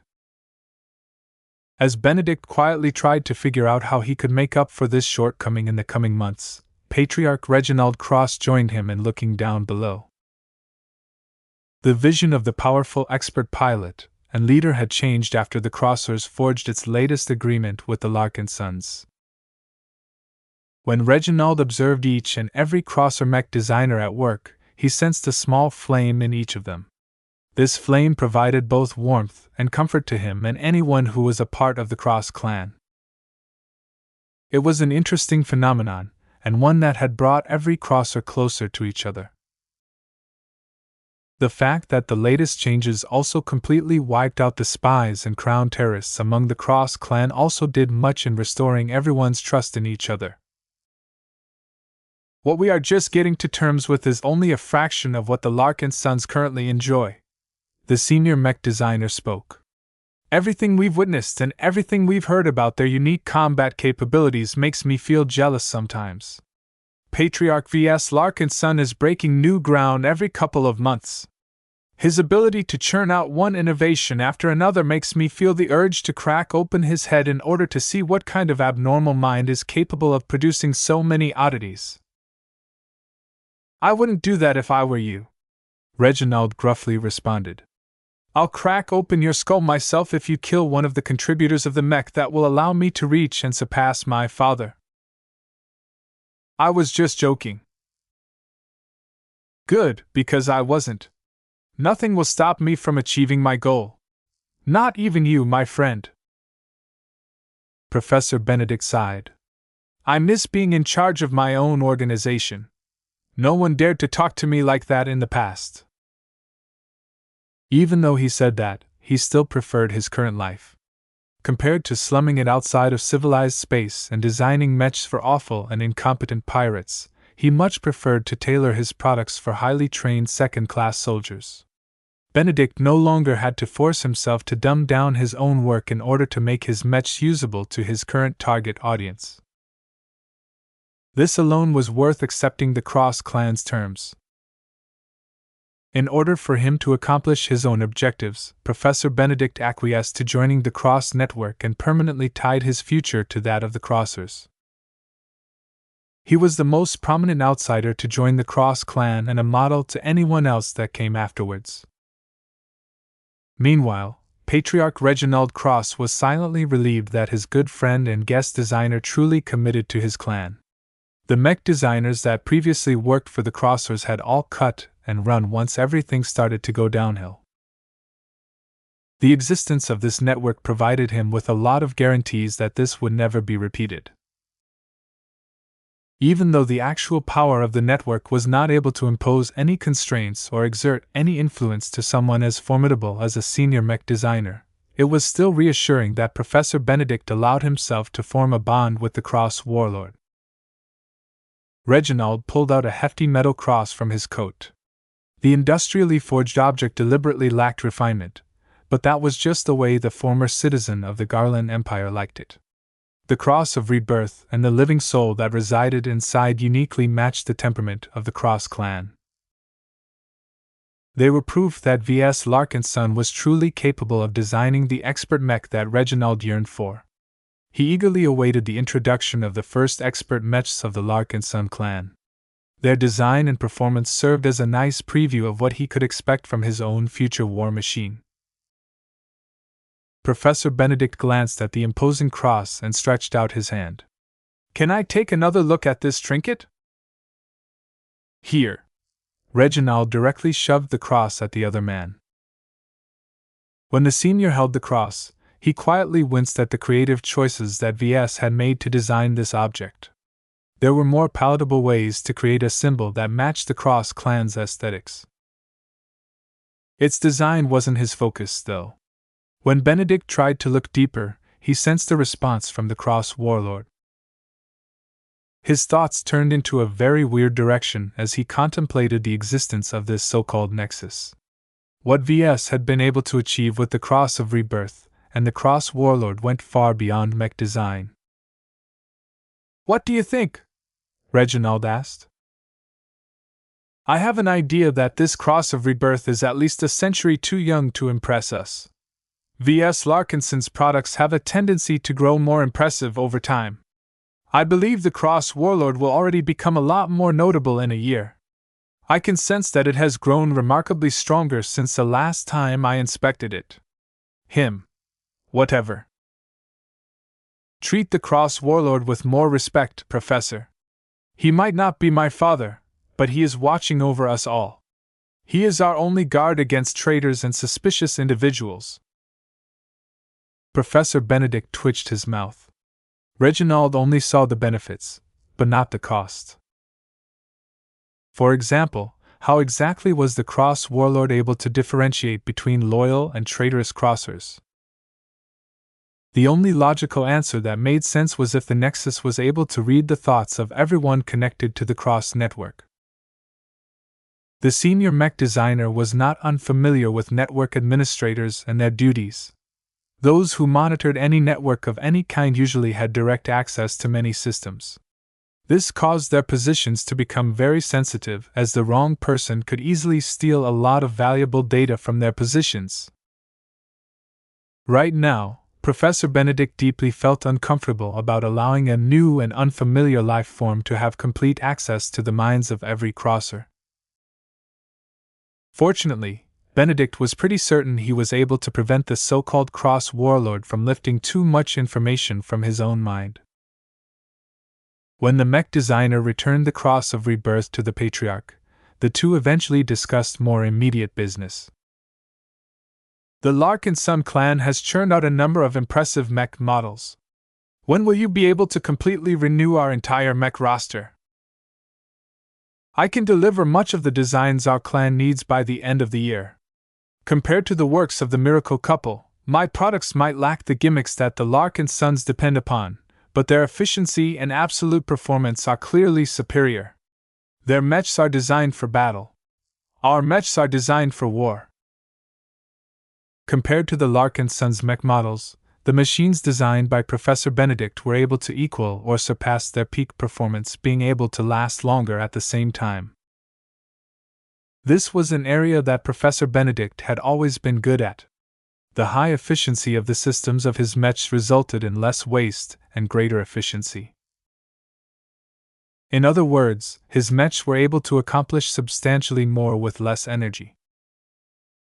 "That's good." Reginald nodded in satisfaction. "If a battle ever stretches on to the point where the Larkinson mechs falter, we shall be the rock which will carry them to victory. It is too short-sighted for them to focus purely on short-term engagements when battles are always unpredictable. Both of them felt tempted to collaborate with Ves more extensively, but it was not that good to become too dependent on another person. If the Crossers all became accustomed to piloting living mechs designed by the Larkinson patriarch, didn't that mean that the latter held a huge amount of leverage over the Cross clan? It wouldn't even take Ves a lot of effort to take over the Cross clan if that was the case. Though Reginald Cross did not mind if his men started to pilot living mechs, he did not want the clan of his parents, grandparents, and ancestors to end under his leadership. He owed it to everyone who fought and died to keep the Cross clan alive to preserve his heritage. Besides, who said that the mechs designed by Professor Benedict were weak? They were already more than adequate on their own, and they would only grow more formidable if the senior finally managed to achieve his own breakthrough. The two leaders spent a bit more time discussing various matters. Though Reginald was adamant about imposing his will on the Cross clan, that did not mean he was deaf to the counsel of others. As much as he tried to reject the notion that St. Hemington Cross was not as flawless as he imagined, Patriarch Reginald recognized that it was better if he solicited the views of others before he made a major policy decision. In fact, Professor Benedict played a huge role in this shift. As someone who hitched his wagon to the Cross clan, he did not want it to lead down the same abyss as before. The Larkinson clan is constantly acquiring new specialties, Benedict noted. They not only picked up a lot of good swordsmen, but also obtained a lot of lifer researchers. This means that they will eventually become the leader in the field of biotechnology in our alliance. If we don't want to get overshadowed by the Larkinsons entirely, we need to develop a couple of industries ourselves. The more services we are able to provide to ourselves and our allies, the more our position remains stable in the alliance. Reginald frowned. We lost most of our original industries during our flight. We'll have to start from scratch if we want to develop a new sector. You don't need to worry about that. I'm a senior. I can solve many difficulties. What sort of industries do you have in mind, then? Professor Benedict grinned. I was thinking about getting serious in developing our own mech component designs. Chapter 3070 Misunderstood Product. The expeditionary fleet went back on track as far as Ves was concerned. Nothing exciting happened in the weeks after leaving the Trident system and departing the Grand Loxic Republic. A part of him thought it was a pity to leave the state like this. There was a lot of wealth, connections, knowledge, and so on to be found in this large and well-connected state. Ves particularly generated interest in establishing connections with the large trading companies, research institutions, nonprofits, and other large human organizations. Who am I kidding? I probably won't even be able to get my foot in the door. These massive organizations didn't have eyes for small, private individuals like Ves. Their headquarters were either established in the galactic heartland or the galactic center, where they could cooperate with individuals who could offer a lot more than a single journeyman. Besides, shackling himself to these large organizations was not that much different to attaching himself to states. He would basically put himself and his clan at the mercy of the whims of a large, powerful organization that did not have his best interests at heart.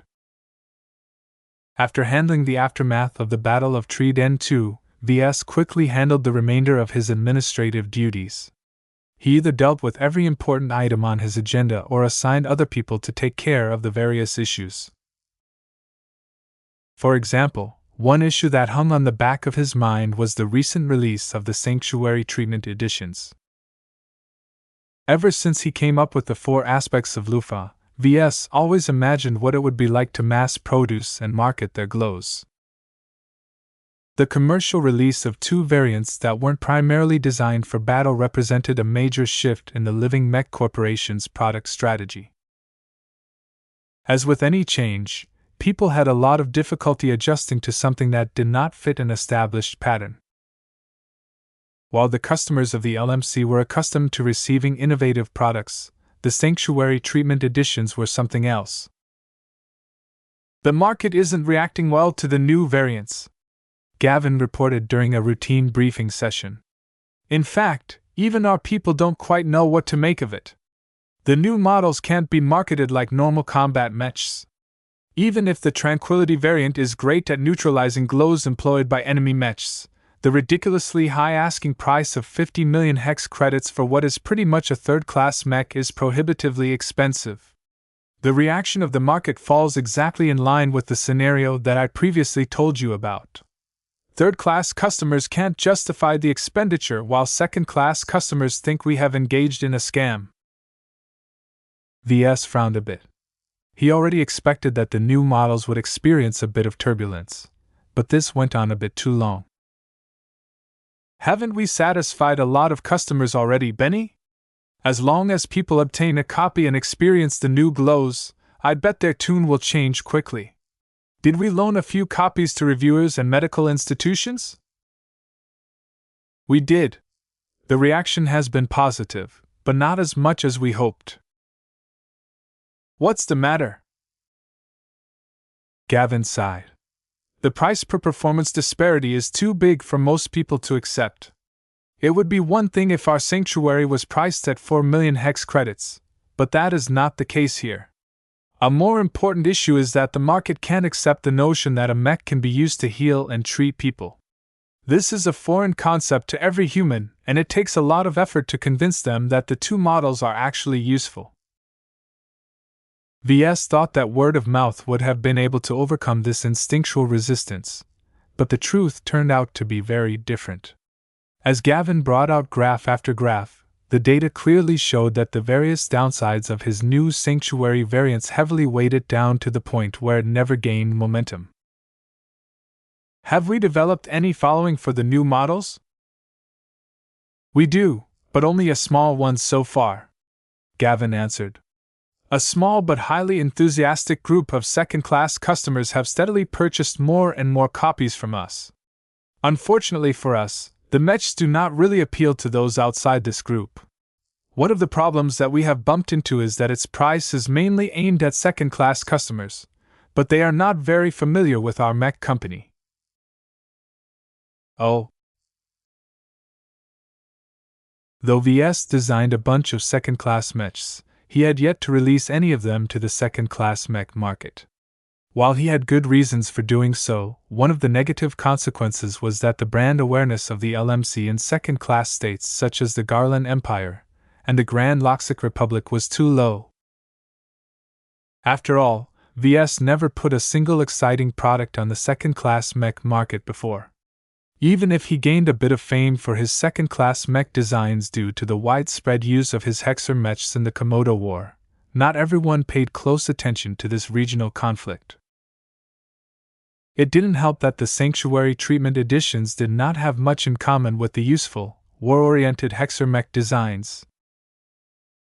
For these reasons and more, the introduction of the Sanctuary Treatment Editions had been botched. VS glowered and pressed his fingers against his temple. Lucky lazily swishes his metallic tail as he lounged on the desk. Meow. Yeah, gloat all you want. I don't see you doing any better. How about you try to release a new mech model to picky second-class customers? Meow. Gavin ignored the interaction between the two and provided an estimate of the future sales potential of the two models. We know the new Sanctuary variants are useful, and more customers will realize this as well.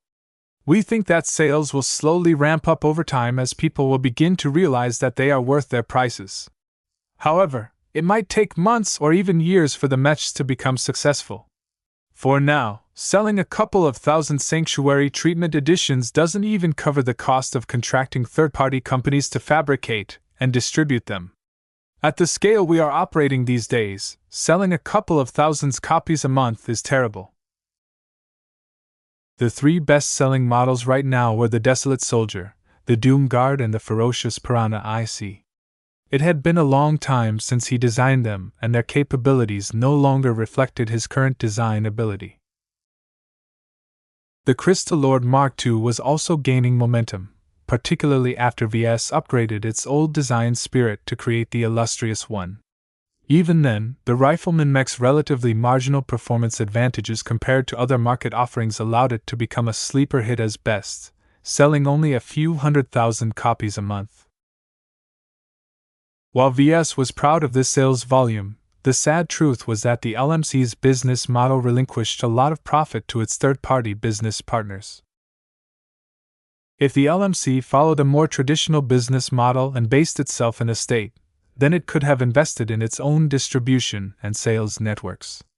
While not every company was able to succeed in those endeavors, the effect of cutting out the middlemen was often good. What was peculiar about the Sanctuary Treatment editions was that its margins were ridiculously high even if there were a bunch of middlemen taking their own cuts of the profits.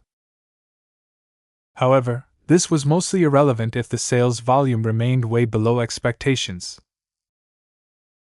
As VS and Gavin continued to discuss this issue, it became clear that the reception of the Sanctuary Treatment editions was unlikely to improve in the short term unless they made a couple of painful decisions.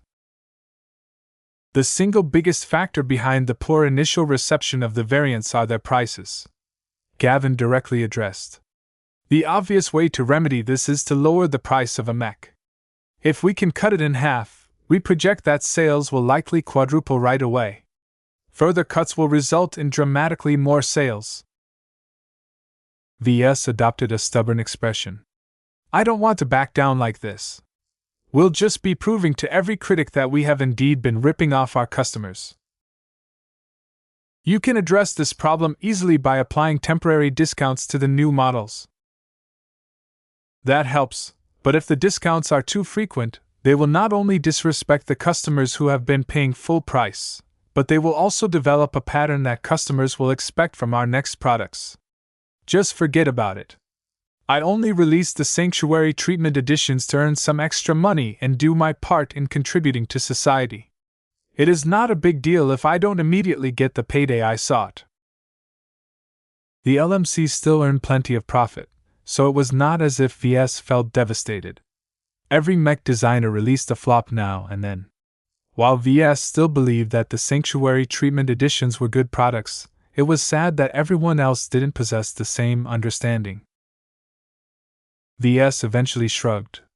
Let's wait a year or two before we contemplate any changes in price. Perhaps people will begin to recognize my brilliance during this period. What if the market still doesn't pay so much money for overpriced third-class mechs? Then just shove it into the corner and forget about it. I can always design other mechs. The success or failure of a single mech model no longer concerned him that much. This was especially after he transitioned to designing a batch of different mechs by rounds. As long as one of them achieved critical success, it didn't matter if the rest failed to live up their promise. Of course, he could not use this same mentality towards the current round of mech designs. Thinking about the expert mech designs that awaited his care and attention made him eager to be done with all of his other business. After discussing a few more issues, VS quickly shooed Gavin away. Before he left for the design lab, he wanted to deal with one more issue. He picked his cat from his desk and brought his pet close. Hello? Is there any activity taking place down there? When was the last time you produced a gem, Lucky? Meow meow meow. The gem cat did not appreciate being picked up this way. His tail quickly moved to cover his backside. Hey, your diet hasn't decreased at all. Why haven't you gone to the toilet yet? Your efficiency has worsened. Maybe I should drop you off at the Skull Architect in order to give your systems a tune-up. Meow. Ouch. That hurt. Mro.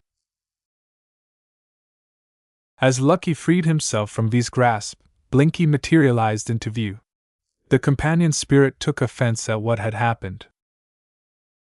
Meow meow. Mro mro. Meow. Predictably, the two cats entered into another scuffle in midair. It didn't take long for the older and more experienced cat to gain the upper hand. Blinky could only crawl back into V's mind after suffering another wound to his pride. Ves looked exasperated at Lucky. I hope you'll produce something soon. Our expert mechs could really use all of the help they can get. My current collection of gems is not enough. His cat didn't make any promises. Meow. The reason why he was so eager to obtain more gems was because too many of them were weird and abnormal. Ves did not want to gain another special gem like the Supreme Comprehension one that had unleashed sheer chaos in the Life Research Association. Part of that was his fault for making his last gem alive. Ves wasn't sure if he wanted to repeat this trick. Perhaps a gem might gain a lot more potential after undergoing this unique transformation, but if the mech it was applied to did not gain any additional benefits, then it wasn't worth the trouble for him to intervene. Should I do it again or should I leave it? Ves idly wondered. Chapter 3071, You Need Discipline. Ves spent more time in the design lab, and he was happy about that. His wife became happy at his increased commitment as well. Important matters such as the acquisition of new capital ships, the production of Larkinson mechs, the ideological training of the former members of the Pernes family, the development of a high-level diplomatic strategy, and so on did not require his input for the time being. Now that the design department progressed the Disruptor project and all of the other ones to the main design phases, the main design lab had become a lot more frenetic. The mech designers no longer spent most of their time on looking up information or discussing various options to add to the mech designs. Now that they set firm and clear directions for all of the design projects, they were no longer running around aimlessly. The draft designs all gave them clear ideas of what they were working towards. Gloriana, in cooperation with Master Willix and the other journeymen, had already settled all of the major design choices. Just like with the Disruptor project, the incorporation of resonating exotics was relatively straightforward and predictable. With a master mech designer solving all of the truly difficult problems related to integrating the materials into a mech design and allowing an expert pilot to resonate with them in an effective manner, the rest merely had to address the more mundane issues. Of course, expert mechs were still in a league of their own, so Ves had to contend with many new problems that he had never tackled before. It's a lot more difficult than I thought to combine high-performance components, he said as he sat next to his wife while she was fiddling with the Bulwark project. They are like violent beasts that can easily go out of control if they aren't properly contained. Then just put more effort into containing them, Ves. This is not an insurmountable problem. She spoke as she refined the next iteration of the Shield of Samar. I can do that, but then I'll stuff the designs with too many structural components that don't provide any significant performance boosts aside from toughening up the internals. Gloriana briefly paused and turned to Ves. Did you come here to complain about this difficulty? You're not the only one who is grappling with this issue, you know. I have to work hard to search for solutions as well when I have to do the same. I thought you were good at this sort of work. I am, she confidently replied. That also means that I have set higher expectations for myself. There is always a better balance. You just have to be good enough to grasp it. I hope you don't expect me to do all of the heavy lifting this time. I have to oversee so many different projects that I'll be stuck here forever if you skip too much work. I expect more from you this time. Ves briefly soured, but he did not stay upset for long. What his wife was asking was more than fair. Since he used to lead all of the mech design projects, he understood the pressure she was enduring. Anything he could do to help would allow the projects to proceed much smoother. After Gloriana finally became satisfied with the implementation of a shield generator, she waved her hand, causing the partial mech design to disappear. She called up the current iteration of the Disruptor project in its place. At this stage, the design was mostly illusionary as the draft outlines dominated the projection. The miracle couple intended to change that fairly soon. Since we chose to prioritize Venerable Tus's future expert over the other ones, we should aim to make its design feature complete in 2 months. Ves almost jumped into the air. 2 months? That's too fast. We're dealing with a light mech here. Gloriana crossed her arms. What are you afraid of?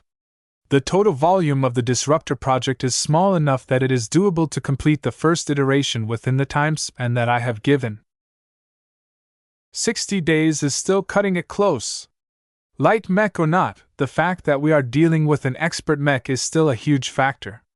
While you're right that the smaller volume means less work for us, it also means that we are packing more powerful components in a very slim frame and with precious little buffer for us to work with.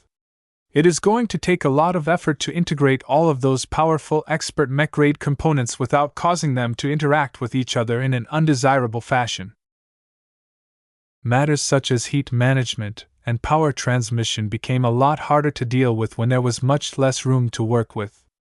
Even if the smaller components of a light mech were less powerful, this reduction did not keep up with the drop in capacity in relation to a medium mech. Gloriana huffed and turned her back to him. I am tired of your constant delays, Ves. Even if you have good reasons to stay away from the design lab, the rhythm of our design work has never been quite right since we embarked on the current round of design projects. You were never like this when you were still in charge. Our clan was a lot simpler back then. It has grown a lot larger and stronger, but it hasn't reached maturity yet. We're dealing with a lot of growing pains. Well, whatever it is, most of that ends here, Gloriana declared. In 60 days, we're completing the first iteration of the Disruptor project no matter what. It has to be functionally complete to the point where we can fabricate an actual prototype based on the work we have managed to accomplish. What if we fall short of this ambitious goal of yours? Ves cautiously asked. The stare he got in return clearly conveyed an ominous message. She sighed. It's for your own good, Ves. If I don't increase the pressure on you, who knows whether you will let yourself get pulled away from the design lab again. You need to be more disciplined at least for the next 2 months. As long as you can meet my expectations and make it through for the next 60 days, you can be just as productive for the rest of the year.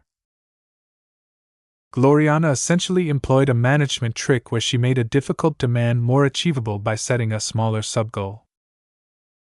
She also wished for him to find a working formula for himself that he could depend upon to complete the other mech design projects. How could Ves say no, especially when he had already disappointed her so many times? I will do my best. No, I will live up to your expectations this time. These projects are important to all of us. I have long dreamt about realizing my first expert mech design. I can't squander this unique opportunity.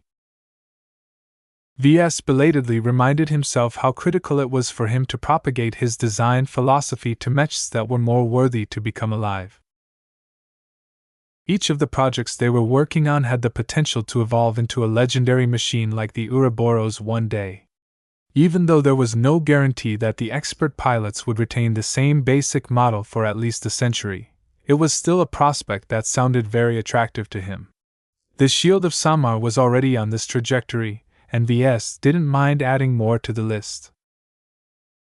With just 60 days to go, the miracle couple no longer wasted any time. They studied the expert light mech design for a time before beginning to work on specific modules and sections. Though their relationship had turned a bit rocky lately, much of their disagreements and differences in opinion faded once they got to work. The two had collaborated with each other so often that it had practically become second nature to them. The fact that each of them carried their spouse's spiritual fragments made it easy for them to achieve a basic level of synergy. Ves missed this. Though their cooperation had not yet returned to the best level that the couple had achieved in the past, just getting back in the groove did wonders to his productivity. A few days passed in the same pattern. Ves not only worked together with Gloriana on the same challenges, but also did some work on his own or discussed various problems with the other journeymen contributing to the design projects. Since Juliette Stamaros possessed the only mobility-oriented specialty among the lead designers, her input was essential to the quick completion of the Disruptor project. So much of the expert light skirmisher revolved around enhancing its speed, acceleration, agility, and maneuverability. The Disruptor project's emphasis on multidirectional evasion meant that it had to incorporate a lot of boosters across her hull. Though Juliette was good at positioning the modules where they could provide the greatest benefit to the expert mech, their presence also weakened the armor and structure around these surface elements. This was where Gloriana could mitigate the damage. Through the use of general solutions such as using grids to specific solutions that were specific to each individual case, she made a lot of progress in maintaining the overall strength of the frame. Ves either assisted her or worked on the general aspects of the mech design. He performed broad work on the mechanical and electrical systems, fleshing them to the point where they should work but holding off on refining and optimizing them until Gloriana gave her seal of approval. Kedis occasionally dropped by to give them an update on the progress of the knives she assumed responsibility over. "Bissonnet is really interesting to me," she explained to him during a brief meeting. "I haven't been able to see it in action yet, but so far I think that it will have great effects when paired with my design philosophy." Ves looked intrigued. "Do you think the added cutting power provided by Bissonnet will overlap or synergize with your design philosophy?" "I hope the latter will happen, but I don't think it is likely. Resonating exotics that are complemented by design philosophies usually don't lead to such an exaggerated effect. I'm still happy that I am able to work with a material that can make the result that I am looking for even better." As Ves and Kedis continued to discuss this topic, Lucky stared vigilantly at the floating and seemingly autonomous great sword that was floating a short distance away. Meow! Lucky began to imagine what it would be like to take a bite out of Bloodsinger. Swish, swish. The sheathed weapon exaggeratingly swung back and forth. Meow! Swish! Instead of entering into a fight or something, Sharpa suddenly proposed to do something else. The weapon lifted up its tip so that its blade went horizontal. The gem cat cautiously flew over and set his feet onto the surface of the scabbard. Bloodsinger subsequently began to fly forth with its feline passenger. Though Lucky first doubted whether he could keep his footing on the moving blade, he found a way to make himself stay in place by using his gravitic capabilities to press him down on his ride.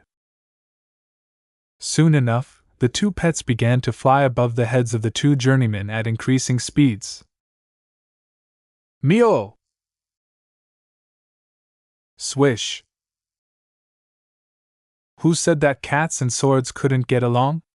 Unlike Lucky's contentious relationship with Blinky, the gem cat soon developed a friendship with Sharpe. The two began to fly so fast that Bloodsinger soon exhibited difficulty in shifting its direction. "Hey, cut that out before you cut into the bulkhead or worse, cut off someone's head!" The two pets quickly ended their fun. Lucky flew back down in order to settle on Keddy's lap while Bloodsinger took up its usual position a short distance behind its owner's back. Chapter 3072, Unsung Hero. Antics aside, the design lab turned into a serious venue where a lot of mech designers were too busy with their own assignments to joke around.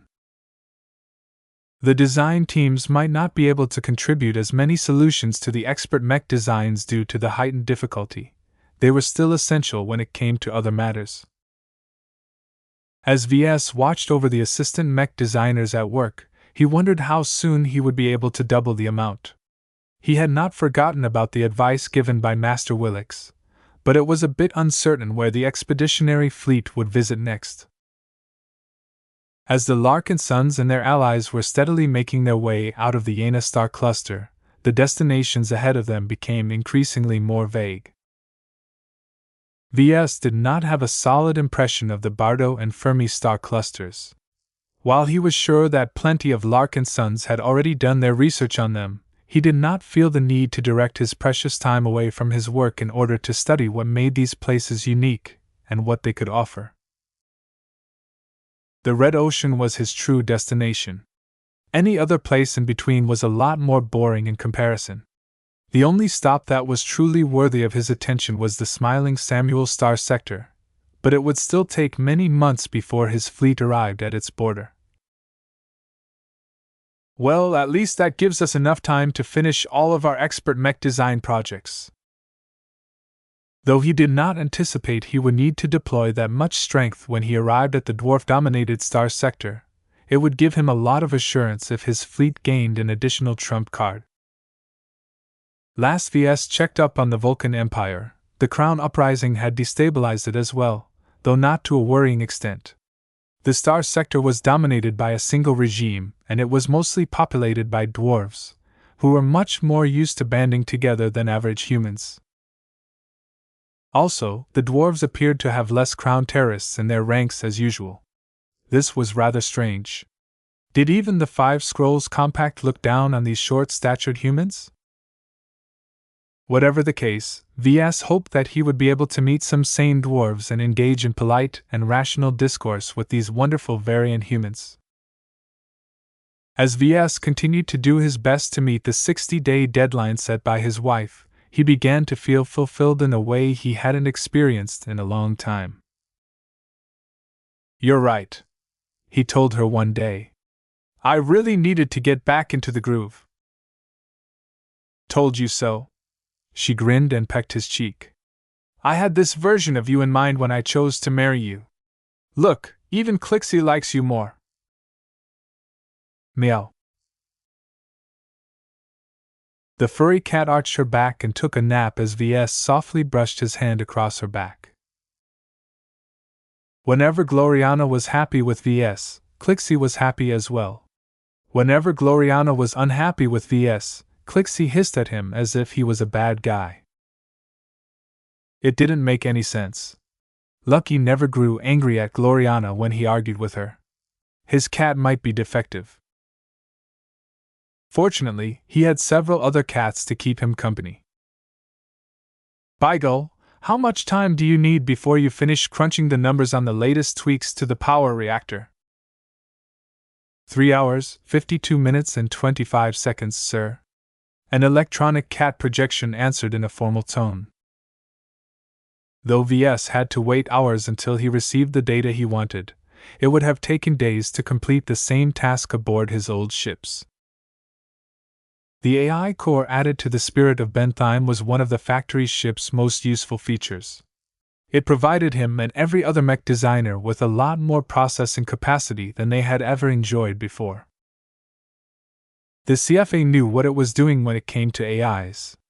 Even though the AI core obtained by the Larkinson clan was supposed to be a defective product, Ves didn't notice any of it except for a theoretical reduction in processing power.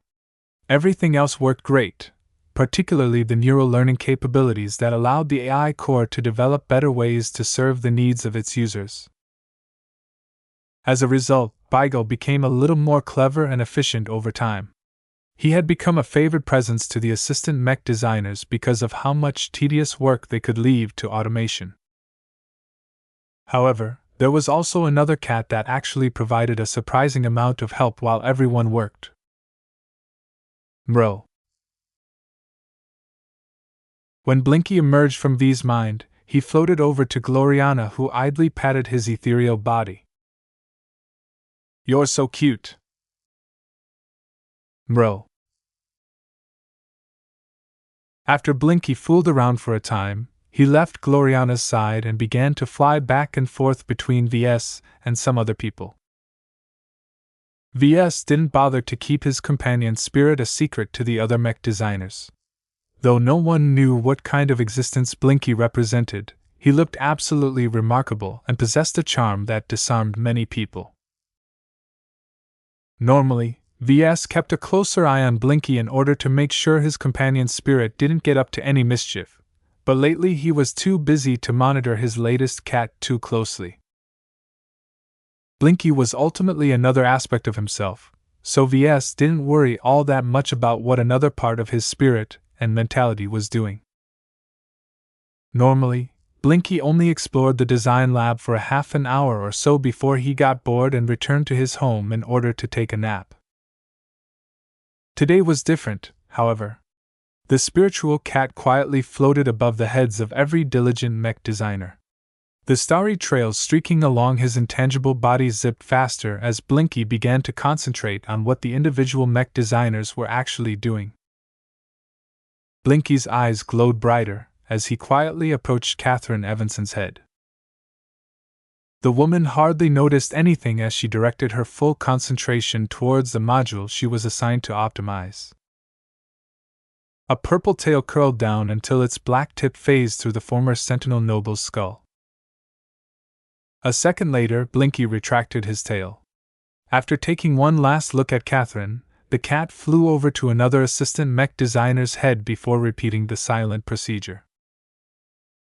Soon enough, Blinky managed to touch all of the assistant mech designers on duty in this fashion. Blinky flew to the larger work areas where the journeymen were engaged in their own work. He quietly approached Keddies, only to get detected straight away. "Oh hey, Blinky! How are you doing?" Mro. The spiritual cat flew closer, and Keddies happily hugged him. She briefly became fascinated by the crystal third eye embedded into his forehead. "What is this all about?" Mro. "Oh yeah, I forgot I can't understand you like Ves." Blinky did not come here in order to get cuddled this time. Once Keddies finished her hugging session with the cat, the companion's spirit slowly approached her head and extended his tail only for it to get stopped. Unlike the assistant mech designers that Blinky had touched beforehand, Keddies possessed the most formidable mental defenses out of all of the mech designers in the clan. If Keddies really did not want Blinky to violate the sanctuary of her mind, then there was no way that the cat would be able to accomplish his goal. In order to make sure that he didn't come away empty-handed, Blinky employed a surefire persuasion method that had always worked. He widened his glowing eyes and made a pleading gesture with his front paws. Blinky was literally begging towards Keddies. "Mrowoo." Hi. Keddies broke out in a rare giggle. "You really want to get into my mind that bad? Well, don't go poking around too much." There was no way a woman like her could resist such a cute and lovely cat. Of course, part of the reason why she did not fear Blinky at all was because she possessed more than enough strength to crush any nefarious action. She could summon back Sharper from Bloodsinger in the blink of an eye if necessary. Fortunately, Blinky did not rummage through her mind. Instead, when his tail passed through her mental barriers unopposed, he simply left a tiny trace of himself behind before pulling out. "Is that it?" Mro. After waving Keddies goodbye, Blinky flew over to Juliet and Gloriana, who allowed the companion spirit to do as he wished. Once Blinky had touched every mech designer in the design lab, he flew back to Ves and hovered just above his head. The cat began to curl as if he was settling on a bed and began to concentrate. His eyes glowed brighter as he spontaneously activated an ability that he had never engaged before. The air above the design lab changed. Slowly but surely, thin, invisible lines rippled into existence. These tiny lines all originated from the heads that Blinky had touched. These lines directly passed through every obstacle and led straight to the spiritual cat's body. When viewed from afar, it was as if Blinky had turned himself into a new spiritual network. The effect of this was subtle at first. The mech designers began to work a little faster and more effectively. The assistants strangely experienced minor bursts of inspiration or came up with surprising new ways to solve the problems that had plagued them for hours. The difference actually became quite substantial as nearly every assistant managed to solve a lot more problems than before. In comparison, the journeymen did not experience any major increases in productivity. They merely felt more comfortable and sometimes gained a greater understanding of the works of other colleagues. For example, Gloriana gained a greater appreciation of how Juliet meticulously engineered the flight and booster systems of the Disruptor project. Ves grasped Ketty's intentions when she designed the daggers of the expert light mechs in a specific shape. Juliet began to experience what she had been missing in her work now that her sensitivity towards the life buried in the mech designs had been raised. Ketty's began to approach her work with more care and less sloppiness now that the flaws in her work became a little more glaring. This seemingly magical state did not last long. Blinky calmly maintained his network for a couple of hours before he stopped. Mro. Blinky looked a lot less energetic after maintaining the new and unknown network for so long. Though the strain on him was not that bad, it still took a lot out of him after continually maintaining it for so long. The companion spirit took one last look at the design lab before diving back into V's mind. Though Blinky could power himself up with as much spiritual energy as he wanted, the strain he endured was not so easy to recover from. The spiritual cat took a long and well-deserved nap. As for the mech designers, none of them noticed what Blinky had done, or that they received a power-up for a couple of hours. Many assistants felt a bit bummed now that their magical state was gone. Molta Ringer leaned back and yawned. "I'm so tired. My mind isn't straight anymore." The journeymen might have noticed if they paid attention to the effect, but they had all been preoccupied with their own individual tasks. Not even Ketty's noticed how easier it had been for her to come up with a satisfactory result. Just like the others, she merely dismissed this brief phase as a temporary condition. "I was in the zone back then," she muttered. The others held similar thoughts. It wasn't unusual for mech designers or any other creative to enter into a special mood where they became a lot more productive than before. Nobody recognized the role that Blinky played. The companion spirit dozed off as his contribution to the project went unsung, at least for now. Chapter 3073 Successful Gloriana. The design department made quick progress on the Disruptor project. Though the project presented lots of new issues and challenges to every mech designer, the lead designers were not helpless. They all possessed formidable problem-solving capabilities, and the knowledge they held was quite expansive. Ketty's was perhaps the weakest journeyman of the four. She only broke through a short time ago, and her knowledge accumulation wasn't extensive enough to assume too many responsibilities. However, her theoretical and practical mastery of bladed weapons, kinesiology, and other fields directly related to her specialty surpassed that of everyone else. Her hyperspecialization along with her status as a mythical sword master caused her to become the undisputed authority of melee weapons and melee mechs. Gloriana did not trust Ketty's to do a decent job in designing the power transmission systems, energy weapon systems, and so on. She rarely permitted Ketty's to spend her time on tweaking and optimizing the mechanical and mechatronic aspects of the expert mech designs. Fortunately, Ketty's did not lack for assignments. Designing weapons was an art in itself, and integrating them with the mechs that were supposed to wield them was also complicated. Compared to the sword maiden mech designer who possessed an unusual background and approach to mech design, Juliet was a much more orthodox mech designer. Her classical training along with her solid foundation meant that she was qualified to work on every aspect of a mech. However, Gloriana mostly entrusted Juliet to configure and fine-tune the mobility systems of the mechs. This was a major responsibility for Juliet, as every expert mech design mainly depended on their flight systems for mobility. Without the ability to fly, the expert mechs had no way to move around in space and in the air. At most, they would be able to walk and run on the ground, but the Larkinson clan did not have any desire to design an expert mech that could only fight on solid ground. For this reason, Juliet assumed heavy responsibility over this field. Her expertise was especially relevant to the Disruptor project, as the expert light skirmisher would instantly lose its value if something happened to its flight system. Fortunately, Juliet did not disappoint. Gloriana gained a greater appreciation of the penitent sister mech designer when the third journeyman to join the design department not only finished her assignments in time, but also delivered better than expected work. These solutions are much more refined than I expected. Thank you. I became a bit more inspired today. I did my best to meet all of your expectations. The flight system of the Disruptor project will become my best and most representative work.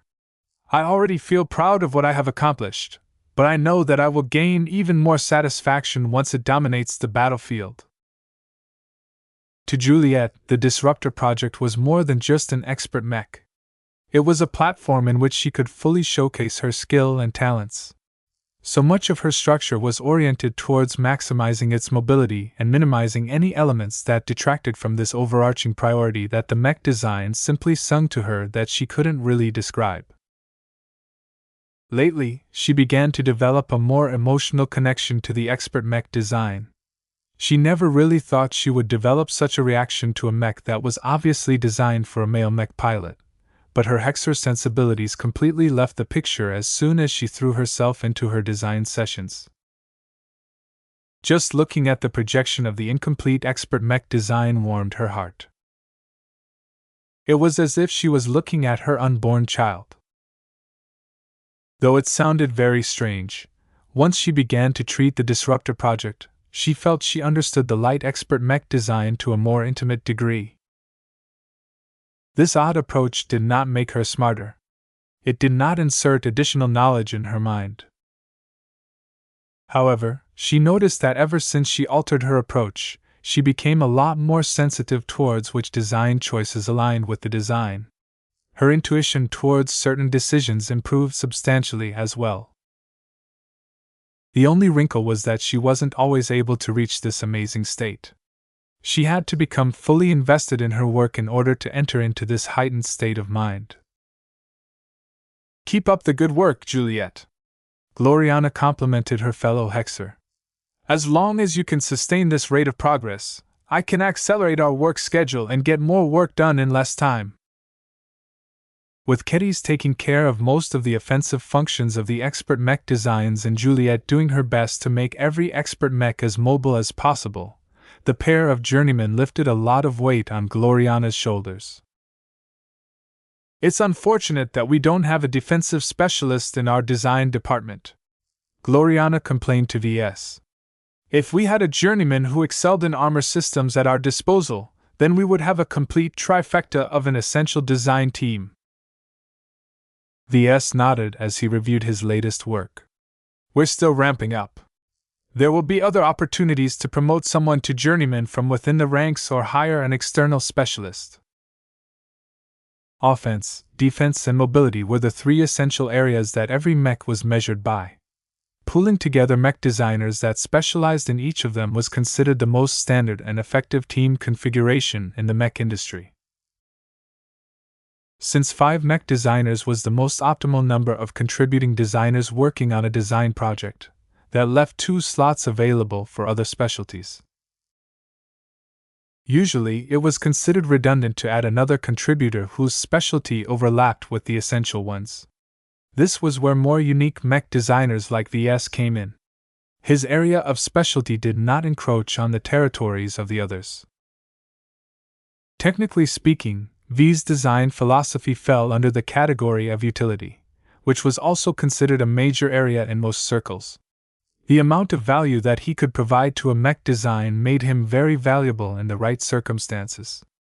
As long as there weren't too many other utility-oriented mech designers in the mix, he had no trouble justifying his involvement in a mech design project. This effectively meant that the head and lead designers of the expert mech design projects covered 3 of the 4 major areas. Gloriana had no choice but to invest most of her design time on filling up the remaining design work. Every day, she worked to design the exterior layers of the expert mech designs. Her sensitivity towards flaws and her drive to seek the most perfect solutions served her well. While she did not finish her work assignments quickly, her design results were always usable and rarely needed to be revised. The faster-than-usual progress along with the optimistic performance of all of the mech designers injected Gloriana with a lot of confidence. "I was born for this," she boasted. "I'm a much better leader than Ves." "Meow!"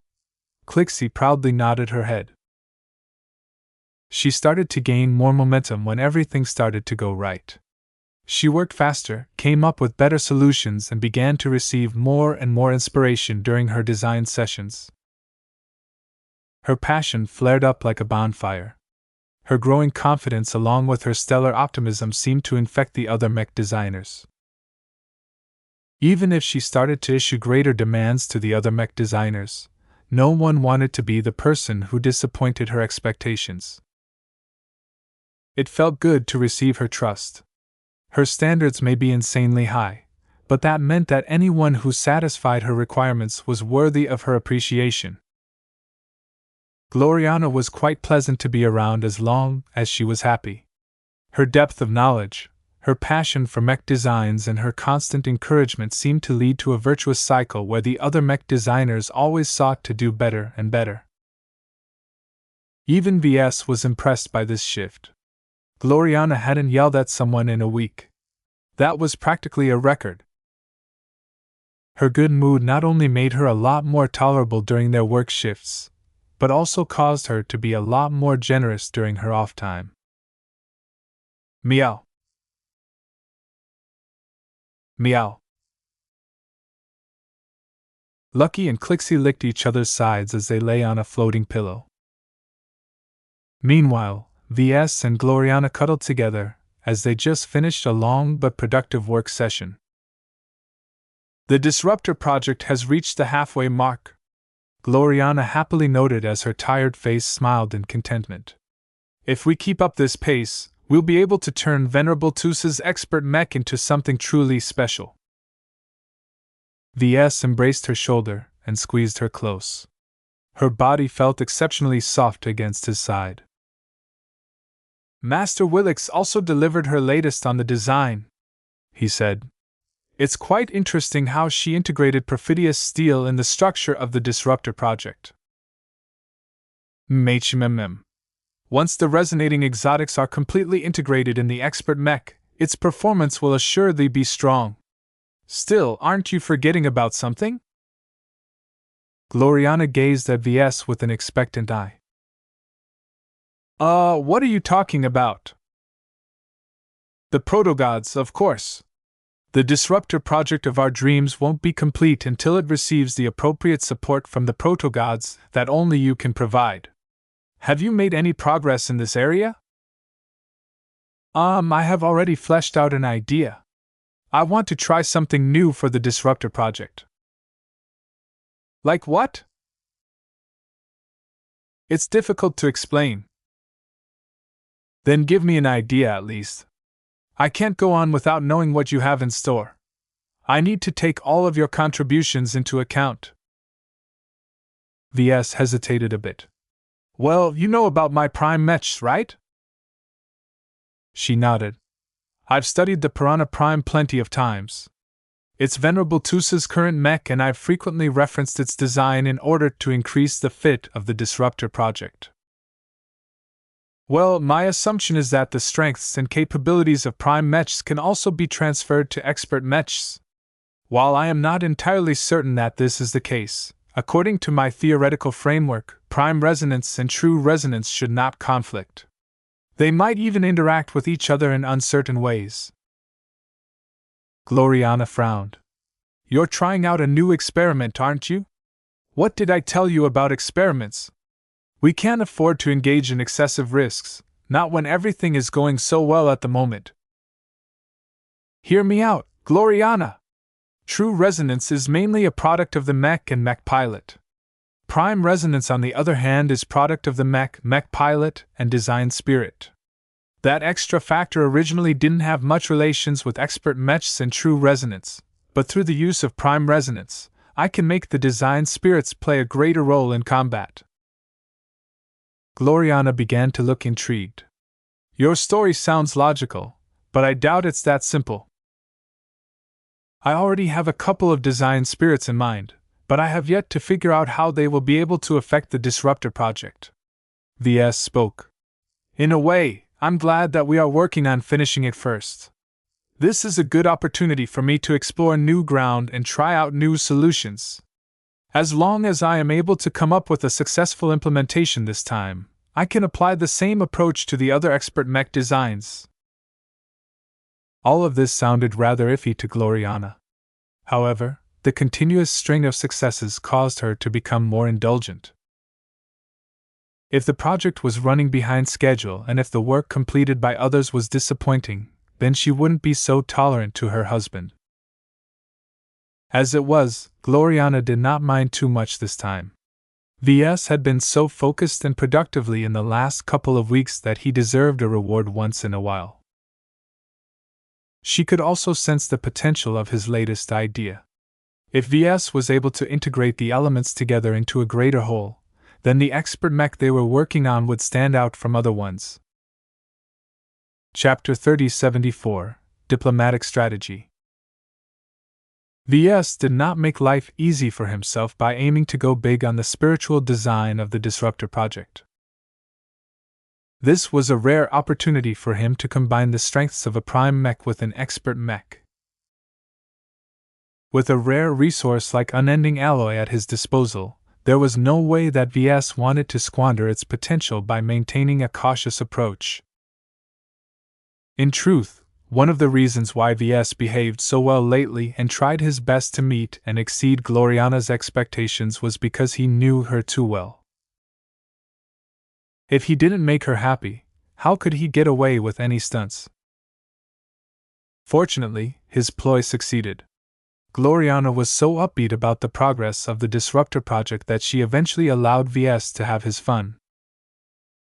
Everything would be fine as long as Ves succeeded in his implementation, but if he screwed up in any way, there was no doubt that Gloriana would turn into a demoness again. Ves shuddered as he imagined the reckoning he would face if he caused the project to be delayed because of his distractions.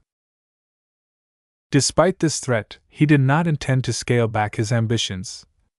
A moment like this would not come again for a very long time, and he instinctively felt he was working on another powerful innovation. Though he wasn't able to predict the power of his latest preoccupation, he guessed that it would not be weak. This is the key to differentiating my work, Ves whispered to himself. He wanted to make a mark on the mech community. The invention of prime mechs and prime resonance had already given him a lot of fulfillment, but they were clearly inferior substitutes to the real deal. Now that he was able to work on actual expert mechs that were able to evoke true resonance, what would they be like if he was able to alter this established dynamic by leveraging his spiritual engineering capabilities? While Ves didn't exactly know how seniors and masters enabled expert mechs to exhibit true resonance, he theorized that this was a completely different approach from his own ones. He was absolutely certain that no existing mech designer had ever created anything comparable to prime resonance. Since design spirits played a key role in making this phenomenon possible in the first place, he predicted that he would gain an absolutely extraordinary result if he increased the union between design spirit and mech. However, before he could explore this topic any further, he received an important message. Shadarin Perness had finally formulated a diplomatic strategy for the Larkinson clan. The man spent weeks poring through numerous archives, speaking to many different Larkinsons, looking up information on the galactic net, and so on. He tried his best to come up with the most fitting plan for the clan in order to showcase his value. Ves took a brief moment off his schedule to meet with the former ambassador at his new office. The Larkinson clan had recently set up the Foreign Relations Department in order to emphasize the growing importance of forging ties. Shadarin had come in at the right time. Though the former Loxian had yet to become the leader of the department, as long as his plan was sound, the job was as good as his. Out of all of the Pernissers, only he had the talent, experience, and wisdom to assume this major responsibility. Ves already saw the difference that someone like Shadarin could make when he entered the compartment, which housed the new department. The various Larkinsons assigned to expand the foreign relations activities of the clan had become a lot more focused and driven. The old man was already starting to make his mark here. Previously, none of the Larkinsons knew what they were doing. While they could make simple contacts and conduct straightforward business deals, their level of thinking couldn't keep up with the expanding scope of the Larkinson clan. Now that someone who used to be in charge of the foreign relations of an entire state entered the picture, the existing workers finally began to see the light. The air of optimism in the foreign relations department resembled that of the design department. This was a good sign in V's eyes, as it appeared that Shadarin's influence was absolutely not weak. What would it be like if he actually took charge of this department? Once he gained the authority he needed, the Larkinson clan would no longer appear like brutes in front of other people. Ves became more certain that it had been worth it for him to rescue the Perness family. The trivial losses the Avatars and Vandals suffered during the previous battle were incomparable to the gains. He quickly moved through the main hall and entered a small and fairly barren office compartment. Shadarin already prepared his presentation. The desk and other furniture had moved over to the side in order to make way for a large projection that displayed multiple key elements. Patriarch Ves, please come in. I think you'll be quite excited to hear what I am about to say. Ves smiled. Let's hear it then. Our clan has gone on for too long without a clear idea on how to interact with outside parties. I'm very interested in hearing your perspective. The ambassador did not waste any time on pleasantries or small talk. He had already spent enough time in the Larkinson clan to know that its members preferred to be polite but direct. There was a lot of work to be done in the fleet, and no one wanted to become a burden to their comrades. I've taken stock of the Larkinson clan and its current situation, Shadarin began. Before I can formulate a strategy, we first need to define our goals. Based on what you have said and what I have observed from other Larkinsons, I have summarized a small list. The old man gestured to the projection, which began to display a few key goals. The primary goal of the Larkinson clan is to exist as an independent organization that is able to provide for its clansmen. It must belong to the Larkinsons, and no one else should be able to order them around. The members should also be happy in the clan and be able to live and die in it without any regrets. This was a more general goal, but one that Ves could support. While I haven't exactly thought about it that way, I do think it is essential to achieve all of these points. We have been burned too many times by others to put all of our trust in outsiders. We should be able to take care of our own and be able to make ourselves happy. One of the terms that is rather challenging to work with is that you do not wish to subject yourself to the rule of others, correct? That's the primary reason why I have put so much effort into establishing a space-born clan. Only by retaining our mobility will we be able to prevent ourselves from being tied by local power players. Shadarin nodded in understanding, but he did not look optimistic. I can understand why you think this is the right course of action, but your demand imposes many restrictions on us. At the very least, it rules out the possibility of taking shelter under the umbrella of the Terran Alliance and the Rebarthan Pact. Both alliances are hierarchical in nature. If you join the Terran Alliance, you must dance to the tunes of the ancient clans. If you become a part of the Rebarthan Pact, you are obliged to follow any instruction given by a Rebarthan prince. Regardless of their differences, the leading figures of the first-rate superstates only have their own interests in mind. Ves sighed. You're right. The two alliances that are based in the Red Ocean truly aren't suitable for our clan. It's a pity that we have to rule them out from the beginning. They provide a lot of benefits to those who join their ranks. The Terrans were especially generous. With the Red Ocean promise, the strongest pioneers in the Terran alliance actually had a chance of ascending to the same height as the powerful and prestigious ancient clans that had dominated the Greater Terran United Confederation for millennia.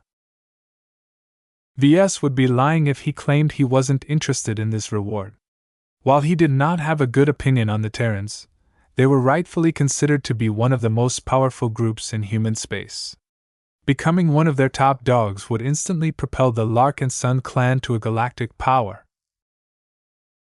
However, how realistic was it for his clan to climb on top of all of those other pioneers who would be willing to do anything to achieve this ultimate ambition? Ves had no confidence that his clan would be able to survive in this horrible competition. Their foundation was too shallow, and their starting point was too low. The pioneers who originated from the galactic heartland and the galactic center had a lot more wealth, assets, personnel, and connections at their disposal. This head start provided these ambitious competitors with an unassailable advantage. The fact that the expeditionary would be entering the Red Ocean years after its opening also caused his clan to fall behind. Though it pained Ves to cross these options off the list, it had to be done. Then our only option is the Red Ocean Union, right? Shadarin nodded. It is the only regional alliance that makes sense for us. As we have discussed earlier, it does not impose too many restrictions on its members, but it doesn't offer as much benefits either. If that's the case, why not skip these alliances entirely and try to forge a different path? This is too difficult, Patriarch. I do not advise starting from scratch. The Golden Skull Alliance is still lacking in too many areas. Shadarin pointed at the projection, which showed a basic diagram of the Larkinson clan and its various connections. It also showed 3 different bubbles which broadly represent the 3 regional alliances. Right now, the Larkinson clan sits outside the alliances. Our contact with the groups that chose to join them will either be hostile and neutral. There is little chance we'll be able to forge friendly ties with them. Even the members of the Red Ocean Union will not open their doors to us. Do you know why? Because the members of these alliances can already befriend others who made the same decision. There is an inherent increase in trust and common ground between different groups. The only partners we can forge ties with are those that have also chosen to reject the alliances. Think about that. What kind of pioneers and groups would reject the entreaties of all 3 major regional alliances? They're crazy. Ves threw out a guess. Shadarin softly coughed. I would not use that terminology, but my overall judgment is similar. The Red Ocean is highly dangerous. Pioneers and fleets either get destroyed or disappear on a regular basis. The groups that chose to brave these risks while rejecting systematic assistance are quite unique. It is unlikely that they can become one of our trusted partners because the fact that they have eschewed the Red Ocean Union already indicates that they do not like to make lasting commitments. They were all selfish, in other words. This meant that the only option that Shadarin found acceptable was to apply to join the Red Ocean Union once they reached the Red Ocean. The Red Ocean Union is constantly developing, right? Ves recalled. That is true. It is constantly changing and refining its rules and approach.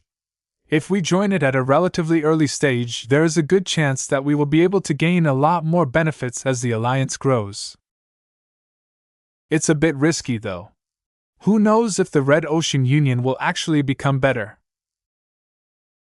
The Big Two are behind this alliance. That should explain everything. Shadarin confidently smiled. Chapter 3075 Choose Your Friends. When the Larkinson clan, the Glory Seekers, and the Cross clan reached the Red Ocean, they had to make a lot of difficult choices. The decision to join one of the major regional alliances was one of the most crucial ones. Rejecting one of the three major alliances meant cutting themselves off to a lot of powerful contacts. The Larkinsons really couldn't afford to make this decision, even though Ves was attracted by the lack of entanglements. Even though Ves really wanted to keep his clan completely free of outside commitment, that was wholly unrealistic. The Red Ocean is a region that is in flux, Shadarin explained. The advantage of that is that no one has claimed all of the turf in the dwarf galaxy. The downside is that the star systems outside of the direct supervision of the Big Two are absent of order. Anything can happen over there, and those without friends become very tempting targets to those with malicious intentions. This was where the value of the regional alliances came in. Becoming a part of one of these large gatherings not only reduced the chance that members of the same alliance would break out in hostilities, but also imposed a modest degree of deterrence against outsiders. The Red Ocean Union provides the least amount of protection, though, Ves pointed out. That is true, but this is just the starting point, Patriarch. Don't assume that signing up for the Red Ocean Union and passively enjoying the benefits is all you can do. The Red Ocean Union may lack the structure of the other regional alliances, but that means that we have the freedom to develop our own faction or power base within this gathering. That was new to Ves. What do you have in mind exactly? The former ambassador turned to the projection and moved the symbol that represented the Golden Skull Alliance into the bubble of the Red Ocean Union. He subsequently began to draw some loose lines within this bubble so that it was split up into smaller groupings. The Red Ocean Union's internal cohesion will probably never be high, but those who gain more prominence and those who try to befriend others within the regional alliance will gain more out of it than others. The establishment of sub-alliances or factions is inevitable for that reason. The Red Ocean Union will become too big and diverse to maintain a united front. It is a given that it will split into different factions led by prominent pioneers. Although this all sounded logical, Ves did not exactly like the implication behind this explanation. Are you suggesting that we should establish and lead one of these factions? It doesn't have to be a major faction, Shadarin clarified. You can use the Golden Skull Alliance as a starting point and expand it to encompass 20 different groups. You can also pursue a more ambitious agenda and opt to gather over 1,000 pioneers. Ves almost had a heart attack when he heard the latter. 1,000 pioneers. That was too ridiculous. Leading 1,000 prominent and powerful pioneers was no different than herding 1,000 cats. Since Ves already had trouble trying to control a single cat, how could he possibly restrain so many of them? He would probably tear his hair out if he tried to manage so many different groups. The latter scenario is not as difficult as it sounds, the Pernissa said. As long as you set up a suitable hierarchy, the burden of controlling so many pioneers will become manageable. I understand what you are saying, but it's quite dangerous to rely on powerful groups to maintain control. What if they betray us? As long as the benefits are great enough, it's possible for them to launch a coup. I don't want to invest so much hard work into forming a large faction only to allow someone else to benefit from our hard work. The old man paused. Ves was known as a risk-taker within the clan, but he was overly cautious when it came to trusting outsiders. This limited a lot of options that Shadarin had in mind, as trust played an important role in establishing ties. To be honest, Shadarin had never worked with such a difficult case before in his life. The Loxians were much more willing to extend their trust to others. The Perness family eagerly developed an expansive network under the umbrella of the Hegenarian Party. Unfortunately, the death of the Loxic president and some other disasters caused the downfall of the party. All of the connections forged by the Perness family became worthless as the situation changed too rapidly for him to form an effective response. His eyes lowered. Perhaps it was best that he was working for a more distrustful leader this time. He could not afford to make the Larkinson clan repeat the mistakes of the Perness family. If this is your will, we will limit our outreach and seek to form a smaller and tighter network of friendships and alliances. This approach entailed partnering up with like-minded pioneers in order to build up a collective that could make it easier for them to achieve goals that could not be accomplished alone. What is important is that our growing alliance must incorporate groups that each offer a useful benefit, the old man said. For example, we should ally with a technological group that engages in comprehensive research and development. Such groups tend to have shortcomings in their military and cultural aspects. We should also seek to partner up with a trading company or commercial conglomerate. As much as the LMC is able to fund all of the expenditures of the Larkinson clan, its current business model is anything but ideal. They already had this discussion before. The Red Ocean's mech market and distribution network was still in its infancy. VS did not relish the headaches he would have to deal with in order to increase the sales channels of his mechs. Are you telling me that we should give up on trying to build our own sales and distribution network? VS frowned. You shouldn't be too worried about that, Patriarch. Your mechs are intrinsically valuable. You'll be able to sell your mechs in many markets sooner or later. Therefore, it does not make a significant difference if you pick one trading company or another to sell our products. If this company is truly short-sighted enough to break these relations, it will not be difficult to establish a new trading relationship with another distributor. It was actually very normal for mech companies to operate in this manner. Low-ranking mech designers and smaller mech companies especially needed help with selling their mechs and delivering them to their customers. Even VS used to cooperate with Marcella Bollinger once. Of course, high-ranking mech designers usually didn't need to rely so much on mech brokers or distributors anymore. Their mech models had become popular enough that customers proactively sought them out. It made a lot more sense to cut out the middlemen and start selling mechs directly to the company's target audience. While VS preferred to adopt this model, the biggest problem was that the Larkinson clan wasn't based in any state or fixed position. Without establishing his clan in any single location, it was a lot more challenging to establish a distribution network. It wasn't impossible, though. Still, investing in sales and distribution channels not only tied the Larkinson clan down to an extent, but also served as a big distraction. It was a lot more convenient if he just dumped this responsibility to a partner that excelled in trade. I'll take your suggestions under consideration, VS replied with a non-committal answer. We don't have to make any immediate choices, so we can afford to take our time. What matters most is finding suitable partners that we can trust. For example, I know I can count on the Glory Seekers and the Cross clan to back me up because they proved their commitment in the past, and we are bound by mutual interests. Any other partner must be able to provide us with similar guarantees. I shall do my best to look out for partners that are willing to cooperate with the Larkinson clan in the long term, but it shall take some time. Right now, we are too far away from the Red Ocean. The galactic net is not enough for us to understand the true situation in the new frontier. Once we pass through the Beyonder Gate, much will become clear when I am able to speak to others in person.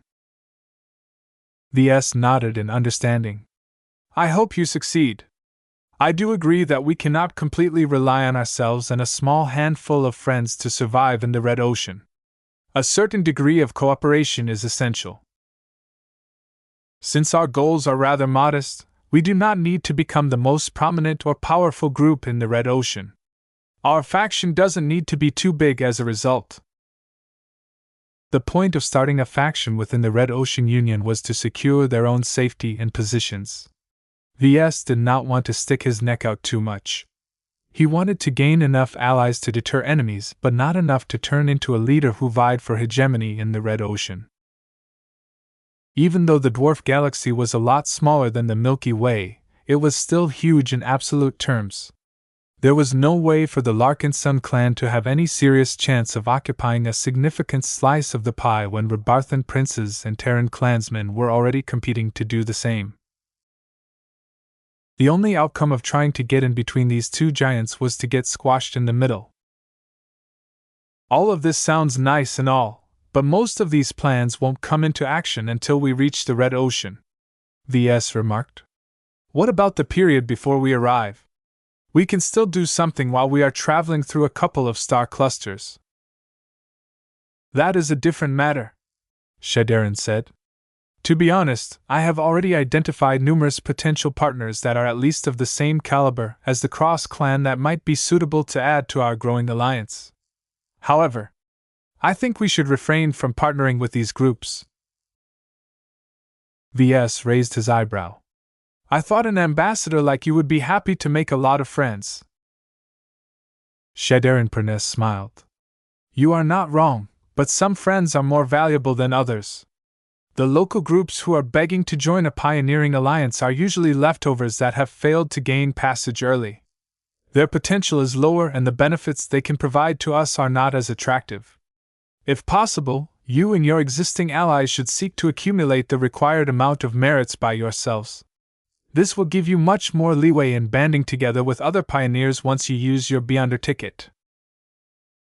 There was a vast difference between pioneers who were able to earn enough NTA merits to reach the Red Ocean and ordinary organizations that were still stuck in the old galaxy. On the one hand, these weaker groups were much easier to control. On the other hand, they weren't as useful. Patriarch Ves, don't forget where we come from. We originate from one of the furthest star clusters from the center of human civilization.